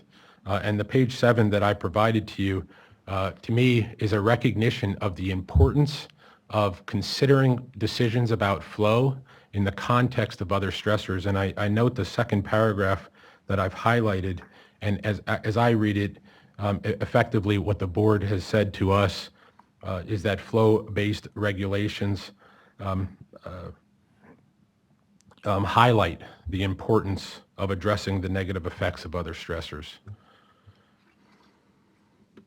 And a lot of this is information that I've tried to articulate to you previously. And at one point, when I have done this in the past, I was asked about, so kind of, what do you want us to do about this? Kind of, it's a recognition that, yes, of course, other stressors are important. They need to be addressed. But what can we do about that, the state board? And so today I'm before you to hopefully provide an answer, at least an initial answer to you. And what I have provided, the last document, is your 2006 Water Quality Control Plan. And I will first highlight on page 1, at the end of the page, a statement that the State Water Board made when it adopted the plan. And the statement reflects the importance of implementing the plan not only through the water quality objectives, but through other portions of your plan, and specifically recommendations to other entities. And that is highlighted as an important element of implementation and achieving the beneficial uses, the protections that you intended. From there, I'll jump to page 35, part of the excerpt I provided, and these are the recommendations. I'll let you go through those Program of implementation. as part of the program of, this is part of the program of implementation and the recommendations to other agencies that you made at that point. And you can go through that, read that at your leisure, but to me the importance is just looking at some of the titles of the actions that you asked others to undertake, and those actions touch on all of the stressors that are in that matrix, the National Marine Fisheries Matrix. It touches on fishing regulations, both commercial and recreational, illegal harvest, alien species or introduced species, hatcheries, and habitat. And so you've recognized these other stressors, and I'll conclude by noting the last statement on page 35. Where the board wrote, the State Water Board will use its authority as needed and appropriate under section 13165 of the California Water Code to require that the following actions and studies be conducted. And so I think that you've already laid out your path to at least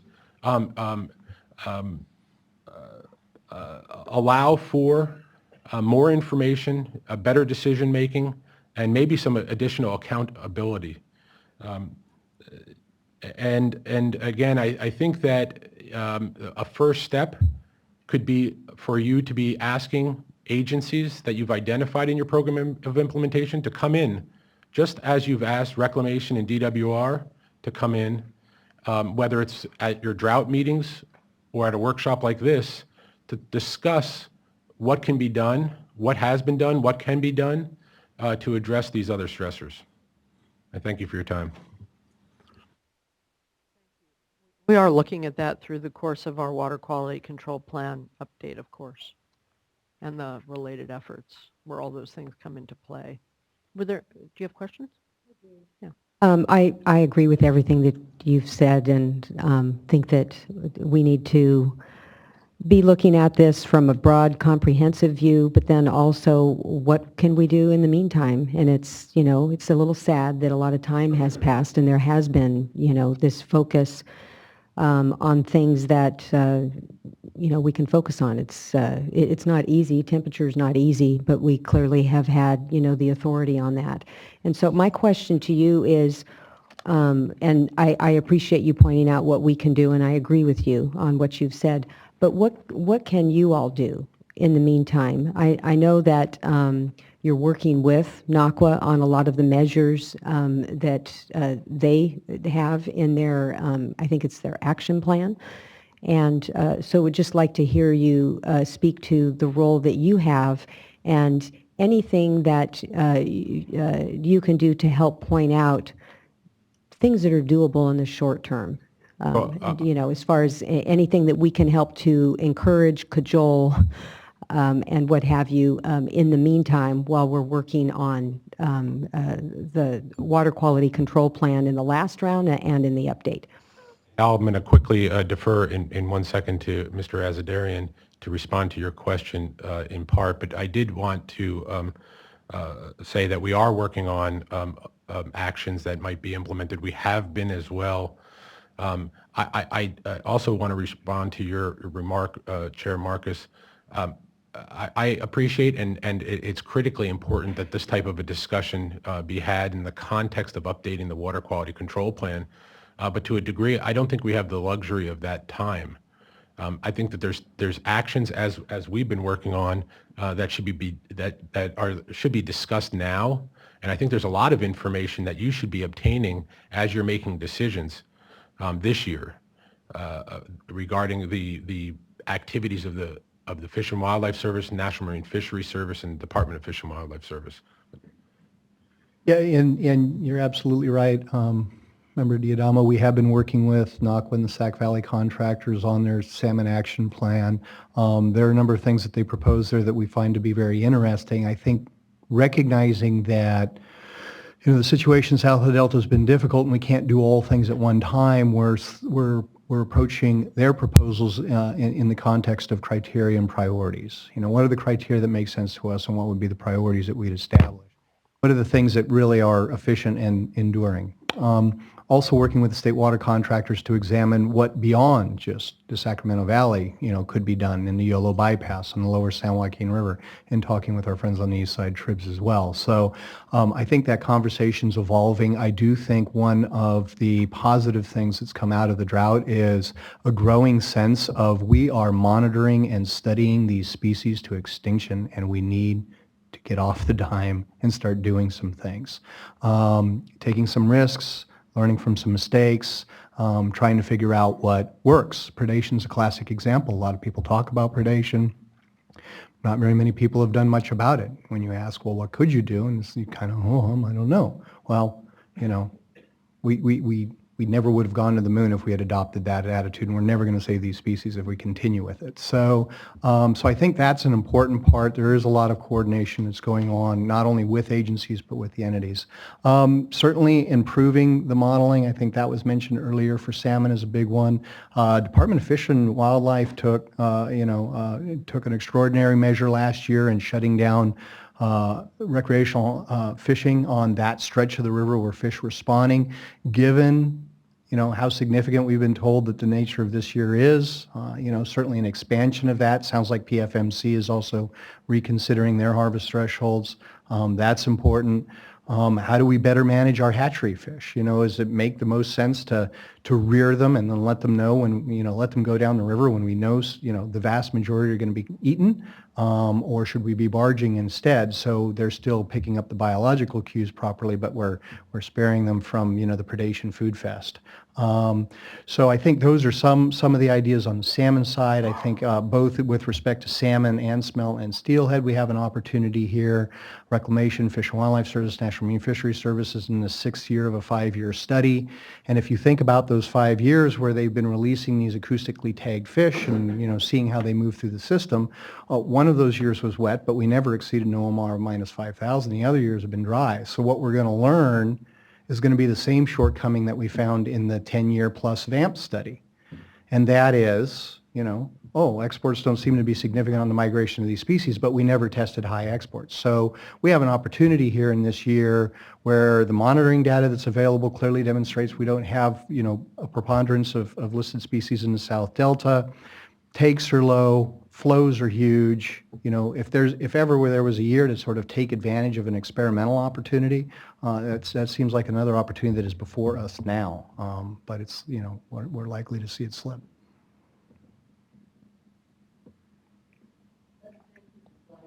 Host of issues. The focus today is on the SAC temperature Sure. plan. Right. conversations about all of it, as you could tell by everything we've said, are important, but for today, we're going to focus on the temperature plan.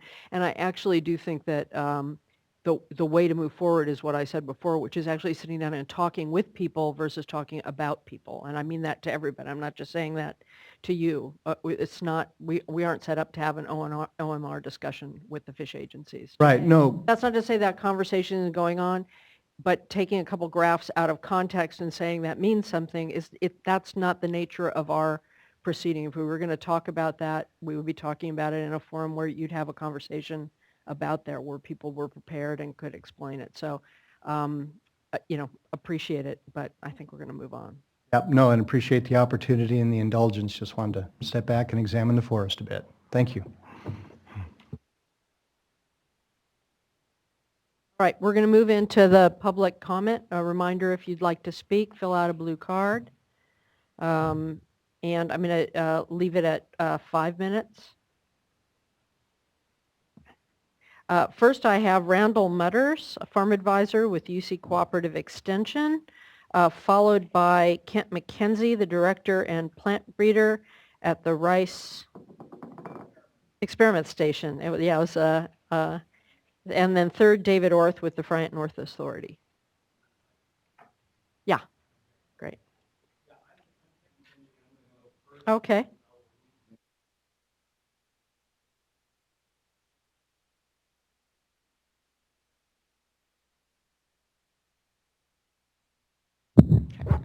How about that?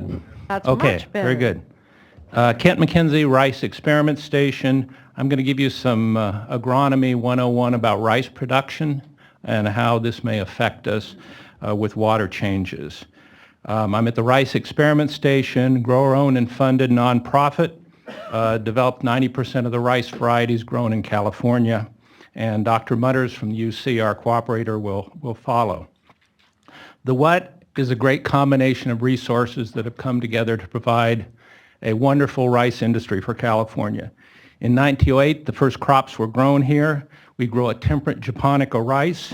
It was introduced first, and it's very adapted to our relatively cooler climates. This is not the tropical rice. This is your sushi rice. This is your Kellogg's Rice Krispies on that as well. We have great resources here in California. Fertile soils, water, and a wonderful delivery system, good sunlight, dry weather, low humidity, few diseases and pests,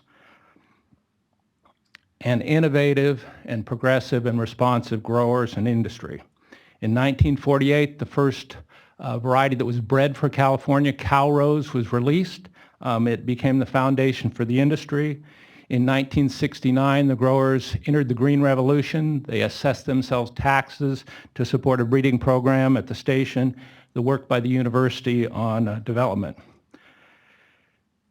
Today, we have joined and are now recognized as one of the highest yielding countries in the world. Our rice is internationally recognized for its quality and market preference.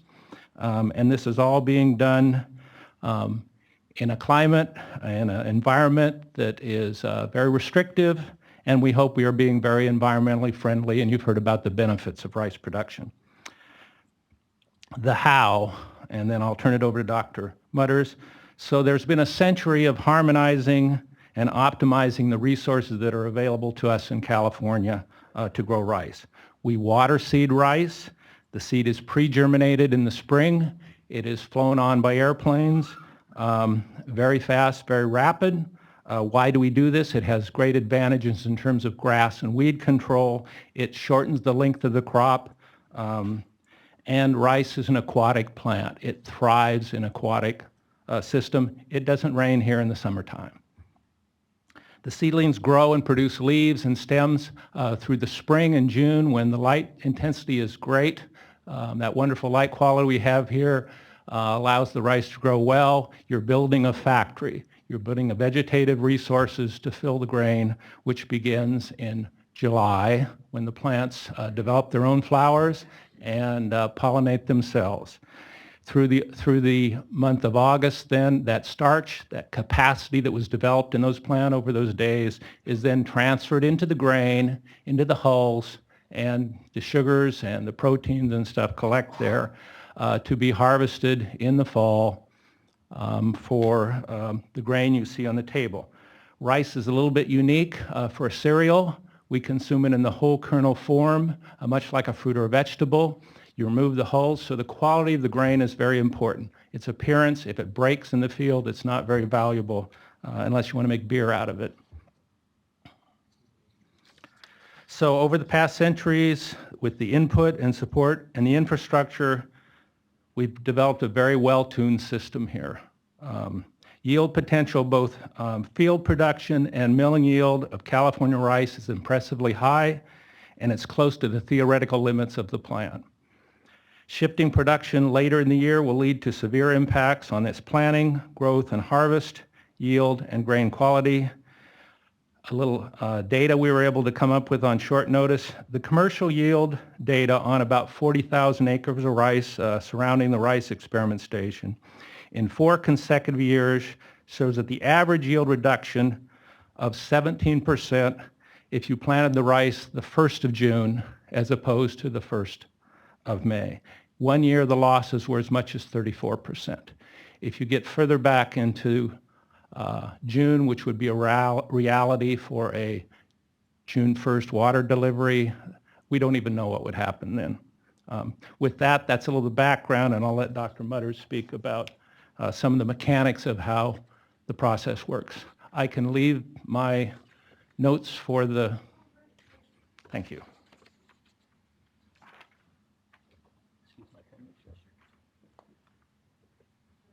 Be followed by Mr. Orth, followed by Gary Bob Kerr from the Bay Institute.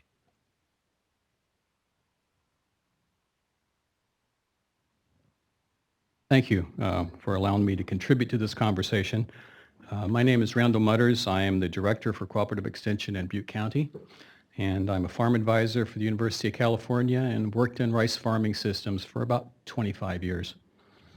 What I hope to do is give a little context about delayed water delivery, and in that I'm assuming that it would be a June 1st diversion date. And you're talking about June 1st, both of you, just in case that ends up being the proposal that comes. Right, and I don't know where it will settle Not a out, proposal but now. the discussion I have heard is talking about a June 1st, and so my comments are kind of assuming that that's the case. Am I incorrect? Very good. Yeah, All I right. think it would be applicable for maybe, even if it doesn't happen this year, future Right, okay. consideration. Very good. All right, thank you. Thank you for the clarification. The successful planting and cultivation and harvest of rice is a well-orchestrated sequence of events. Its preparation for planting actually begins in March, long before any soil is tilled. So currently, at the farm level, seeds and other inputs like fertilizers are being ordered and, in fact, paid for. Land leases are being negotiated, equipment rentals are being arranged, and seasonal employees are being hired. These are financial commitments that are often irreversible, and they're currently being undertaken. But more importantly, it's not always obvious to realize that in preparation for the season, allied industries are in the process of ordering, receiving, and paying for large quantities of the supplies that will be needed for the upcoming season. The supply line and on-farm delivery infrastructure that operates to provide these services to the industry operates at a capacity to accommodate a 6-week-long growing season, which begins in April. Components of that supply line could not accommodate a planting season that was compressed into just a few weeks of June. For example, fertilized delivery, seed soaking, airplane applications, and water delivery would just not be able to accommodate a compressed growing season that is being discussed. In preparation for seeding, the rice fields are cultivated 3 or 4 times, they're land planed, fertilizer is applied, and rolled to create a final seed bed. The fields are then flooded in preparation for seeding. If we go back for a moment to the supply line of seeds, these seeds are pre-soaked in large containers. They're about 4 by 4 and 5 feet tall, and they're soaked for 24 hours and pre-germinated. These pre-germinated seeds are then moved to the rice fields in large trucks. The reason they're pre-germinated is to accelerate stand establishment. But these seeds must be planted within about a day or so of arriving at the field. The respiration of those germinated seeds will cause the grain mass to reach lethal levels within a very short period of time. So timing is of the essence. It's doubtful whether there would be enough airplanes and pilots, who are limited in the number of hours they can serve the industry, would be available to plant maybe 150,000 acres of rice that would be impacted by a delayed delivery of water. Another consideration, of course, is the delivery of water itself. You probably realize this, but perhaps everyone in the audience doesn't, that rice is overwhelmingly irrigated with surface water provided by irrigation districts. In preparation for irrigating a rice season, rice fields, these large, intricate canal systems must be charged, in other words, filled up so there's adequate hydraulic pressure to deliver a uniform application of water across a large geographic area. If we take GCID, the Glen-Colusa Irrigation District, as an example, it takes about 2 weeks for that system to charge. Once that water would be delivered to the edge of a field, it will take about 5 days to flood that field. If we were in fact take that field at the beginning of the supply line, then the earliest that field could be applied, again assuming a June 1 delivery date, would be June 19th. All other fields would follow thereafter. According to UC studies, and also the information that Dr. McKenzie just provided, it's well documented that yields, in fact, are diminished as you progress further into the June. And in fact, on the note sheet that I just provided for you, that was Kent, 7 minutes? That was 5 of yours. So 5 of mine? Do I get 5 or 7?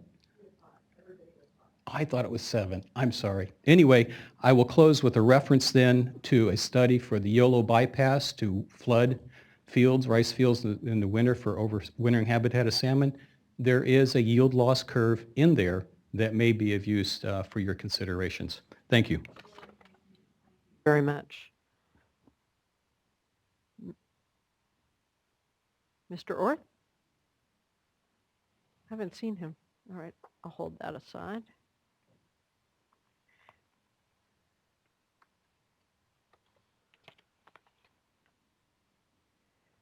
Gary Bobker, followed by Michael McHenry, followed by Tom Stokely. Thank you, Madam Chairwoman, members of the board. Gary Bobker, Program Director at the Bay Institute. I think Mr. Orth may be wearing his commission hat this afternoon, so he may have had to leave. Yeah.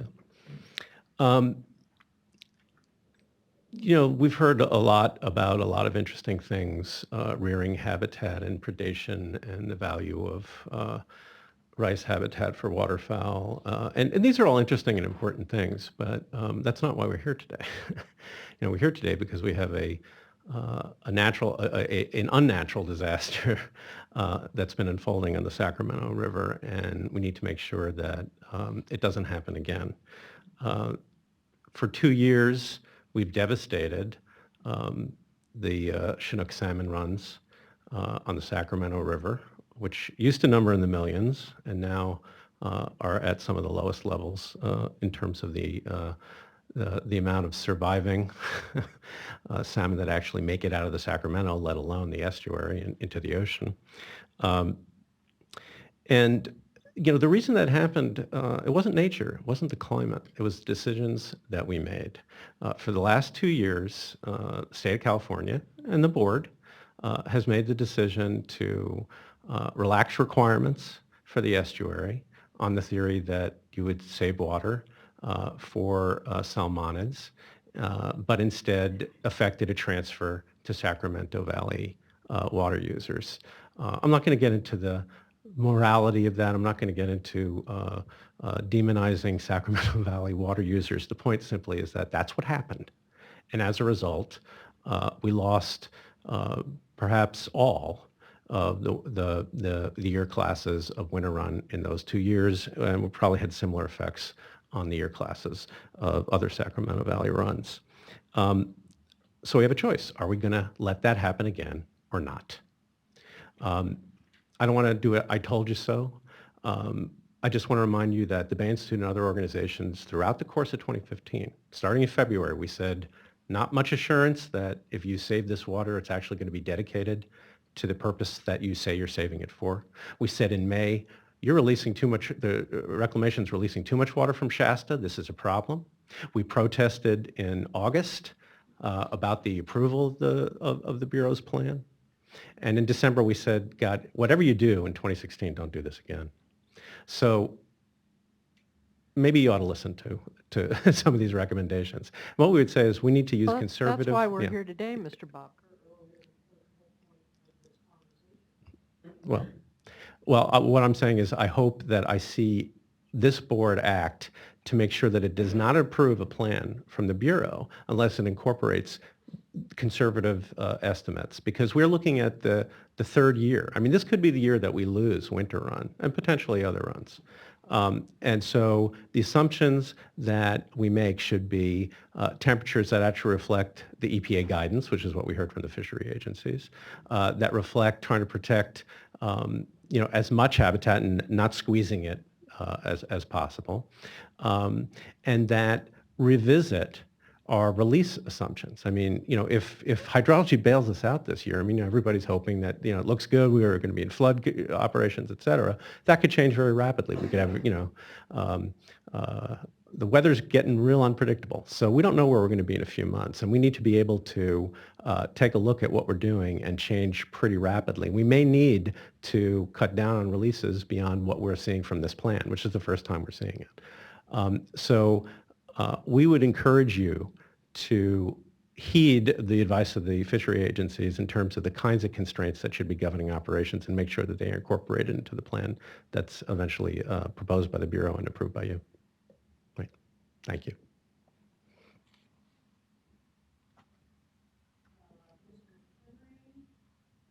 Followed by Mr. Stokely, followed by Nazar Cosmo from We Are Water.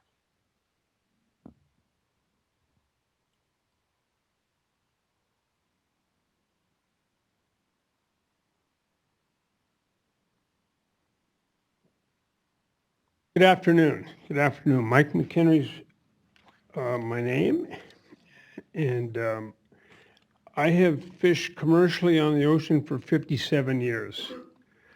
I'm currently turning the business over to my son. I can't do it anymore. But I've also been in the rice business for 40 years. So I wear two hats, and I've done a lot, whatever I could to try and resolve the problems. Way back 79, we got the salmon stamp started, which has done a lot for salmon. The commercials pay a certain amount of money into the fund to help restore king salmon. My own personal boat, I barged fish down from Sacramento River 100,000. I did it in 2012, 13, and 14. It was all volunteered. You can Google it at California Barging and Restoration.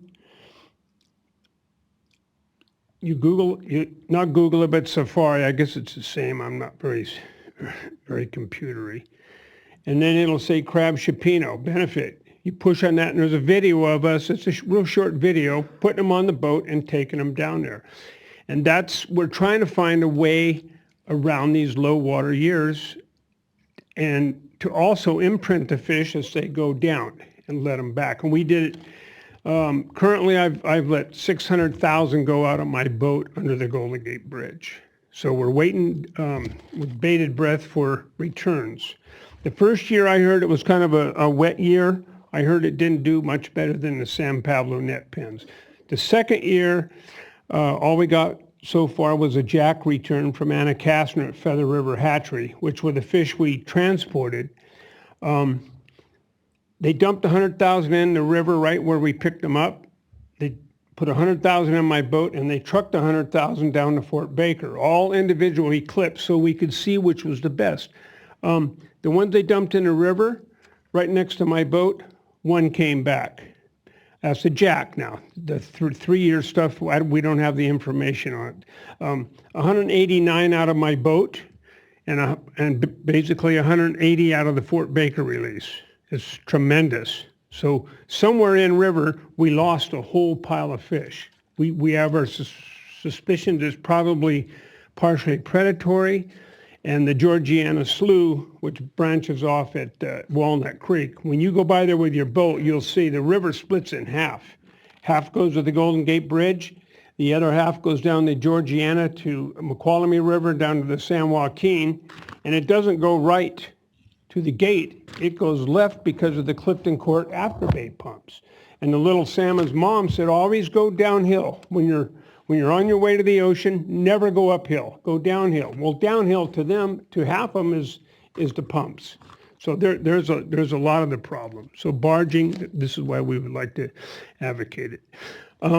They've been homogenized, they've been hatchery fish, which these biologists say no.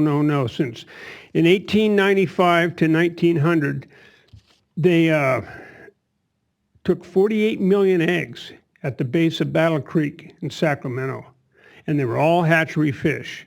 And if you look up 1940 salmon mitigation plan, Shasta Dam, look at what the Bureau of the Interior, or Department of Interior, it's mind-boggling. They said that there was probably originally between 800 and 1 million salmon went back up the river to spawn, with an average of 600 million. Well, I want to know, why hasn't the Bureau of Reclamation honored the contracts? They were supposed to mitigate for that when they built Shasta Dam. All they did was build Coleman Hatchery, which raises 13 million salmon, and if you look at that stuff I'm telling you about, they were supposed to mitigate about 90,000 for the 187 miles of spawning grounds they took away. They never made up for it. If we could get the Bureau to honor their contract, believe me, we'll have all the fish we need. The stripers can't eat that many. It's just sheer numbers. Get them down there, get them out to the ocean. We tried to go after the stripers a few years ago. It didn't work because there's a million people in California fish stripers. We would have alienated everybody, so we backed off. So I guess that's it. I got a lot to say too. Say a few things to wrap up. I fished salmon everywhere from Columbia River, and started in 1959, as far down as below LA Harbor, Newport Beach. And we had a run of fish down there one year. It was 1983. They were all 15-pound averages, beautiful. They were Feather River Hatchery, because in those times they had the physical clip charts. It'd be like a left pectoral, adipose would be one river, right pectoral, anal fin would be another river. Well, we had the charts on the boat. So whenever I got a tagged fish, I ran in there and I, they were all Sacramento River fish, Feather River, that were down there. We fished Santa Barbara, Ventura, Wainimi Canyon, Marina del Rey. We went on down to Newport Beach, and that's where we really wrapped them. If you can believe that, it was a warm water year. But the one thing we noticed, one of the people on the beach, because we were going in there every night and partying up down there, he said, could you bring me some salmon roe? I like to fish trout. Okay, so we started throwing the skeins of eggs in on these all cookie cutter size fish, not one short, no mediums, no other fish mixed in with this school. And we noticed that some of the skeins were as big as your arm, big, giant skeins, they loose. They had to be in the river in 3 weeks. And some of the skeins were as big as your little finger, but the fish were all the same size. So maybe they don't all come up as they were obviously from probably the same brood stock, but now the ones that come in early, are they fall river? The ones that come a little later, late fall river? The ones that come after that with the little skeins, are they winter run? Are they spring run? It makes you think that maybe some of these 4 classifications of salmon are maybe not quite right. And another reason for that is, why when you have a good strong fall run, does about 5 to 10% come back as jacks in 2 years? Jacks and Jills, there's females that do it too. What triggers them to do that? And then is the winter run just an offshoot of that comes back at 3 years and more in the summer months? They say DNA testing says no, they're separate. Well, I got it right here. I think it was in a report from your own people. It was from Jay Smith. He might even be here today, 1986. The distinction between the 4 runs of salmon are basically phenotypical. Phenotypical is one of those words they use. And that means appearance, run times, spawn times, etc. So when they're classifying these fish, a lot of them are just done like, oh, that's a winter run. So it leads me to maybe dispute the fact that all this is for real. The way I see it, to solve this problem is, and I hate to say it because I was in on some of the preliminary stuff to list the salmon, the winter run salmon. The reason for that was because all the fishery groups were afraid of the water going to LA. I make no bones about it. So they were in favor of getting them listed. But that listing has come around to hit us all right in the ass. It's the ocean fishermen, they're taking that away from us. They're taking the sports fishermen, commercial sports fishing in the ocean away. The little guy that goes out with a boat, the in-river fishing, and now they want to cut the water back on the rice farmers, which I'm one of those too, to June, like the man just said. That's a complete disaster. Why can't we put our efforts into doing away with this winter run and raise the 90 million fish we're supposed to raise in there? And I honestly believe that would just take the chains off of all of us. We could go ahead and do all these restoration projects, not have to worry about it. And I'm almost positive you're going to get just as many winter run come back to go up there. What Mr. Vogel said earlier about habitat and stuff, if you don't want to put too many little fish in the river, well, salmon disseminate to their own group. They're individual hunters. They're not school fish like sardines, anchovies and stuff. They will find their own little area. And that's just a precursor to when they go to the ocean. The schools out there are 10 miles long. It's one here, one there, one over here. They don't just bunch up in one little tight school because they're hunters. They have to, it's like how many blue herons you see in a square. You don't see a flock of blue herons. There's one here, there's one here, there's one here, because they're hunters. You want me to speed up, don't you? Okay, I'll finish this up. There's people behind you. Yeah, okay. I've got stuff about it. You're welcome welcome to submit it. Let me just say, looking around this room, if we could all sit down, I'm going to finish now. If we could all sit down, all of us, lock us in a room for 3 days, park a taco truck outside, deliver 3 cases of whiskey, I guarantee you we could solve this problem, and we'd all come out winners. Thank you. Thank you. I'm with you on that. I'm totally with you on that. Can I have I'm sorry. Great. Mr. Do you mind waiting 1 second? Sure. First number that I've heard thrown around today and anecdotally, that's not an actual plan, is it? Is it something somebody said that people are responding to us? I think it was something that was in the January drought contingency plan, something that the really tough National year? Marine Fisheries Service was looking at. I don't think they've formally withdrawn from that necessarily, but they're evaluating it and they're waiting for Reclamation to provide information to indicate that that's not necessary. So that's where I think that stands. So I think in all likelihood, Reclamation will be able to provide information to indicate that it's not necessary to hold at those numbers, but I don't think, so I think there's still discussions that need to happen. These recent storms are still shaking out. People are doing the modeling, that kind of thing.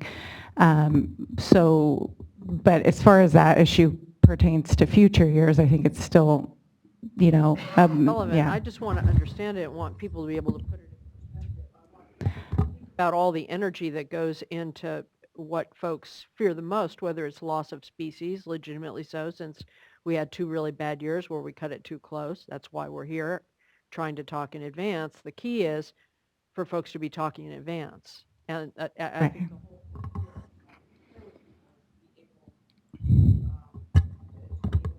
talk about it in this period of weeks where the stakeholders can talk, and then we'll get the proposal, and then we'll air it. So I'm going to just jump in here. I think that I agree with what you're saying.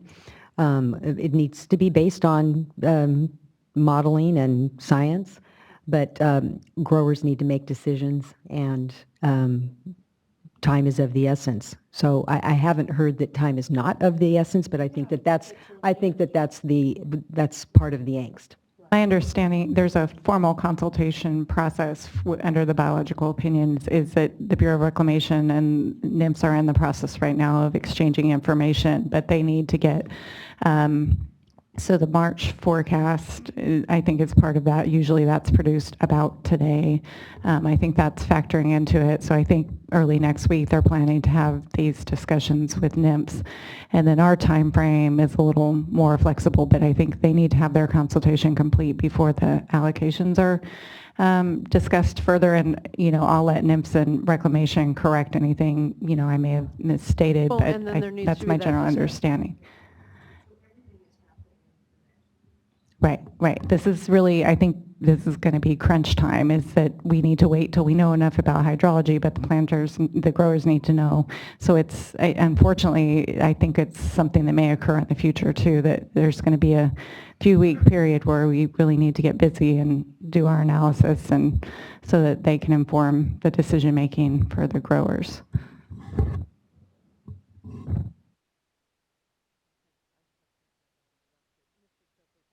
very much for that. Then followed by Mr. Cosmo, and then on deck, Chris Schutz from CSPA. Madam Chairman and members of the board, my name is Tom Stokely. Thank you for having me here. I'm a water policy analyst with the California Water Impact Network. I'm here to talk about the Trinity River, which is usually the forgotten river, although I was very pleased that your staff mentioned it and that Mr. Milligan mentioned it today. The Trinity River has the distinction of being the largest tributary of the Klamath River, as well as the largest tributary of Clear Creek on the Sacramento River. The Trinity River has a long history of doing no harm to the Trinity River. The 1955 Trinity River Act had a clause that the Interior Secretary was directed and authorized to preserve and propagate the fish and wildlife of the Trinity River Basin. Similarly, in Water Right Order 9005, the board developed certain standards for the Trinity River to make sure that water was not diverted to the Sacramento River in a manner that would adversely impact Trinity River fish.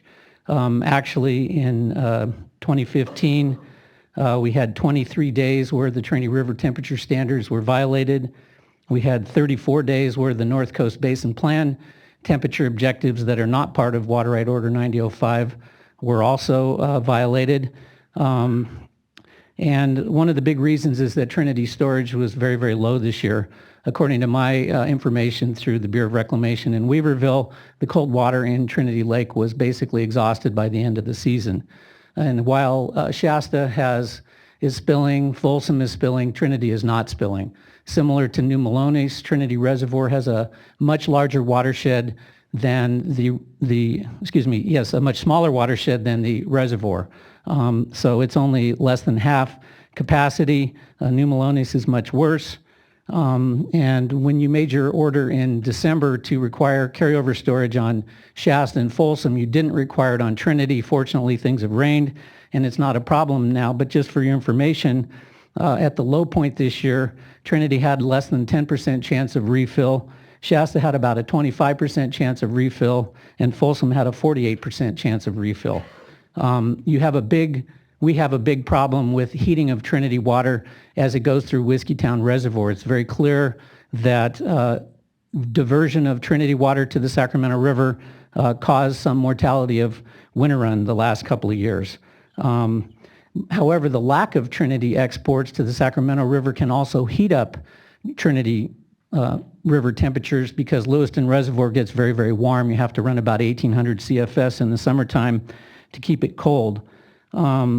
So there's kind of a fine balance there that the board needs to look at. One of the other issues with Trinity that Mr. Milligan mentioned is the more inflow there is, the higher the releases are down the river. So even though there may be more water coming in, there might not necessarily be more water available for export to the Central Valley.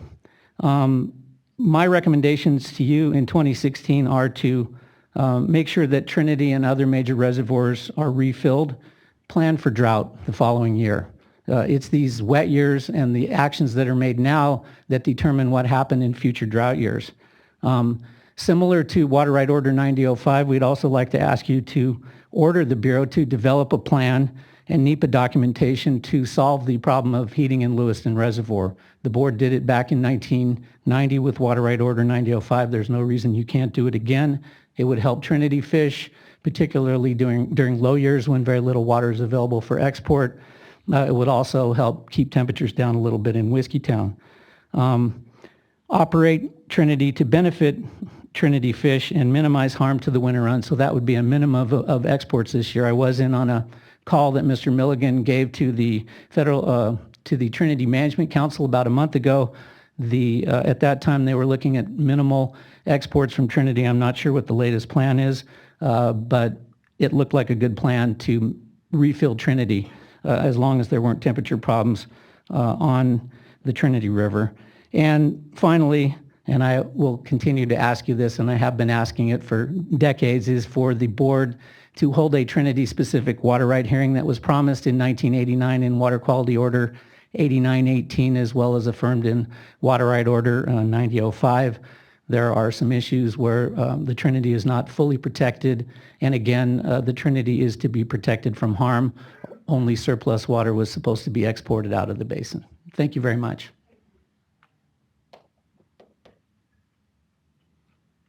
Mr. Cosmo? Oh, there you are. Hello. Followed by Mr. Schutz, followed by Tim Sloan from PCFFA. Appreciate it for this moment, and appreciate all of you that we can focus our minds to hopefully to have a better.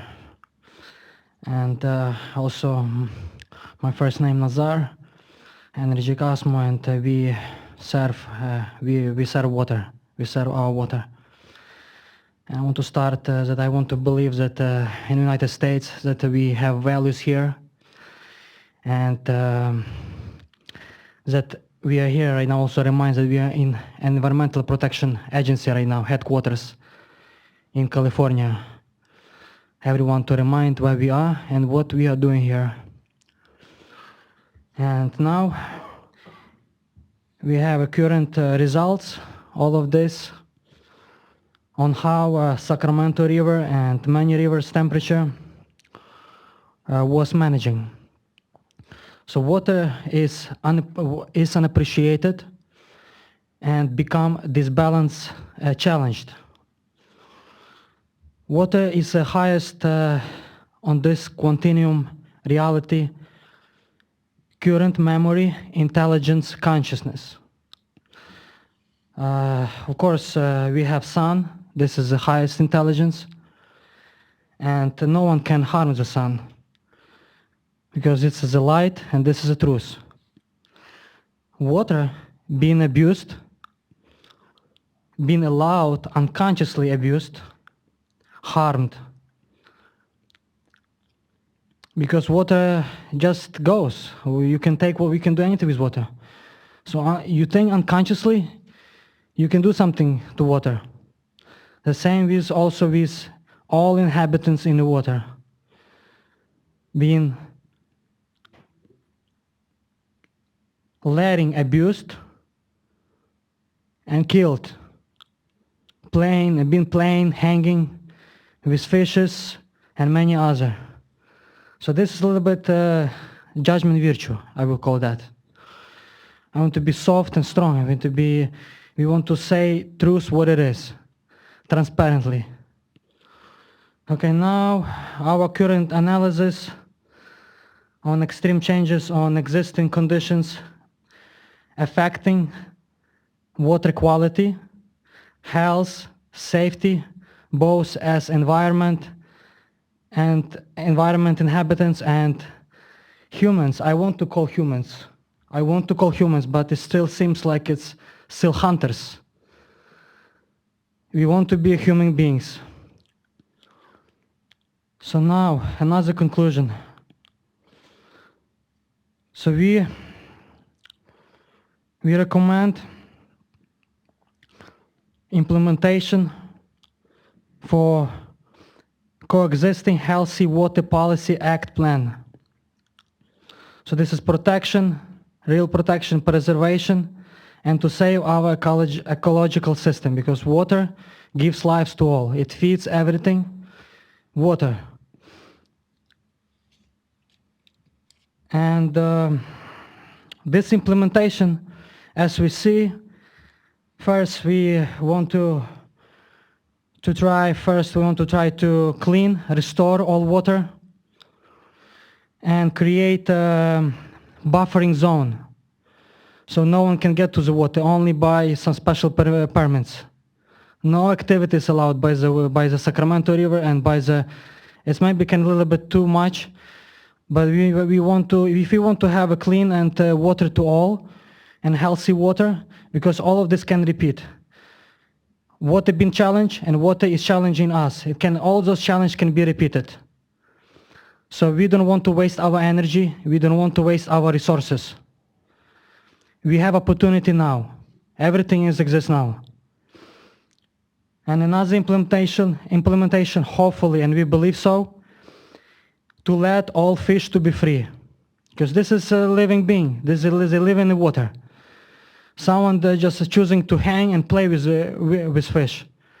So we truly believe that we can have this implementation to let fish to be free, coexist harmoniously, and to restrict prohibiting any fishing, at least in Sacramento and American River, because here this capital are merging two powerful rivers. I want to remind everyone, Sacramento and American River.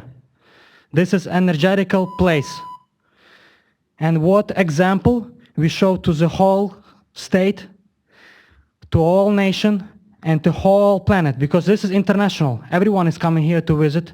So what example we keep showing and introducing what environment we have now. Thank you for your time. You for yours. For the reminder. Thank you. Mr. Schutz, followed by Mr. Sloan, followed by Don Bransford. Good afternoon, Chair Marcus and members of the board. Chris Schutz with the California Sport Fishing Protection Alliance. We've heard some folks this afternoon suggest that the last 2 years could have been worse. For salmon and smelt, that could hardly be so. Smelt were pushed to the point where exports are not being allowed greater than they might otherwise be. Given the context, the smelt working group suggests they should even be reduced. CSPA told you in 2014 and 2015 that if you granted the TUCPs, you'd push smelt and winter run to the point of extinction. And in 2015, we also filed in August a complaint on temperature in the Sacramento River. That complaint hasn't been answered. And so here we are. The collaborative and cooperative efforts of the folks in the Sacramento Valley and elsewhere, laudable as they were not enough. I'd like to suggest 4 lessons learned from the experience. Number 1, the staff presentation talked about a margin of safety. What that really meant in practice was limiting agricultural deliveries to the Sacramento Valley water contractors, because that was the only water that was left in the system. We asked you to do that. You didn't. NIMS didn't do it. The board needs to be the regulator. And one of the lessons I think we saw is that the agencies tended to look to the other agencies and no one stepped up. 2, 56 degrees is a hard number. It's not a close enough number. It is also far from an ideal number. I think we saw some of the documents and the graphs that NIMS presented this morning, regardless of whether it's exactly accurate or not. There's no suggestion that that's the number that we want to have. That's an outside number, and generally it's not an average number that makes it acceptable. It's as a daily maximum. As far as how many fish were actually lost winter run in the last 2 years, even if the number was double what was counted, the outcome of the last 2 years for winter run was disastrous. 3, this year the system will start with adequate storage and maybe even end with good storage amounts. But in general, reservoir storage curves need to be pushed higher. After 2 years, by January 2014, the system was tapped out. Triage is not a strategy. How the projects operate in good years determines the decision space in droughts. Overall load in the system needs to be reduced. 4, the board and the agencies need to define what is appropriate for real-time management and what is not. It doesn't mean expanding decision space to allow lethal water temperatures. The regulators, once again you, need to establish sideboards that allow success. In the present case, you need to maintain adequate temperatures throughout the life cycle of winter run or whatever fish you're managing for. In conclusion, for this coming year, you need a water temperature plan in 2016 that will significantly improve the opportunities for winter run. 53 degrees, 7-day average daily maximum at Clear Creek seems to be achievable, as does 56 degrees, 7-day ADM at Red Bluff, and that would be a very good place to start.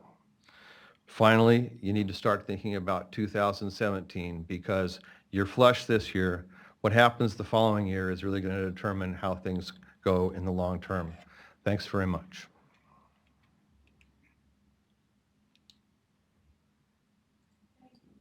For answering the question about what should we do. Appreciate that.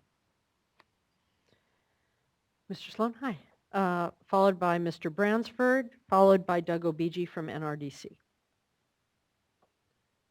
Chair Marcus, members of the board, thank you very much for the opportunity to speak. My name is Tim Sloan. I'm with the Pacific Coast Federation of Fishermen's Associations and the Institute for Fisheries Resources. We've been here the last 2 years talking to you guys about temperature management up at Shasta. And it looks like our prayers were finally answered this year in the form of some precipitation that we got, and not through anything that we got out of the board or the agencies, which has been obviously quite frustrating for us. The fishing industry is in crisis mode. I can empathize with a lot of the growers who are here today. We had a terrible salmon season in 2015. We're dealing with an unprecedented closure of the crab season, which is what most salmon fishermen turn to during the winter, and I'm sure you're all missing your crab feeds this year. And now we're faced with about half the ocean abundance of Central Valley Fall Run than were projected last year. It's a recipe for disaster for this fleet. They're falling off. We need you guys to do everything you can with your powers to regulate the beneficial use of the fishery, to step in and take care of us. It's looking like we're losing about 50% of our harvest season this year. And this fleet is going to be falling to pieces without your intervention. So we think that it's really important that you guys also during this flush year, extend your purview and the agency's purview to the fall run underneath Shasta. A couple ways that you could do that. It would be great to see the Bureau forecast Shasta temperatures through December 1st, rather than just through the temperature control season. At least we'd get an idea of what those temperatures, how those temperatures were going to be touching on the fall run fish that are spawning below the dam at that point. And similarly, it would be great to see you guys model the Shasta drawdown ramping as long as necessary to see what the impacts on fall run reds are. Those are two pretty simple steps that we don't think totally require huge intervention on your part, but that could at least give us an idea of what's happening to the fall run up there. And this is the third year on these winter run. I think a few folks have said this today. We're really at risk of losing them. And I'm kind of with Mr. McHenry. I'd like to see the winter run off the list. I just want to see him go the other way. Maybe it's because I've only been at this for a little while, but it could be the idealism in me. But I think that we can do that. We're coming together. That's why we're all here today. And I'm happy to see the work that especially the fisheries agencies have been putting into this. So heed their advice, and please do your best to protect this fleet. Thanks.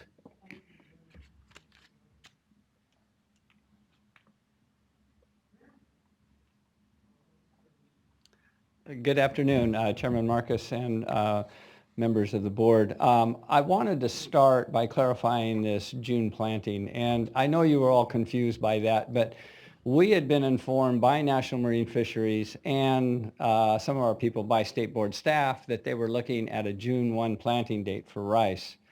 And so we thought that it would be a good idea to have two of the cooperative extension people come in to have some dialogue with you. But it would take more than that. Virtually all of the rice is planted prior to June 1. Less than 1% of the rice is planted after June 1. And so, and in fact, there is you buy an insurance policy every year just in case you can't plant by June 1. And then you get what you call prevented planting. If for some reason you have rain events or people are flooded late in the spring and they can't plant, then they can apply for insurance. That's all based on certain factors. And when we heard that we were not going to be able to plant until June 1, but we understood what the water year looked like 100% water, all of a sudden you have a regulatory drought, not a drought. And so we had been informed by risk management at USDA that that's a regulatory drought and you're ineligible for crop insurance. Now, I've had a conversation with Will Stell on this, and they're checking with risk management at USDA. And but this is a huge issue for us. And temperature is very important for the fish. It's as important for us in the rice industry. And as you go into the fall, you have cooler temperatures, and those cooler temperatures can blank out your crop, and you can have virtually no crop or a highly reduced crop. And so this is putting us, because you're not going to plant June 1 or June 5, you're going to plant sometime after you ramp up almost to July. And this is just, we've never done it. And the indications are when people do plant in early June even, you get reductions in yield. So anyway, it sounds like this is hopefully off the table for this year, but I think it's on the table. And I think if it's going to be on the table, we'd certainly like to bring the cooperative extension, the experts in to talk to you about the problems, because it's very problematic for us. But with that said, pardon me? I mean, this is, I mean, you just don't, well, the fishermen they have their seasons cut off. So, I mean, this is no different than cutting somebody's season off. And, so it's very serious for us. And that's why you have you had a lot of growers here today. But with that said, I want to thank you all for your leadership and the encouragement for stakeholder involvement, because I truly believe that by developing the trust and the interaction amongst the stakeholders, we're going to get to some resolution that's much better than any litigation ever has resolved. And I think we're making some progress, albeit slow. I think those of us in the North State are very committed to engage and do what we can. We don't believe that litigation fixes a thing, and it just takes forever to resolve, whereas we can do these projects. And we've had great support from the local agencies, as was said previously. Really appreciate the engagement of staff last year, your staff, in trying to make this whole process work. I know some people don't believe it worked, but but water was used for multiple benefits, and we feel that's important. And so with that said, we look forward to working on this, but this is just the most serious thing we've ever faced. And, and it's one of those deals where we have to respond if it were to be enacted.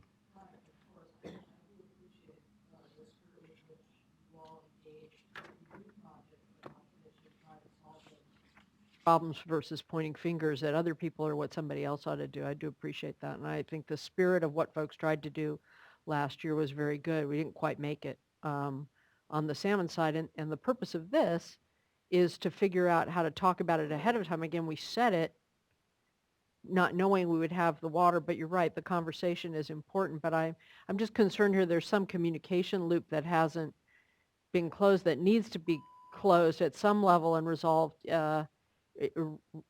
relatively quickly in terms of discussions between the fish agencies, the Bureau, you all, the environmental community, because I do agree just having people of goodwill sit around and figure out what are the numbers, where are we, what are the options, should yield some options that are better than something that was put on paper in case we had a really dry year, but you're waiting, you have to worry about it until someone tells you it's off.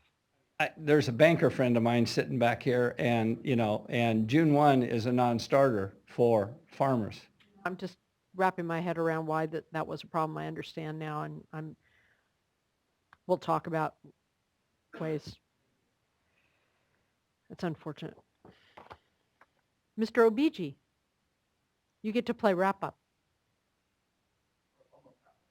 Almost wrap-up? Oh, there's another card coming. Fine, that's fine. Yes. Good afternoon. Doug Obiji with the Natural Resources Defense Council. I want to thank the board and staff for holding this workshop today. I think there's a lot of useful information that has come out, and I do appreciate the board's attention to this issue because it is critically important. The reality is with fish and wildlife and any sort of environmental concern, you have to protect a species throughout its life cycle. It's not enough to just do habitat restoration that helps one stage of the life. If you kill them all at the temperature stage, everything else we do doesn't matter. The same is true on the opposite side. If we have great temperatures and we don't have habitat or it's all invasive species, the same is true. But ultimately, a lot of this does come down in the last couple of years to temperature-dependent mortality, as the NIMS model shows. And as much as folks have tried to do this and to work collaboratively, the last couple of years we did fail. And I think we have to recognize that we failed. And part of what is really disturbing to me is hearing the lack of trust and the real disagreements about the data. And that is something that I think is really emblematic of where the conversation is in California water, is that we don't even agree on basic hydrologic facts, let alone on more complex issues of science and how biological systems work. And that makes it very hard for folks to collaborate effectively. You have, for instance, right now, the projects have been operating at the maximum permitted under both the salmon and the Delta smelt biological opinions since around February 9th. And over January and February, we diverted and stored more than 60% of the unimpaired runoff in the watershed. But that never gets discussed, and it's always focused on the Delta. And we need to take that watershed approach and really remember what this board said in 2010 with its flow report.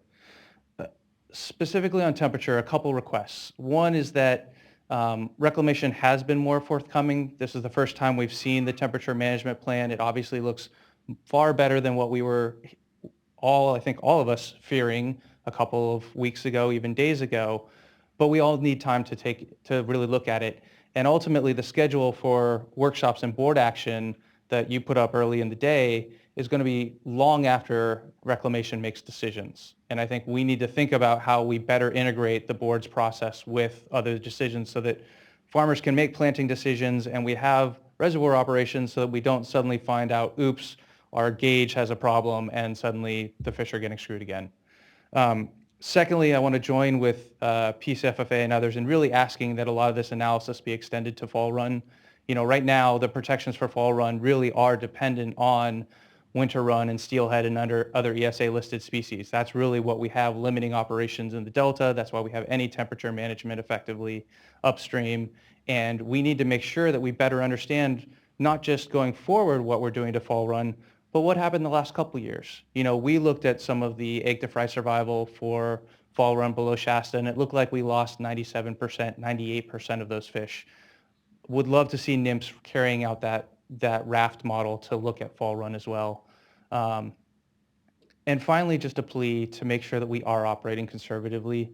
You know, we are on the last leg for these species. We do know that extinction is forever. And it was only a decade ago that we had 17,000 winter run coming back and everyone felt really good. And we're going to be bearing the brunt of what we do during droughts for years to come. It's not like these species can suddenly magically bounce back. You know, when you have a smaller population, your population growth is necessarily going to be constrained. These are not species that will grow exponentially from having no stock to start with. So ultimately, these are rivers that we're managing. We need to treat them as rivers. They're not just conveyance canals. We need to have systems where salmon and farms can survive. And Yolo Bypass is a great example. There's a lot of good work going on. I know folks are bending over backwards to make it work, but we need to recognize that we failed the last couple of years and we do and can do better. Thank you. Very much. Next, I know I have another card coming. Jamie Trainum, Farmer Water District Board member. Doesn't say. Hi. Hello, my name is Jamie Trainum. I am a rancher farmer in the northern Sacramento Valley, and I also sit on a couple of water district boards.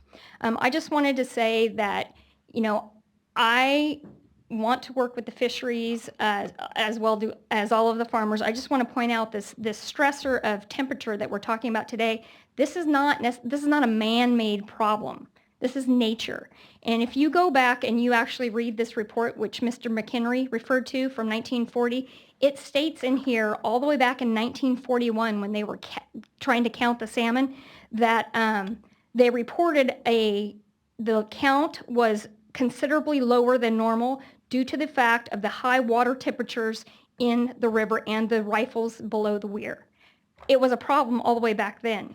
It was a problem, if you go back and look at the counts in this report, go back to 1874. From 1874, the 25 years to 1899, the count fluctuated by 80%.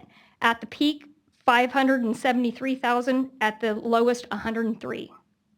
So temperature, yes, it is a stressor, but it's one of many.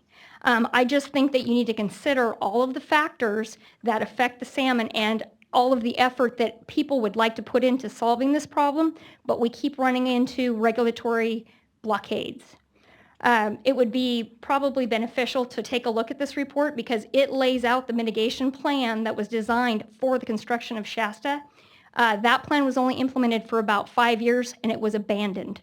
The Bureau signed off in 1949 and was not responsible anymore. On the subject of predators, here's 2 pictures that you can have of striped bass caught in Sacramento River. This one has 5 fingerlings maybe, and this one has 6. This is every single time that someone catches a striped bass is pretty much what they find. So the predator issue is severe, and it needs to be addressed. Thank you. Next. Seth Flack, sorry, I need my glasses more. Seth Flack. Well, they probably just play with it. Interesting across some wrestling tournaments sometimes. My name's Seth Flack. I'm a rice and walnut grower up in Northern California.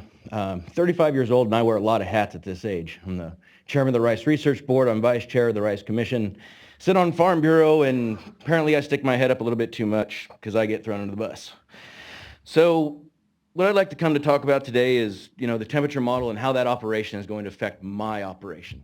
And specifically when it comes to growing rice and trees for that matter. I need water a little bit earlier. Trees kind of work it out. The rice is a lot harder. And when you give me reduced flows in the river, that equates to a whole lot of things on the operation side in the irrigation district. That means my weeds grow faster than my rice. I got to spray more rice herbicides.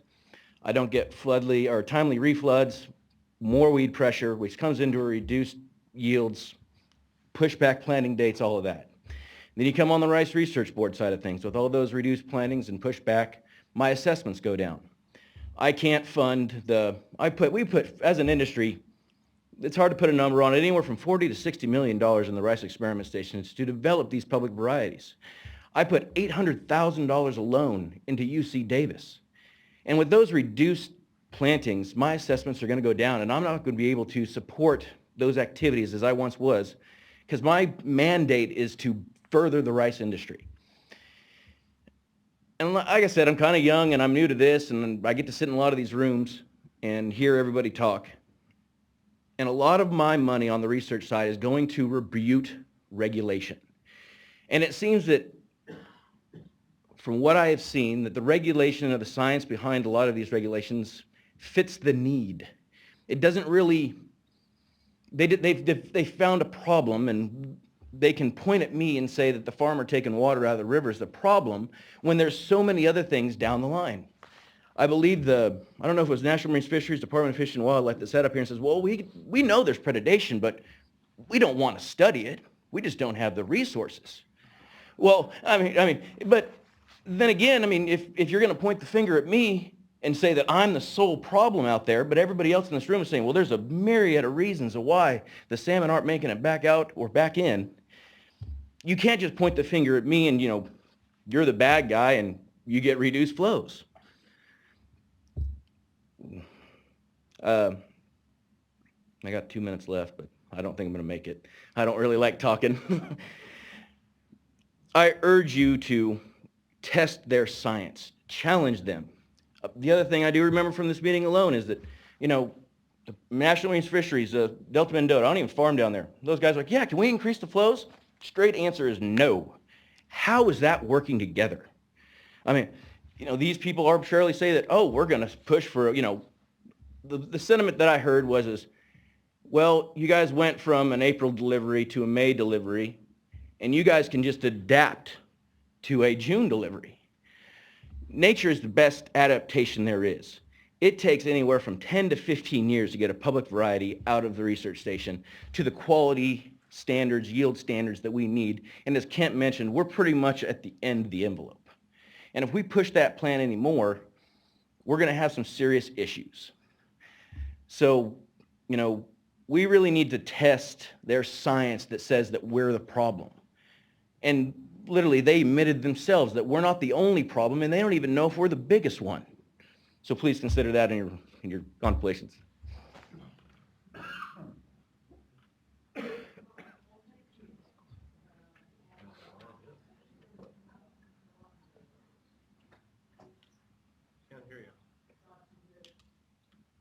Just saying, I learned a lot that was useful. Got some good suggestions. Got some on how people just feel about other things, all of which are valid. I want to turn to my colleagues if any follow-up questions, and then I want to go to next steps process, just so I really understand the timing. And I'll say what I heard that was encouraging, but then what I want to hear. Really not much, nothing against all that was said and what we're all contemplating. I wanted to go back to something, and I'm glad Mr. Milligan's still here, and he's heard everyone's comments alongside us. And in one of your slides about things to come on the 2016 plan formulation, you mentioned a stakeholder meeting in early April. And I was just thinking, we heard a lot about the timing now is important for farming decisions on many levels. It might be helpful really soon to have a date and place and time for these type of interactions that you're leading, so that everyone can plan for those and attend as necessary. Do you have any sense of where and when? Something like that, and just a little more detail. A little more detail than was on that slide. Yeah. Is this on? Yes. We have not yet done that. I want to reach out with my colleagues at DWR to see if we want to roll in any other outreach and engagement as it relates to the update to the drought contingency plan. It is somewhat of a holistic piece at this point. So that is in play, but I would assume it's going to be something here in Sacramento, and probably something that we're probably going to engage our public affairs people to help organize. I've got a pretty good idea from the folks we have been talking with and the folks here today to kind of cobble together and see who are the right people that would like to be there in person or provide some input for us. Strike me that time is of the essence, maybe a little more than I realized at the beginning of the day. I think it is. I do want to work with staff a little bit about the interrelationship. This is to the earlier question about the process that we would typically go through with our consultation and making an initial allocation, which basically sends a signal I think would help, particularly for Sac River Settlement contractors. Do we think that we can accommodate their early schedule? And given the idea that we're probably going to be in excess conditions in April, May, I don't think that's as much of a concern as if we were in balanced conditions and we were trying to conserve storage and worried about 3250 release at Keswick. So we can work with that. I think one thing we'll be doing as a typical mode of operation would be to ask for schedules as it relates to settlement contractors as to what their timing is and make sure that those fit within where the range of where we think the releases will be. You know, also at the same time, it's critical to make sure that as we're talking that the assumptions with all those numbers that you'll come up with in terms of flows, looking at the cold water, all of that, but give that margin of safety that we've been talking about. It sounds like there's plenty of room to do it, but the key for having these conversations was to be able to look at all of the options for making sure we had it. It's not as tight as it was, but all those factors have to be a part of it, working with the fish agencies and also meeting with the Fish and Wildlife Advocate. Here again, as we have an opportunity to do this much better than we did. Certainly, and but the 90% exceedance hydrology is typically where we've been. It's hard to correlate, let's say, a 99% exceedance hydrology at this point. So anything that we would do absent of the existing order for reconsideration would be based on the 9% exceedance. And then we can kind of build and walk up from there. Again, those other things we talked about with the meteorology aspect of it that also layer on it. And anything else, I think assumptions about Trinity are the other types of things to make sure that those uncertainties are stacked in a way that we know what we can reliably do in Sacramento. And I've definitely picked up on the conservative assumptions with the planning horizon, that you just mentioned.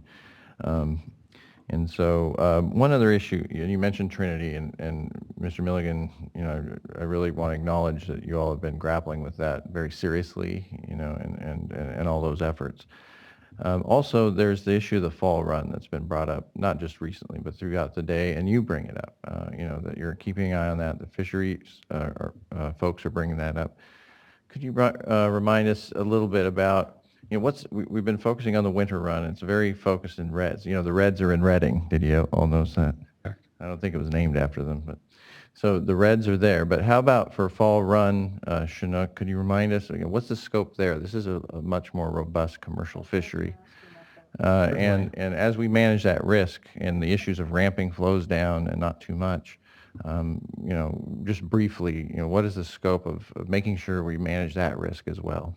Well, this will be more of the layman's version of the biology. But the winter run come up in spawn, and their timing is usually in the June, July timeframe. And they have been the last couple of years, but not as much last year, coming in a little bit late.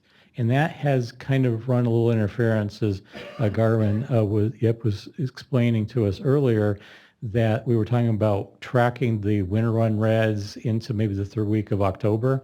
Well, we have started seeing the leading edge of the fall run coming upstream to that particular point.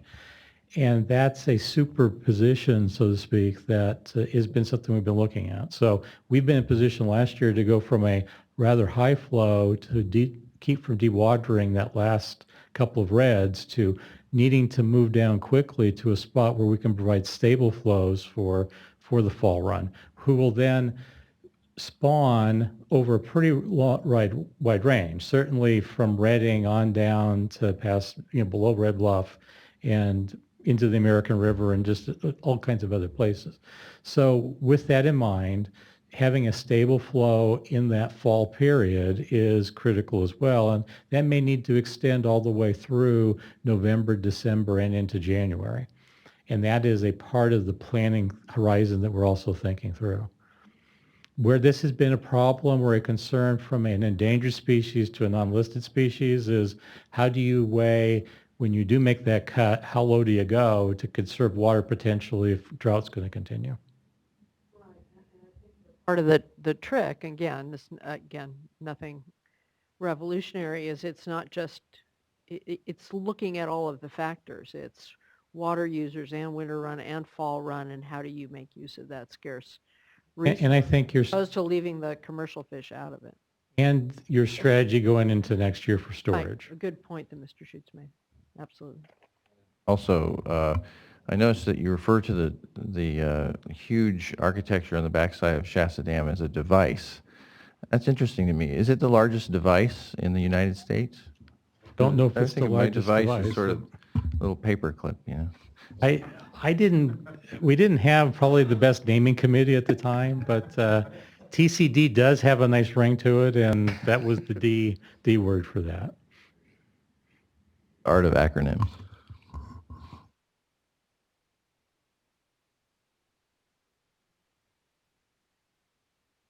I just want to thank everyone. I learned a lot today, and I really appreciate how open people are to other viewpoints. And I know that pretty much everyone in this room has a strong viewpoint, so that's not easy to do. Thank you for the good discussion today. Thank you very much. I have a lot of follow-up notes I don't need to do from here, but just figuring out how to make sure we get everybody in the room quickly and figure out our role in this so that we have the potential for a very good story. I don't mean story, but a story for us all in terms of learning from the past couple of years and laying a foundation for the next drought we're going to hit, as many of the speakers suggested, so we should take it. Thank you, Diane, for reminding me of that point. There's clearly elements of a plan that are in formulation, and that, as the chair has reminded us, is the purpose of having this workshop, is to share these ideas that are in formulation, point out some potential problems, but respond in a timely manner. And now I believe Reclamation and DWR now have a lot more information to go with in terms of the comprehensive plan for this year. So I want to echo Board Member Diadamo's comments. Appreciate the constructive input we've received today and everybody's participation and being here all day. Thank you to everyone who's traveled here and has listened along with us, and appreciate your commitment to making this summer a success from all beneficial use standpoints.